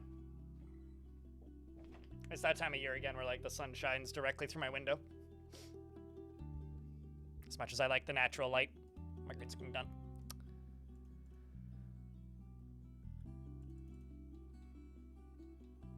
Well, we're making progress here. What's the priority on this? It's 2.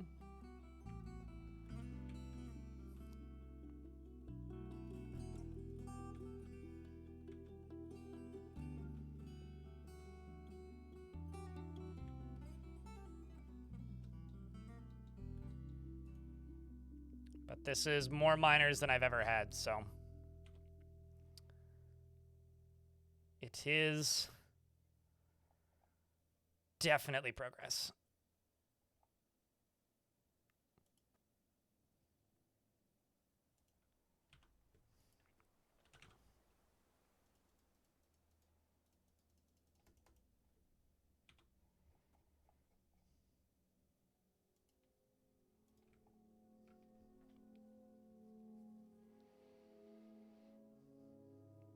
Wait, so are you telling me that if I, like,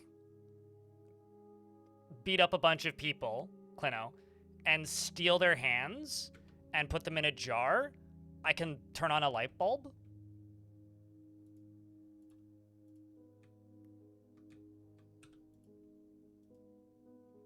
I do know that's not what that saying means, but whenever I read many hands make light work, I'm like,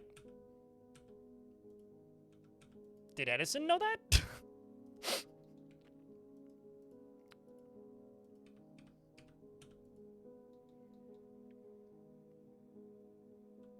It's always how my dumbass brain wants to read things. Ah, you know what? Fuck it. Let's just use Goblin Cap because this won't burn. And it looks nice.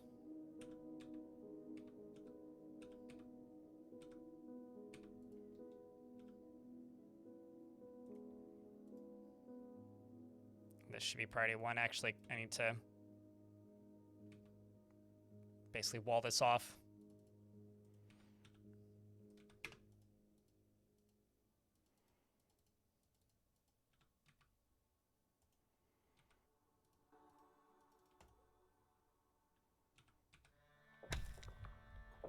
We discovered an unusual wall studded with gems. Which is where? Not actually seeing a notification for that anywhere. Got a farmer's oh god damn it. And a miner's guild.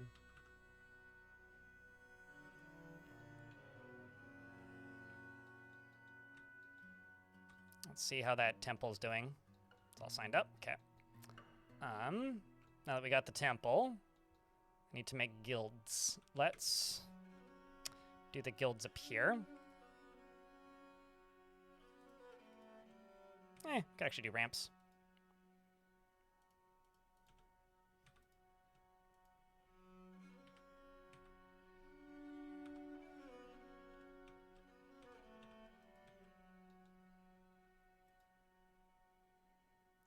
Miners Guild. I need to turn something on again.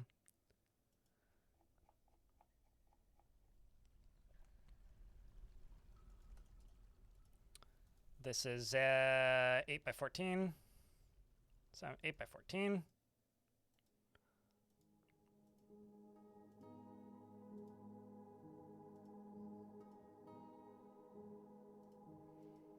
The benefit of this, of having all these miners,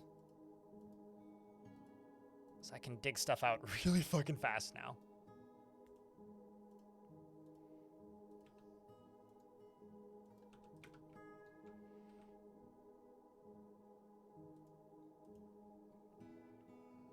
Good wins, by the way. I'll say Bobtron. It's good to see you. Didn't see you pop in there.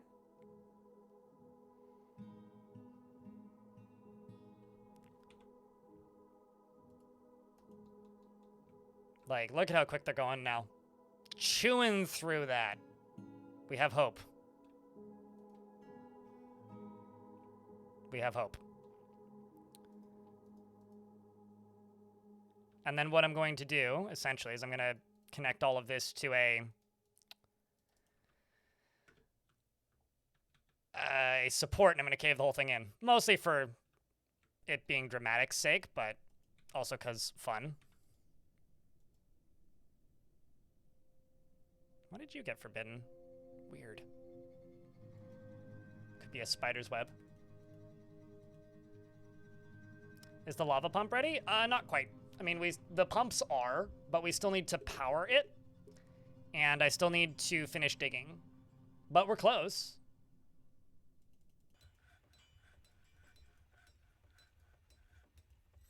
Like, very close.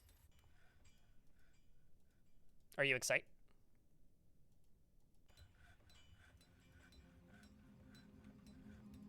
There we go.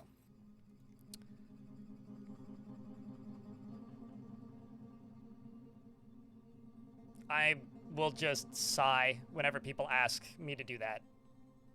Camouflage. Whenever people ask me to find a specific type of animal, I just mostly want to cry, but then just kind of want to sigh, because all that actually would be is embarking and re-embarking and re-embarking and re-embarking and re-embarking and re-embarking and checking adventure mode and re-embarking and re-embarking for like hours until I find an area that consistently gives them to me. And that would, I don't see that ever be entertaining. Also, if you go to my YouTube channel and look up giant sperm whale, I had an army of 150 legendary dwarves fully decked out in steel armor in arena mode. And the dwarves lost. So I don't know. I don't... Like, that's one of those things where it's just like... I don't know how that would be feasible. I mean, you don't need to Google it. Just go to my YouTube channel and search for it. I did a couple arena mode videos at one point, and they didn't do super well, so I didn't keep making them. I feel like my skills in editing have gotten better, so I probably could try them again, but... Yeah, I don't know. The thing is, like, if you're going to suggest a challenge, at the end of the day, I think there's two things that, like, are asterisks, which make it very unfun to suggest challenges, even though I do ask for them, because ideas are good. But if you are going to suggest a challenge, my only request is this. Try and think of things that would be fun to watch and interesting to achieve. If it's something that's just like extraordinary amounts of luck, I probably will be like, that's a neat idea, and then never actually do it. Not because it's a bad idea, but because if it's not fun to watch, then it will be hard to stream. Like, I followed one dwarf for 10 years, right? And then that was a video I did. And I had a great time with that fort. That was a fun fort for the first, like, 2 years. And then it got really tedious and slow and kind of frustrating. And chat got really bored really quickly. And by the end of it, it was some of the worst, like, view counts I had that year. Because it got boring to watch. Because it was just, you're just staring at a dwarf the whole time.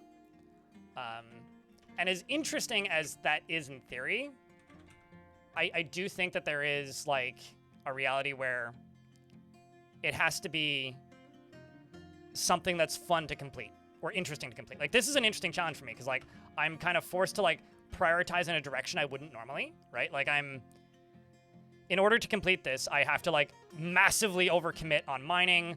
I have to incentivize migrants early. I have to prioritize basically every task on mining, which is interesting. Like, I've being against the clock, this is fun for me. Like, this is an interesting, unique challenge. Whereas, like, find an animal that's exceptionally rare and kill it. Okay, I'll do that when I find one. I'm probably not going to focus a fort on finding one. Does that make sense? No, absolutely. I think, like, it was a good video to make, but, like, after I made that video, I got a ton of requests for, like, do 100 years! And I was like... Because, like, that would take, like, 3 months. Like, that would be so long!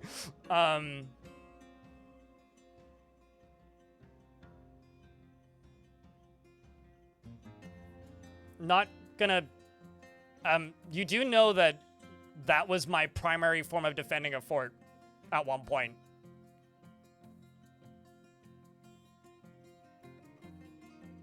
I mean, okay, so flying wagons don't exist. I'm assuming you're talking about minecarts, right? Space Redneck? If you're talking about minecarts, yeah, I can make a fully automatic repeating minecart shotgun, but that's not really a challenge. It's more just like a construction thing. It's a matter of keeping them out of it. I absolutely could do that. Yeah, that's doable. But I wouldn't consider that a challenge run. That just means that day I feel like making a minecart shotgun. But actually, I have been meaning to do that and probably will do that because I would like to see... Whoops. Child has been founded?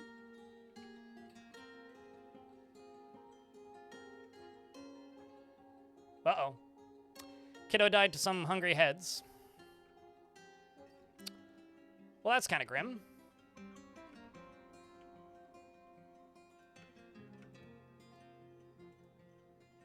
This guy got it. Diagnoser strikes the hungry head in the head with her pick, tearing apart the muscle. It can no longer fly. Just gonna tell these dwarves to go beat it to death. I'm sure they can do it. I also need to make some rock coffins.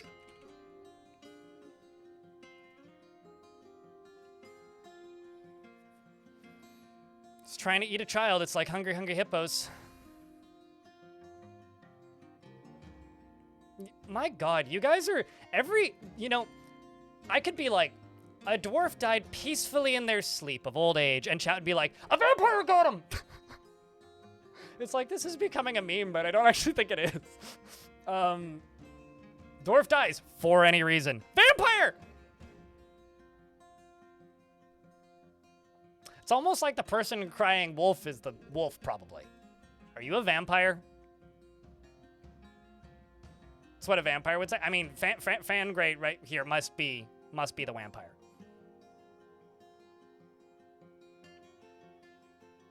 Well, they're not called wagons. They're called minecarts. Irritable but trying. Here, let me show you something. I have to look up an old VOD, though.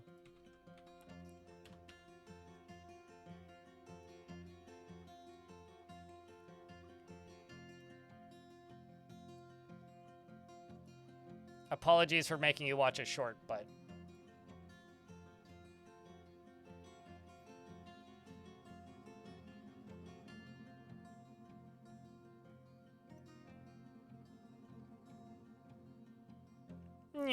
Lava flying.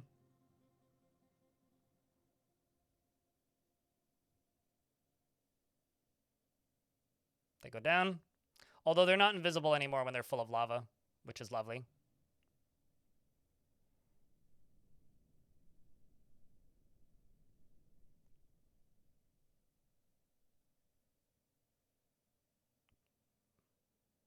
And then they fire the lava. So if I ever do, I mean, I've done them, and we'll do them again. It's just a matter of when.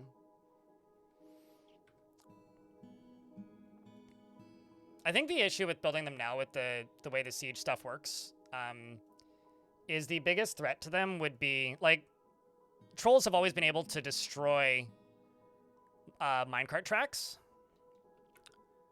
And so if they could destroy minecart tracks and also everything else, like, that would actually be just kind of tedious to... Oh, shit, I dug down and stuff up. I honestly fear that would just be a little bit tedious to build. Like, you could 100% do it. But, like, that would be my only concern, is that it would be tedious.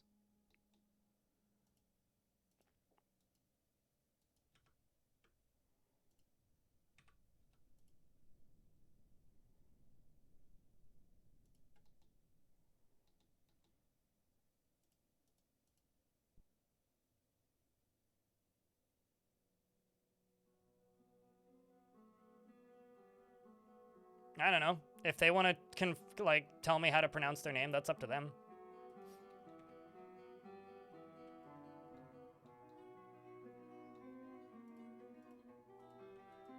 It's not my fault if I mispronounce, say, a username that isn't a real word.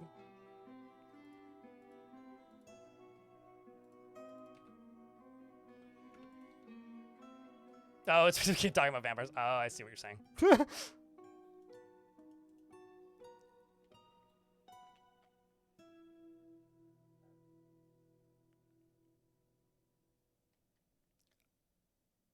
I think that there might be enough of a language barrier that I'm having a little bit of a difficult time on like figuring out what you're saying or asking. What if you send the minecart also? Well, then you don't have the ability to reload it.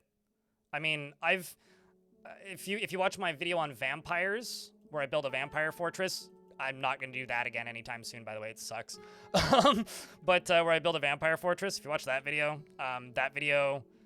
I like load minecarts up and fire them at evil things and kill them that way. Like, what if I fire the minecart as well? Well, what if? Well, then I need to reload it with a new minecart. If I'm just firing the lava, then the enemy catches on fire and I don't have to go get the minecart afterwards. I can fire it more than once. Sparky, Sparky, Sparky, thank you very much for the 28th month. And Chicago Chaz, thanks for the membership on YouTube. Check, can I get a round of beers and a round of beers? Or just a round of beers? Whatever works.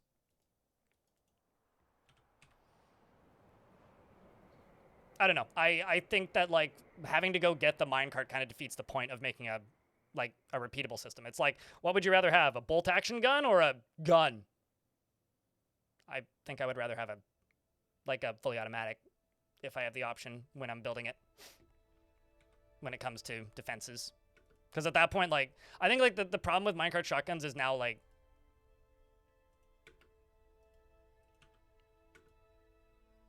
for all intents and purpose,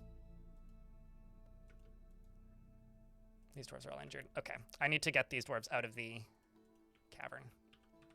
It's enough cavern. It's enough cavern for now.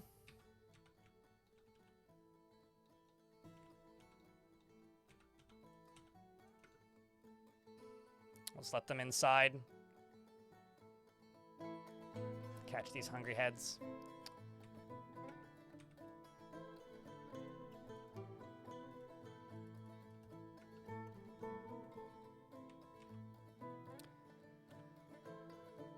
But at this point, siege weapons are just stronger. Like, by all counts. Like, there is, like, almost no reason to use a minecart shotgun because, like, a siege weapon is more effective.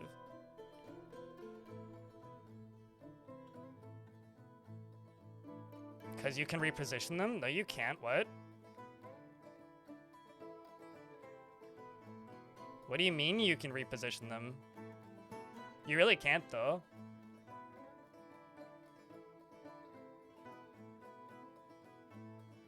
You do know that goblins use steel, right? Georgie Pie in YouTube chat? Also, I saw that, by the way. Tekken's body got dropped.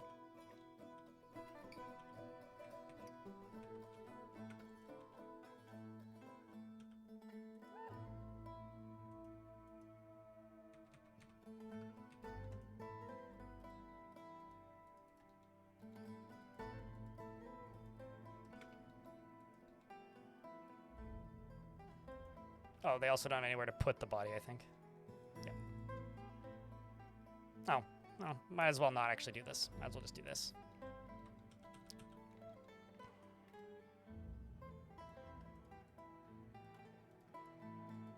Yeah, I don't know. I think having to go get something is not the good option. I think that, like, if I'm going to build anything with minecart shotguns, I'm just going to fucking shoot a mine. I'm not going to shoot the minecart at them because that's, like, a waste of a minecart. I might as well just win the fight instead of, like, having to go get the minecart after the fact. That just seems silly.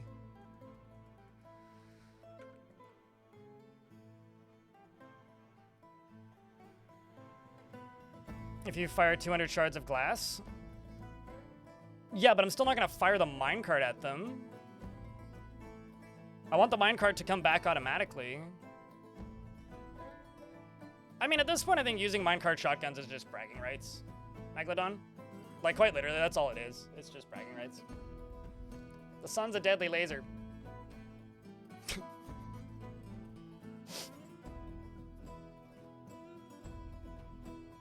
Ow. That.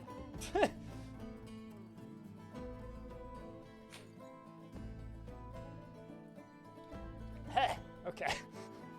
Sorry, that was suddenly very painful. You can move tracks between sieges.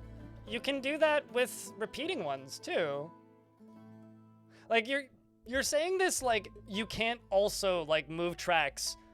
Like unless you only have 3 minecarts total, and even then you would want them to stay on the track. I always like whenever I make a minecart shotgun of any type, there is always backup minecarts. I guess like you are inventing a problem that I don't think actually needs a solution. Like it's a bit perplexing to me. I mean, don't stare directly at the sun. You too will also fear it.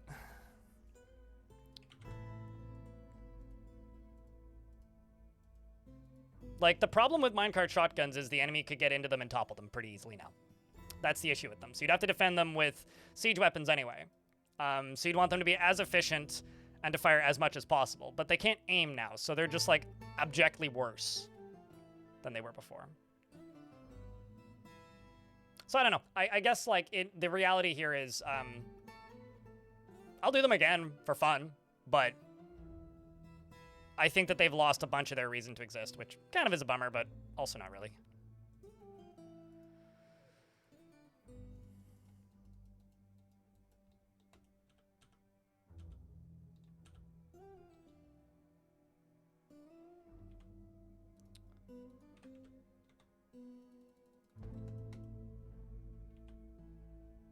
I think what I should do is I should just keep periodically writing down ideas for new themed forts whenever I think of them. Because my biggest and I think most important goal whenever designing a themed fort is 1, something that I know is actually doable. And 2, something that wouldn't take a trillion years to do. And 3, something that I think would actually be entertaining. Because if I don't think it's going to be entertaining, I'm just not going to do it. And if I think it'll take a very, very, very, very, very, very, very, very, very, very long time, I'm probably not going to do it. And if, like, I don't think it'll be entertaining or fun for me to do, then I'm also probably not going to do it.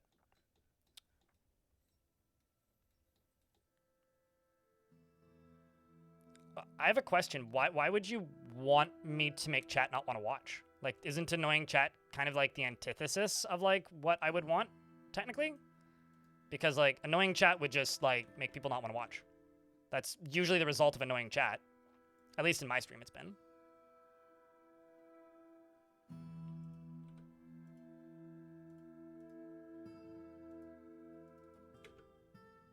Chat's not really fussy. I'm fussy, let's be honest here. Chat's not at fault here. I'm the problem.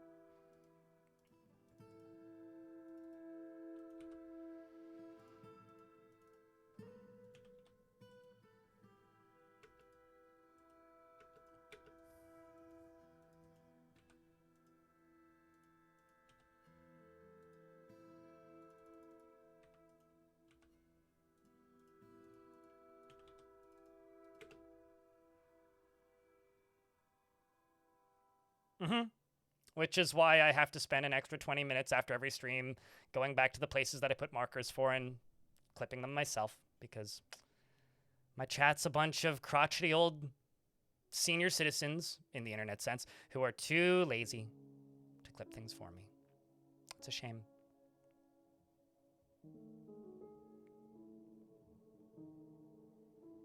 I mean, how do you think I'm going to defend against sieges in this fort? Space Redneck. That's okay. I'm sure Sideburns can take it. He has Sideburns to defend himself. It's all good. New shaver, by the way. Frostbite.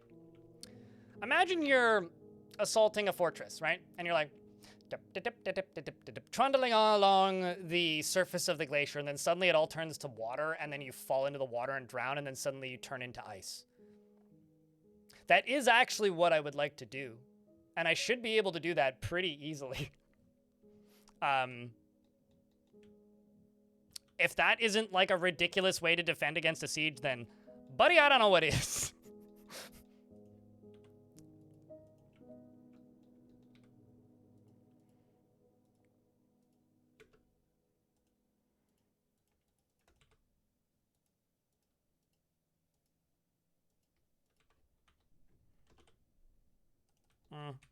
Let's just go down here. Turn off this. Did I finish making those blocks already? Guess we did. That or dwarves are too busy.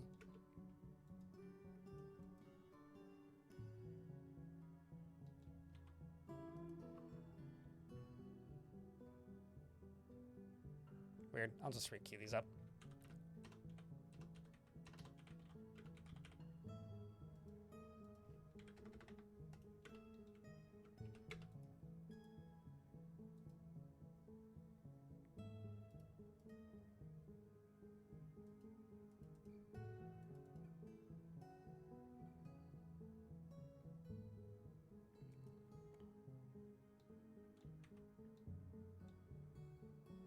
Go to bed, Napalm. Go to bed. It's my order from me to you. No? Okay. Well, I can't actually make you do things, so I will just simply say, okay.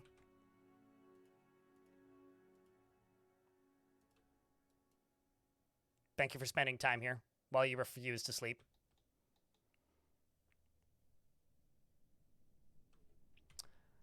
I don't know. Here's the thing. Being old is a mindset, not a physical trait when it comes to the internet.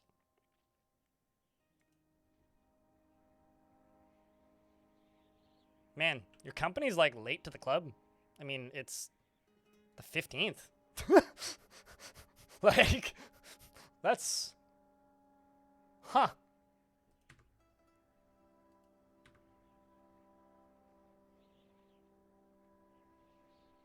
I think around the time where you start getting called old by young people on the internet, you're old on the internet. Like, I turned into a fossil and disintegrated into sand the day that somebody's like, this guy looks like a Gen Xer and talks like a Zoomer. And I was like, well,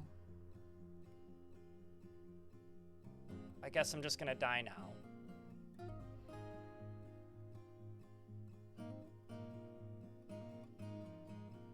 $15 days?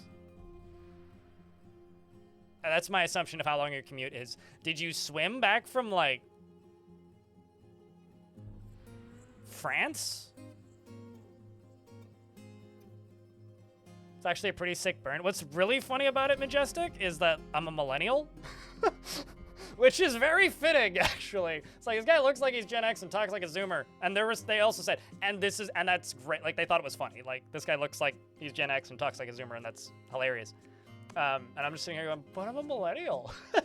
Like, it's the most typical thing to call a millennial. Big Sag. How old is chat? That is illegal to ask. Well, maybe not illegal to ask, but it's illegal in my chat's rules to ask. You're not allowed to ask people how old they are. Nor are you allowed to ask my chat how old they are. And if you feel the need to ask that, then you're probably too young to be in this chat.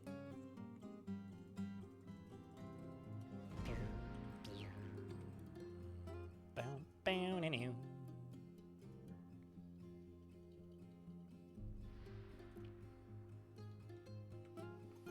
You know what? I'm just going to state this right now. I'm going to pause the game. Change the subject. This is one of those things that gets people their accounts auto-suspended and shit. When you start saying things like is 12 and stuff, Twitch is a platform that requires you to be at minimum 14 to even be on the platform. and this channel is like a mature rated channel. So don't be stupid and post beers. It's not a wise thing to joke about on the internet in an age where robots make the rules and enforce them.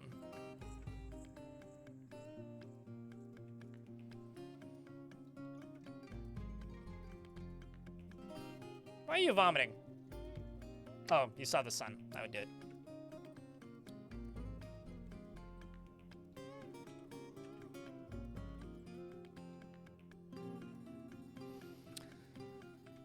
Okay.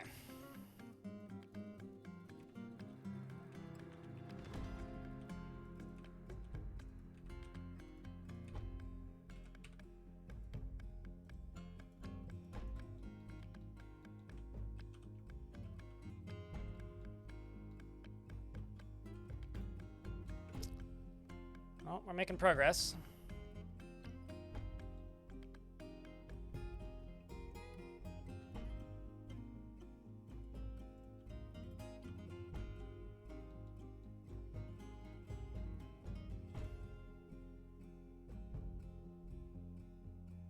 Well, cheers.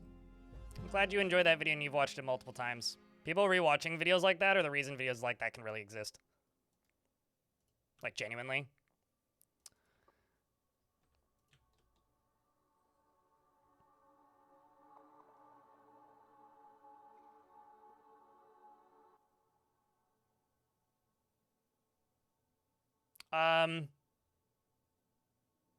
I mean, I don't know if I would, but that's just a year. Tibe.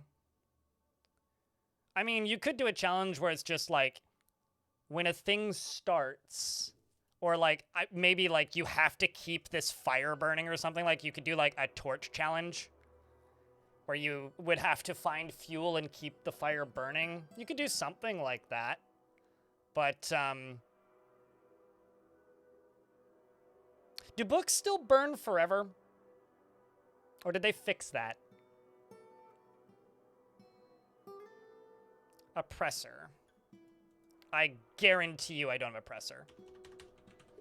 I also have, like, basically, for all intents and purpose, unless told otherwise, everybody in this fort is a miner.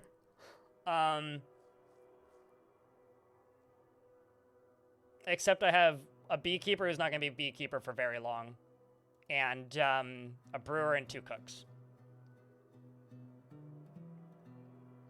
And neither of the cooks are going to be cooks for very long because they both have pickaxes. Hey, Rhino. Thanks for saying that. Although, if you like the vid, make sure you leave a comment and a like. Comment is almost more important than said like, but...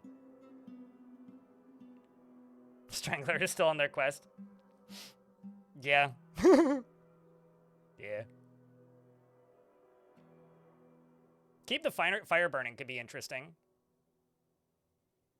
Well, I mean, logs burn up almost instantly, so that wouldn't be very effective. No, you need, like, coal or lava. Like, basically, like, a build a torch and then light it challenge kind of thing. But, like, I would have to start with, like, a piece of coal and then figure out a way to set it on fire and then keep it on fire. Like, you could do, like, a lighthouse run or something. Like, embark on an ocean and then have to keep fire going. Like, basically, build it, get it in a place before, or a location before the first trade caravan, import coal, and then keep it burning. That could be something. Basically, you'd have to keep water off of it, but once it's burning, it would just be a matter of, like, continuously finding fuel for it. That could be interesting.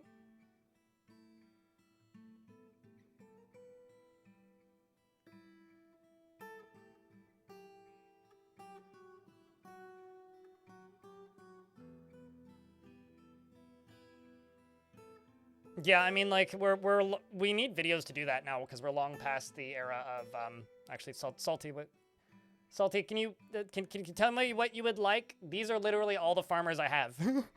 Please. Do you want the cook? Would you like the beekeeper who won't be a beekeeper for very long? I don't have any obscure farming tasks. These are all of the non-farming dwarves, more or less. Well, actually, that's not totally true. I got some millers, but salty. Earth the salty. Trying different stuff. I always tell people, try and build a fort where you can only use ramps. Where you can only dig ramps. Or try and build a fort where you can't dig. Those are always the two very easy ones to do.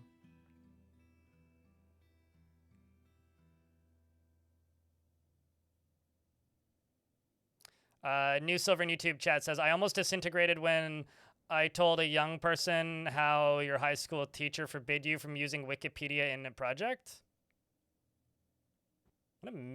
Wait, like verbatim or using it as a research tool? Because if you're not allowed to use it as a research tool, how are you supposed to research? What? Or did you have to like go into the library to research? Was that the point of it? Like, I guess why would you? Okay, Salty, I will select the dwarf for you in 10, 6, 8, 5, 7, 2, 3, 4. I forgot what number I didn't do yet. 10, 1. Okay, you're getting this shearer.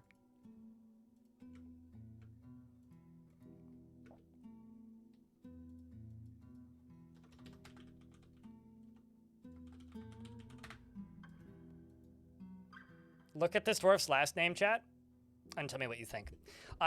He never feels tempted to overindulge in anything and finds a chaotic mess preferable to the boredom of harmonious living. Is greatly pleased by his own looks and accomplishments, and he tends to hang on to grievances. He likes a little excitement now and then, and generally is quite confident in his abilities when undertaking specific ventures. He tends to ask others for help in difficult decisions, and generally acts impartially and is rarely moved to mercy and is quick to form negative views about things. He generally acts with a narrow focus on the current activity. And he isn't particularly curious about the world and gets distracted during conversation when he's exasperated. He needs alcohol to get through the working day. He's very joyously oiled, though. He dreams of crafting a masterwork someday, and personally sees competition as wasteful and silly, and finds eloquence and artful speech off-putting, and likes talc lead and almondine, as well as where am I? Giant great horned owl tooth. The color ash gray. High boots, chickens for their scratching, and the words of the sports of beginning, and the sight of the fragrances of fanciness, and when possible prefers to consume white millet beer and water buffalo's milk and hemp flour and plump helmet spawn. And as always, chat, or actually not as always, as of now, if there's something that we can agree that you guys want me to look up in Legends, I will do it. Because I can just look at Legends without having to retire the fort. He got into an argument recently, and he's exhilarated about this. Bloody debate bros. Been around since the year 277, was in the last migrant wave. And you worship Deller, and are a member of the most popular religion in the fort. Welcome to the fort!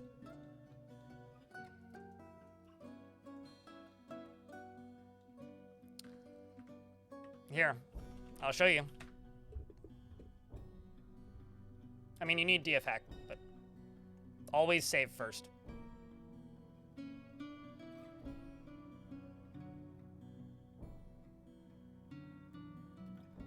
Yeah, I mean, that makes sense, Majestic. Because, like, you could... So, Majestic says when I was in high school and university, we couldn't cite Wikipedia, but we could use it for research. Like, you could go to Wikipedia to find research materials. Then you go Legends and hit the command Open Legends. And then it tells you to autosave, which I just did. And you click here to continue to Legends. There you go. That's it.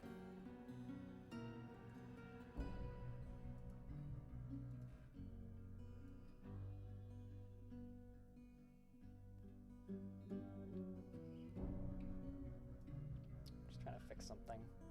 Been messing with my lighting all day. It's not driving me nuts yet, but it is driving me a little nuts.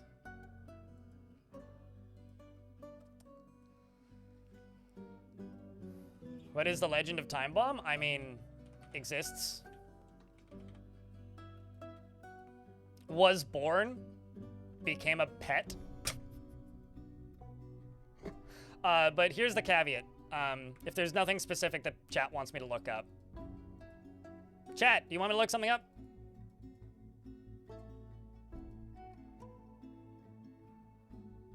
How do I stop cats from littering your fortress with cavern spiders? Set all the cats on fire and expel them from the fortress. The local necromancer. Do you know what his name is? Because I don't.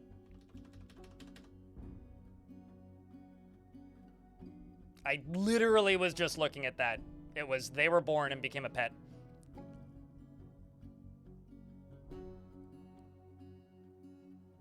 It's all ceiling. Well, c'est la vie. I don't understand the question, Nickpa. Nobody has any names or anything they want me to look up? Okay. We will exit then. That's the caveat. It crashes. And then you have to restart. So make sure that you save before you do that.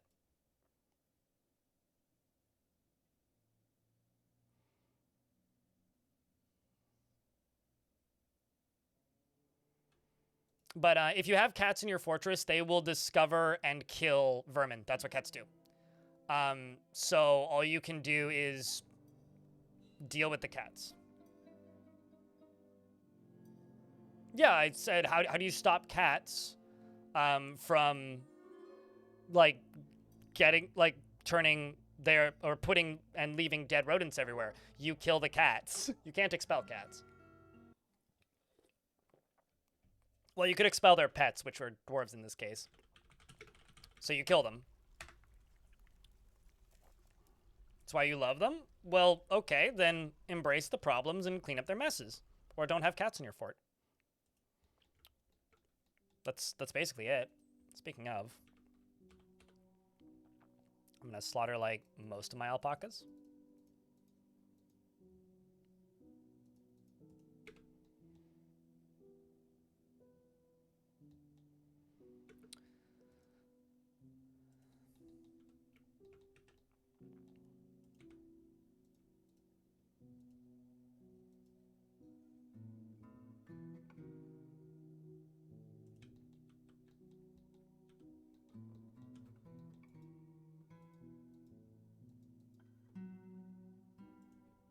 Why am I making Capros specifically? Quit it. I just want rock blocks. Oh well. Then your leather worker industry gets bored? Well, it sounds like you're solving the rodent problem then. Basically, like, I guess the statement that I'm trying to say here is you can't stop cats from killing random rodents. They just do that. That's, like, the one thing cats do in Dwarf Fortress is they kill random rodents. And you can embrace that, or you can not have cats in your fortress, and those are your two options.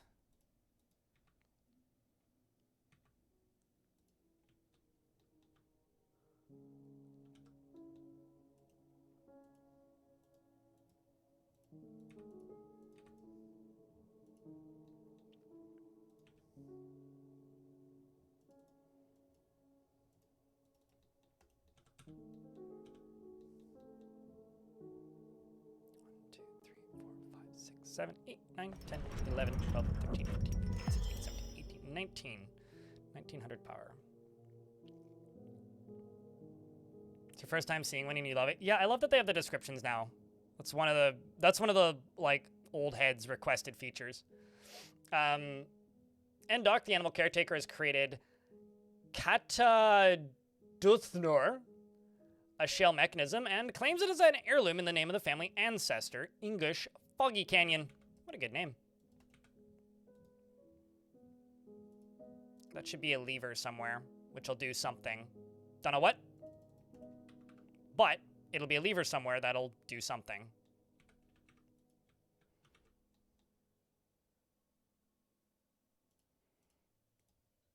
Because it can't be broken.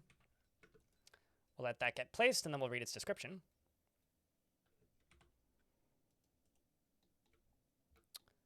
And this is making progress. It's early autumn.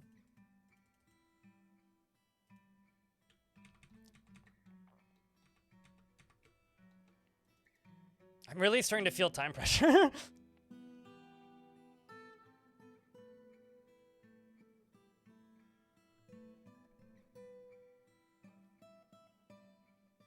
But I don't know. When I say things like, you know, kill the cats, like I'm just being silly. Like there's no actual... There's just nothing you can do about cats doing that. That's just what cats do. It's like, how do you stop a human from breathing? Well, you kill them. Like it's something that we have to do. So chat, what games have you been playing recently? Are you still playing Dwarf Fort post Siege update? Or have you moved on to other things? Where are we at games-wise?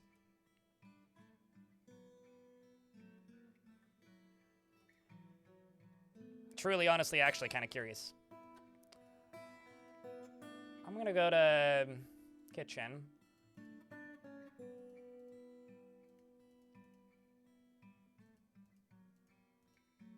And we're just gonna cook all these seeds. You're just gonna do 6 lavish meals, and we'll just do that. We'll just do that monthly.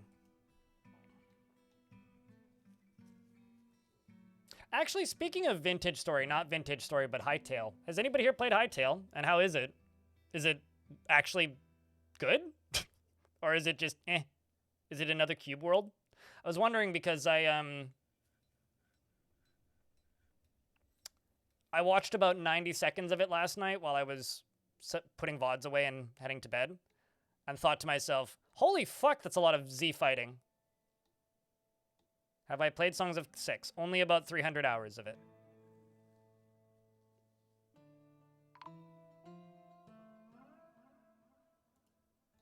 If I had $1 for every time someone asked me in the last week, in the last 2 streams, if I've ever played Songs of 6, I would have hit the daily minimum today.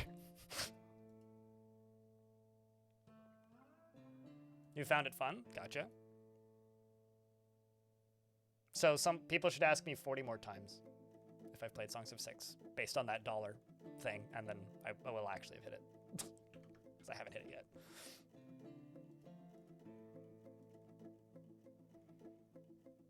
Playing it right now, too early to say for you, but just started, but it seems like a Minecraft clone with more adventures, so like a more questy focused kind of thing. Is the combat better? I've never played a game that looks like Minecraft that's had combat that I liked, and it's always made me not want to play them. I'll be honest with you, I'm in kind of the same boat. I really want to love Songs of 6, but there's just like something there that makes me not want to play it consistently. And I could not tell you what that is, but there is something there. Citizen Sleeper 2 next week? Neat.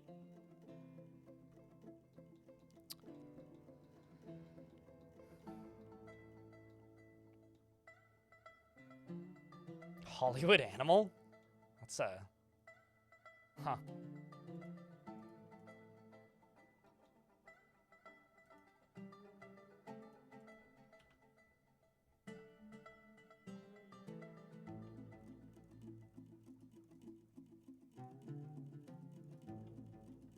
Let's get more dwarves mining if I can.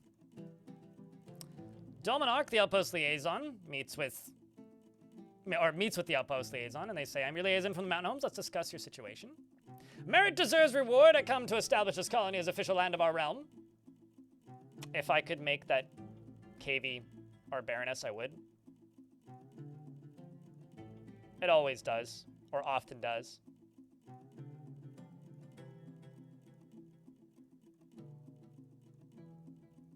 It's also not Twitch's auto captions, it's Google, so blame Google. It's Google voice to text, just displayed as captions.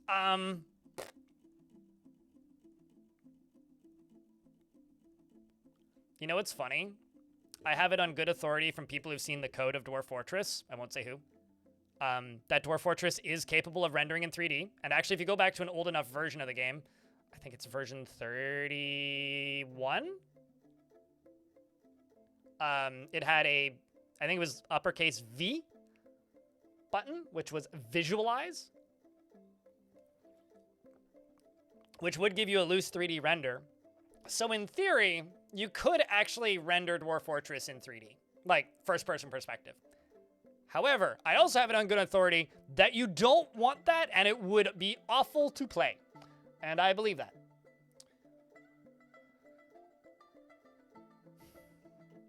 Then I would probably hate it. Mega. Or Mega Mage, is that how you say your name? I guess it's Mega Mage. No, like it's a vanilla feature. Or was a vanilla feature. But like the engine for Dwarf Fortress is capable of rendering a 3D image. I'm gonna say no to this, and I'll say yes if we succeed in our goal.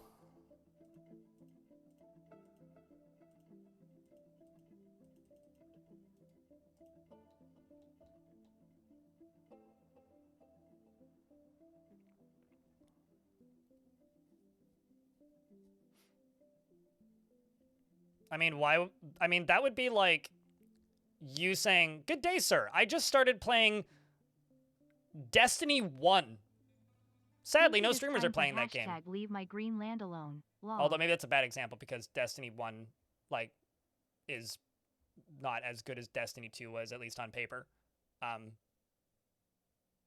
That's like saying, I'm playing Gears of... No, okay, no, maybe not Gears of War. I'm trying to think of, like, a game that was just, like, completely made irrelevant by its sequel.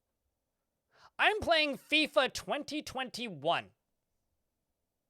Do people go back and play those old games? Probably, I don't know. Are you playing version 50, or are you playing, like, one of the older versions? What is FIFA? A bunch of money launderers?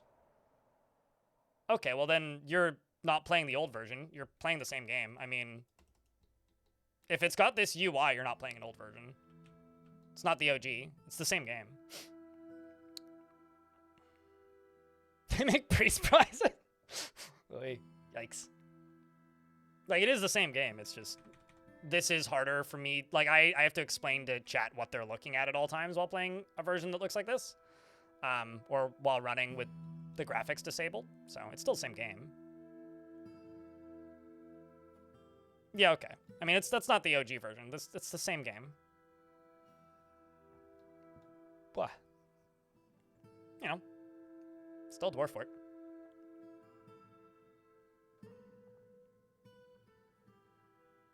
You know, honestly, I would be kind of impressed, Casey?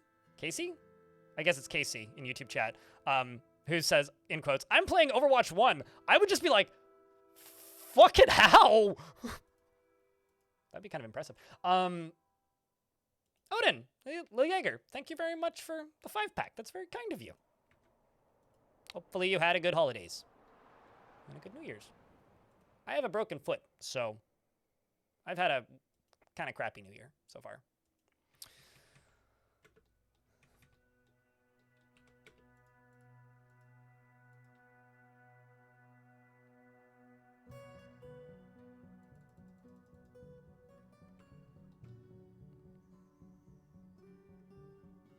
Was it? I don't know if I don't know if I can actually in good faith agree with you that the Great Gianna Sisters was great. It's definitely like me saying Star Wars, The Clone Wars, the video game for Game Boy Advance was great. No, it wasn't. I have nostalgia for it. I mean, yeah, there's lots of games I love that I wouldn't say were that I personally feel are probably bad games that I enjoyed.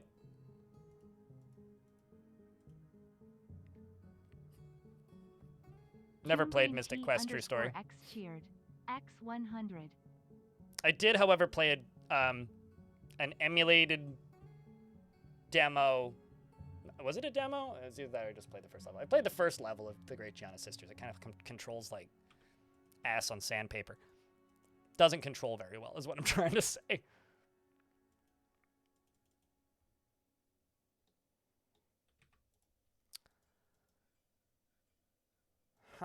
So they wanted seeds. I don't really have any seeds. Although I do have some seed barrels. Yeah, we'll just sell you the seed barrel.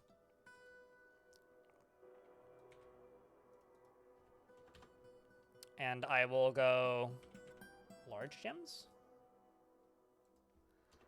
I will go gold. What do I have for random gold crafts? Got some gold crutches I can sell.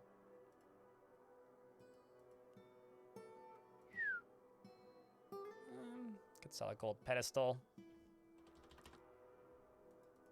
Let's say...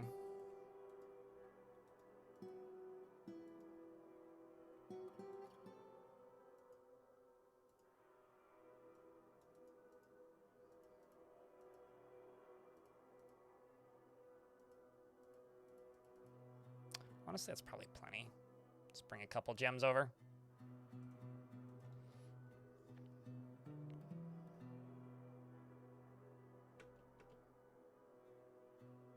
Chat, what's a bad game that you know is bad that you like anyway?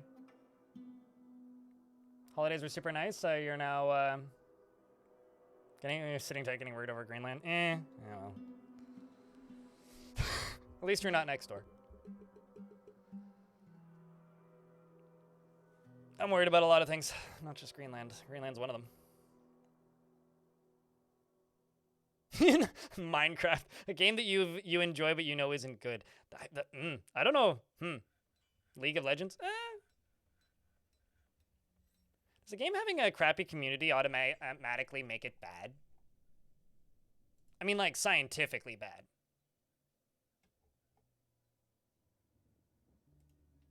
Like, I really enjoyed playing Saints Row 2. I don't think Saints Row 2 is a particularly good game, but I enjoyed Saints Row 2.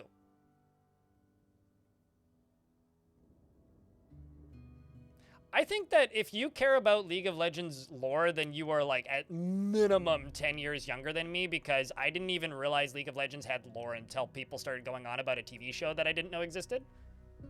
And I played like 12,000 hours of that game from 2009 until 2014. No. A game can be objectively bad, but you can still enjoy it.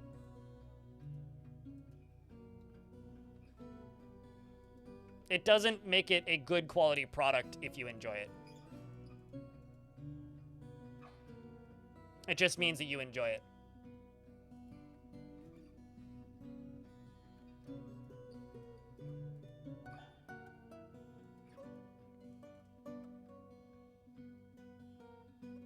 You were playing D&D? Oh, welcome back.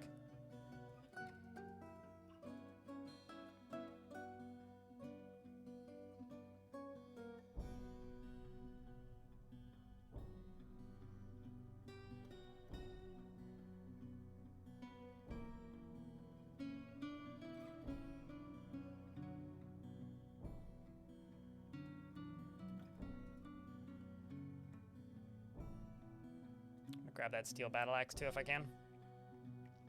Grab the buckets because I'm lazy to make more.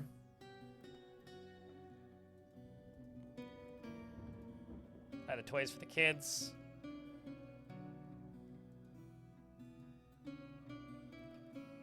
Buy all of these if I can. Cool.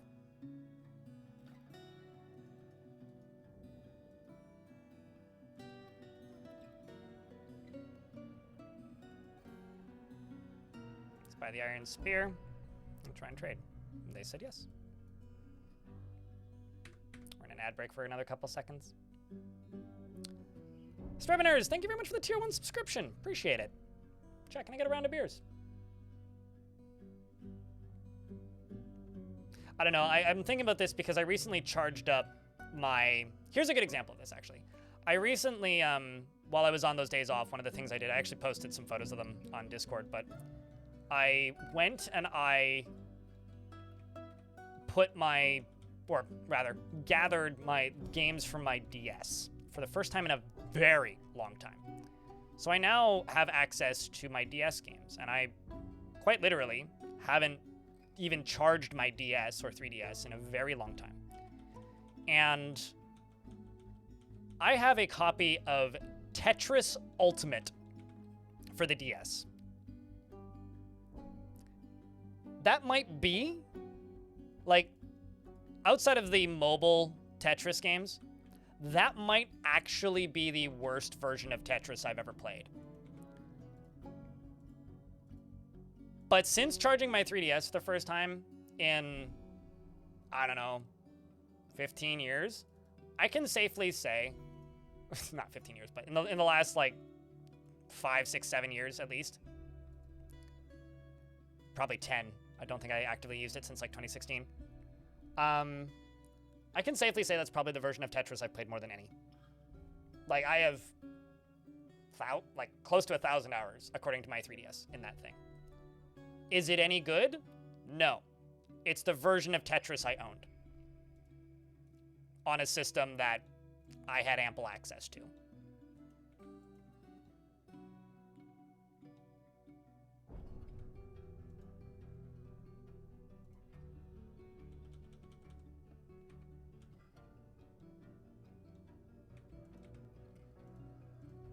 I think it would be symbolically fun to put the lever back there. All right, let's do Guild Hall. A Miners Guild. The Lord Consort Issa Dilolitev has produced many tales. No, they're not here anymore. Happy that.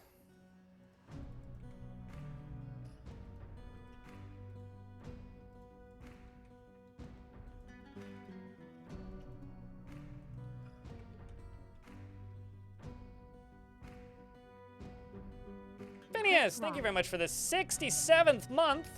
Welcome back.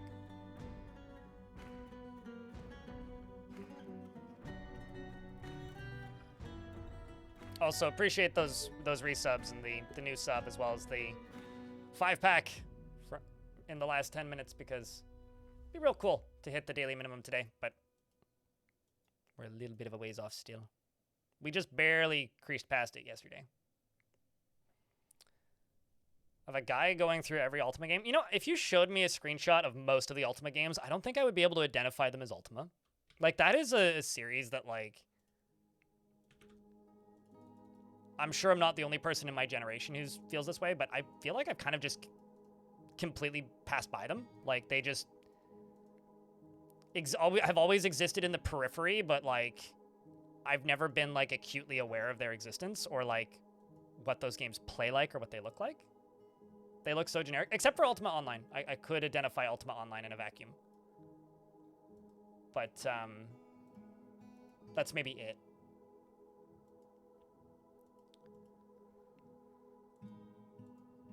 Which, I don't know, I'm, like, sort of embarrassed to say that, in a way. I don't know why, but I am.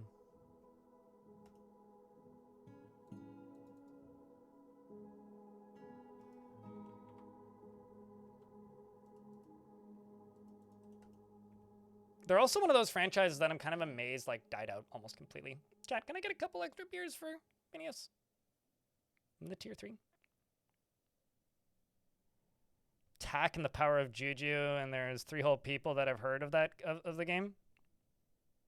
I feel that way about some indie games I play, where it's like, man, me and 3 other people are aware of this thing's existence. Okay, so that'll actually clear up enough value, which is good, and then this needs to be a Farmer's Guild.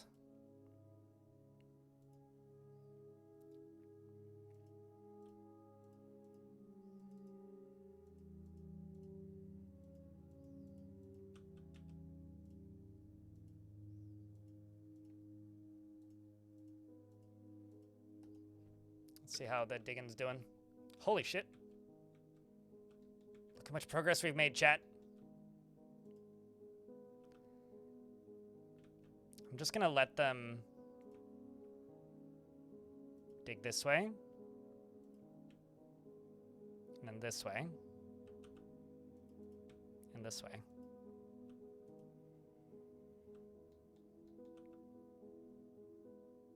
So much progress.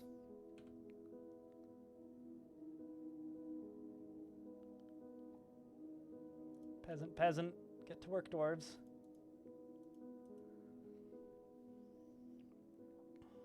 Can you use ice boulders and catapults? I don't know. Let's see.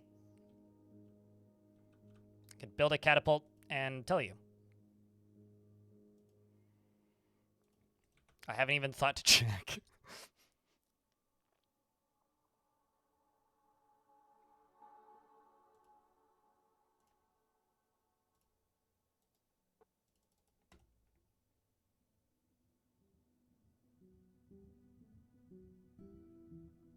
Holy, that's a lot of water. I mean, the goal is to make this into an ocean. So yeah, is in fact a lot of water. This is a glacier, and I'm trying to melt it. The Frostdwarf Mining Challenge? I was gonna call it the Climate Change Challenge, but I mean, hell. Whatever has a good ring to it.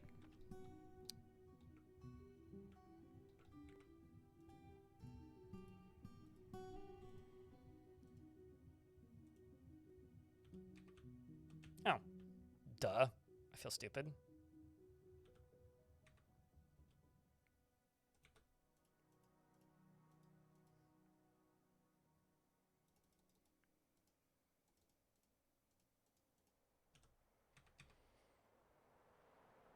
Mazroth.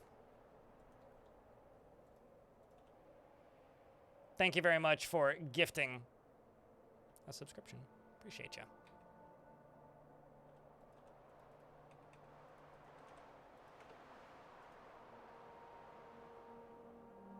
How thick is the glacier? This layer, and this layer, and then there's stone beneath it. So I'm cutting out one layer, and then I'm gonna flood lava underneath it, which should turn it into an ocean. It's one guild hall satisfied. Although I think I failed the farmers guild. Oh well.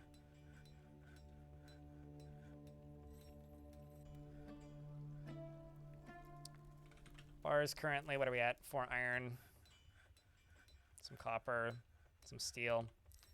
Let's do 2 iron picks.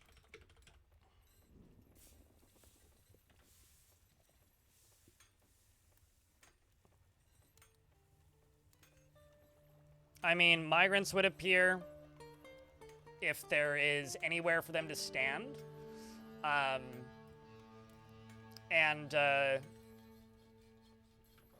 What's the word?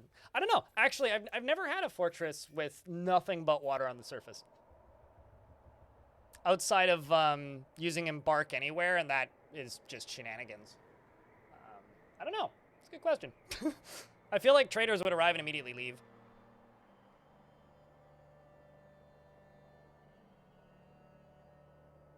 Do I plan to choose the hatch or close the hatch or flood the fortress? Why would I flood the fortress? I plan to close the hatch. Yeah, I certainly plan to close the hatch. Let's see what they load it with.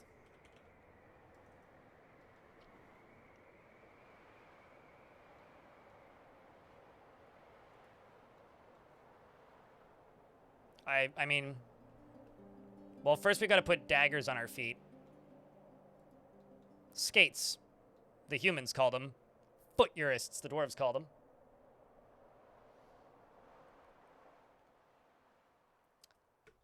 You want the least happy unnamed dwarf.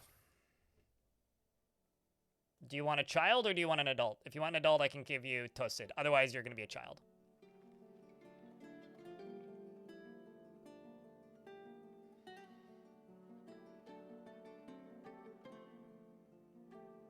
I've never actually watched Silo.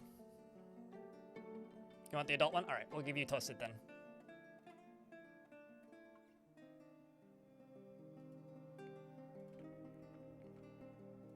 Now, are you hoping that this dwarf recovers?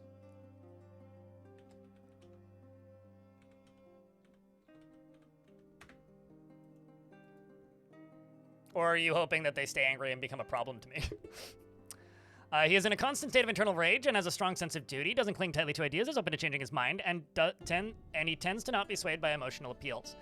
He can sometimes act without deliberation, and he likes to keep things practical without delving too deeply into the abstract. He is somewhat uncomfortable around those that appear unusual and live differently from himself, and he lives a fast-paced life. He tends to hang on to grievances, and he rarely feels discouraged. He occasionally overindulges, and he tends to avoid crowds. He sticks out his tongue when he's thinking hard, and when he's nervous, he often drums his fingers. He needs alcohol to get through the working day. Constant state of internal rage. I mean, yeah. He personally values sacrifice and doesn't particularly value the truth. He likes ash glaze and trifle pewter, as well as brown zircon, giant coyote leather, and I always want to read that as giant peyote leather, and I don't know why. The word coyote in this font looks like the word peyote. And the color flax and gems and picks and quivers and rings and guinea fowls for their ability to go invisible when they're a baby female. I mean, what? And the words of the East Price and the sight of the fragrances of fanciness, and when possible prefer, or was it peacocks that went invisible? Anyway, he prefers to consume giant mongoose, rainbow trout, and spelt beer, and absolutely hates flies. I also hate flies, so very much relatable. Very long beard, which is braided. His sideburns are clean shaven, and his very long mustache is neatly combed. He is 83 years Dwarf, and his lover doesn't live here. Yeah, I'm sure his girlfriend went to a different school. His nephew is dead, but he does have some family members who live here, mostly uncles and aunts. He's hauling a rock. He's hauling a brick currently. Good member of the Dwarf.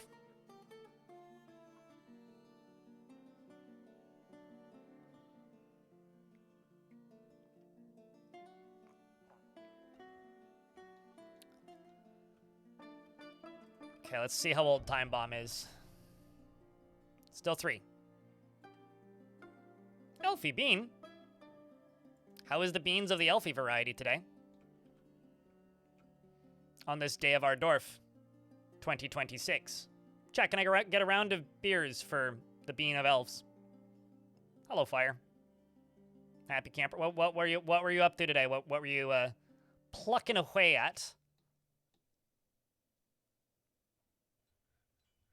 We've had some migrants, which is lovely. And I have lots of pickaxes now.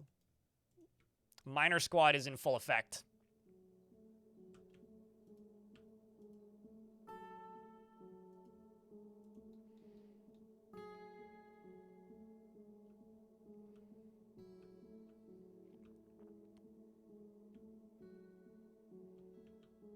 You were arting? Ooh. One's got to say, Artie there yet? Actually, I don't know if you got to say that, but I said it.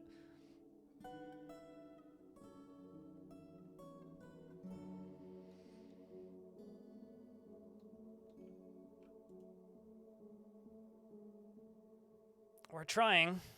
It's certainly very cold. Pierdo Arts. You missed what's going on? It should be in the YouTube description. The goal of this fortress is I'm trying to turn this glacier into an ocean, and I'm trying to do it before the KV dies. They live for 4 to 8 years, and it's 3. It was 0 years old when we started.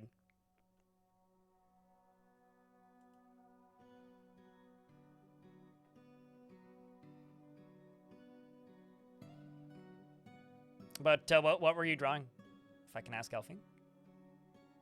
Also, S.C. Koisa, hello. Which I probably butchered that name. It's very chill. Parato Arts in YouTube chat. This fort. Super chill.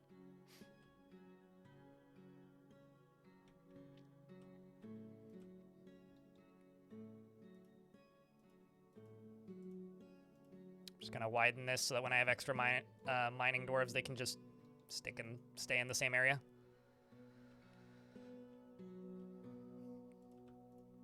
Also widen this.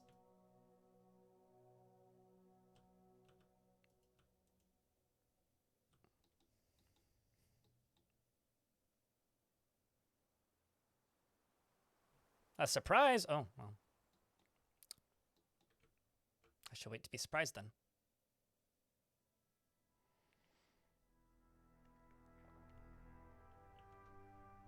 But yeah, we are just, chipping away at this glacier.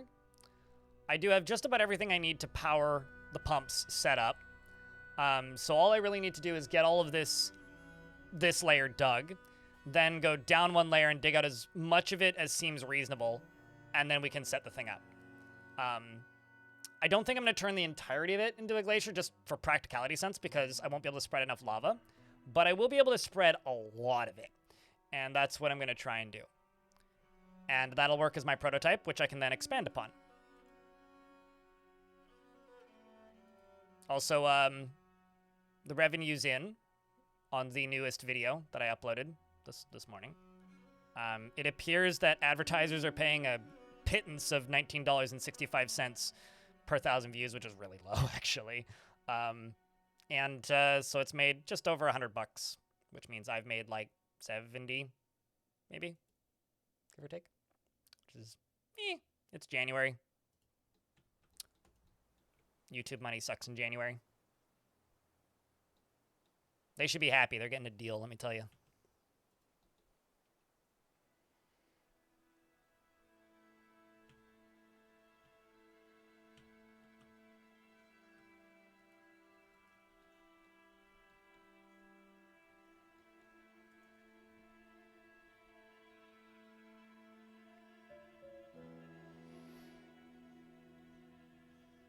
You need to get better at prototyping? What are you trying to prototype?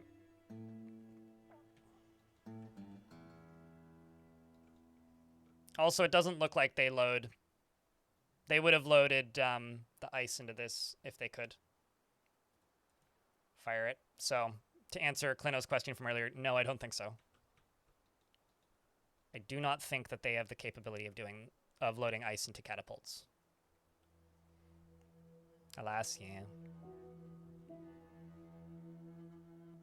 Usually opt for full-blown scale production. Right.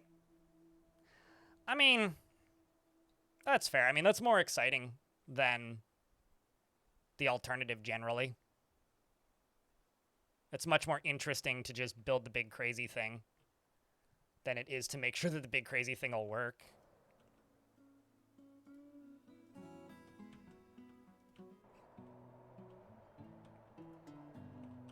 The thing is, I know that the lava won't actually cool off fast enough to finish this, or to spread lava throughout the entirety of this on this layer. So I actually have to be kind of cautious as to how I do this.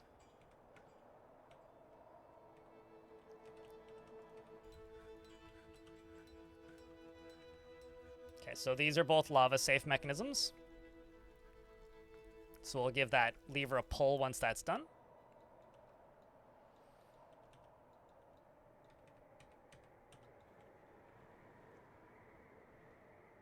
Never pumped lava? Really? Never pumped lava. Making lava into water is a lot of fun, but it is kind of a liability for the safety of your forts for what should be obvious reasons. I do love doing it, though.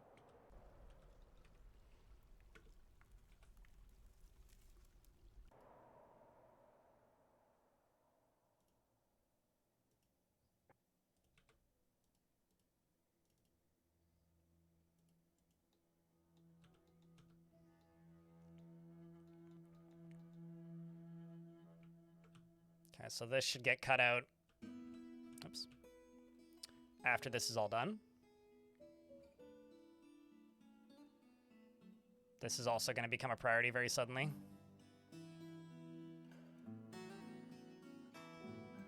What am I waiting for, dirty bum?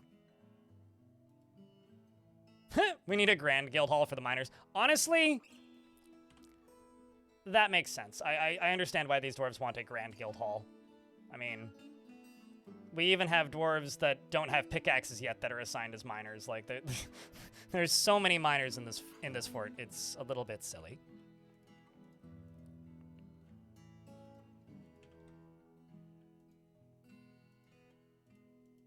You just got here? Oh, okay. Well, we waited, so.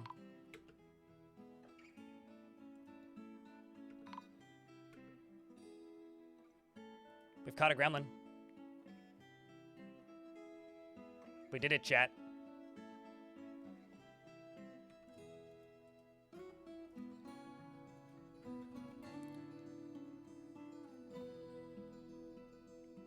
We got one.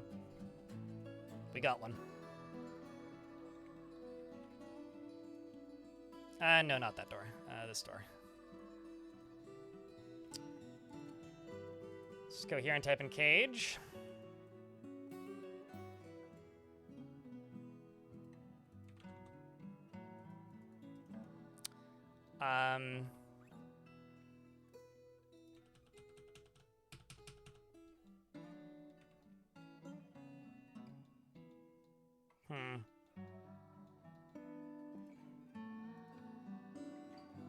There you go, put the gremlin right there.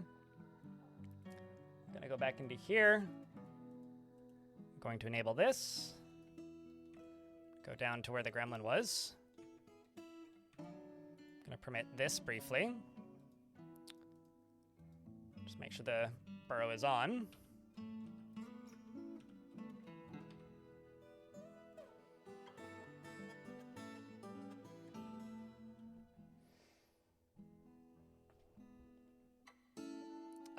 Your most recent failure was trying to make a lava curtain that would surround your fortress and be turned off, but accidentally slipped in a non-magma safe mechanism, causing a few key areas to fail, resulting in half of your fort and neighboring trade caravan. I'll say this. Is that a failure, or is that unintended entertainment? Because I think that's unintended entertainment.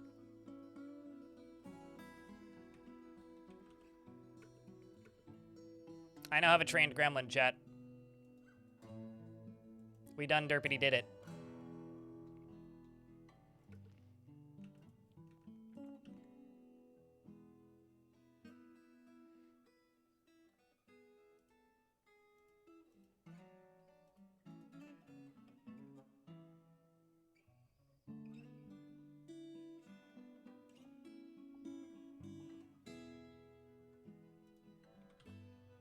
Oh, I can't pen past your gremlins. Okay, well.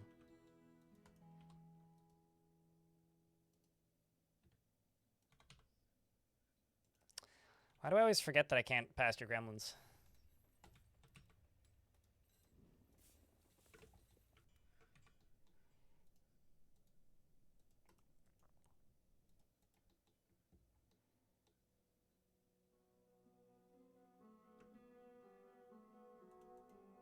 Do I recommend using DFAC? I'm using it right now, but I also have all of its automated systems disabled because I find them annoying. It's mostly a personal thing. If you feel that that is a feature or thing that would be helpful to you, then yeah, I recommend using it. If you don't feel that it would be useful and you feel that playing, like automating things yourself and managing all the systems yourself, a rewarding way to play, then I very much recommend doing it that way. Wait, what? There's still a beast on the map? Yes, there is. Tisk. So I use it. I think that if you're brand new to the game and it's your first time ever playing, generally I don't advise using it because it will, or doesn't always, but it can make it very easy to pick up some really bad habits is the wrong word to use. It makes it easy to pick up some habits that make unlearning those habits rather difficult.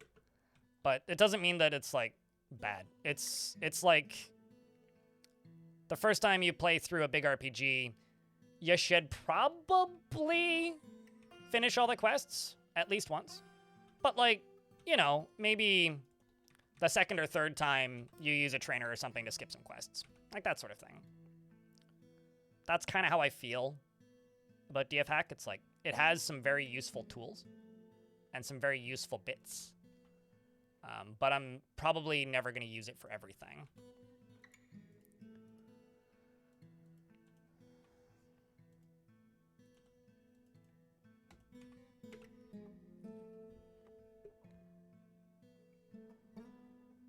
Yeah, I mean, I use it for quick save. I use it to put out fires sometimes to speed stuff up for Twitch, so chat doesn't have to stare at a low frame rate fight where everybody's dying. I use it sometimes for testing stuff. I use it to get rid of things that are causing major issues sometimes, that sort of thing. But it's pretty rare that I actually use it. I also agree that I mostly use it for quick save. I mean, I don't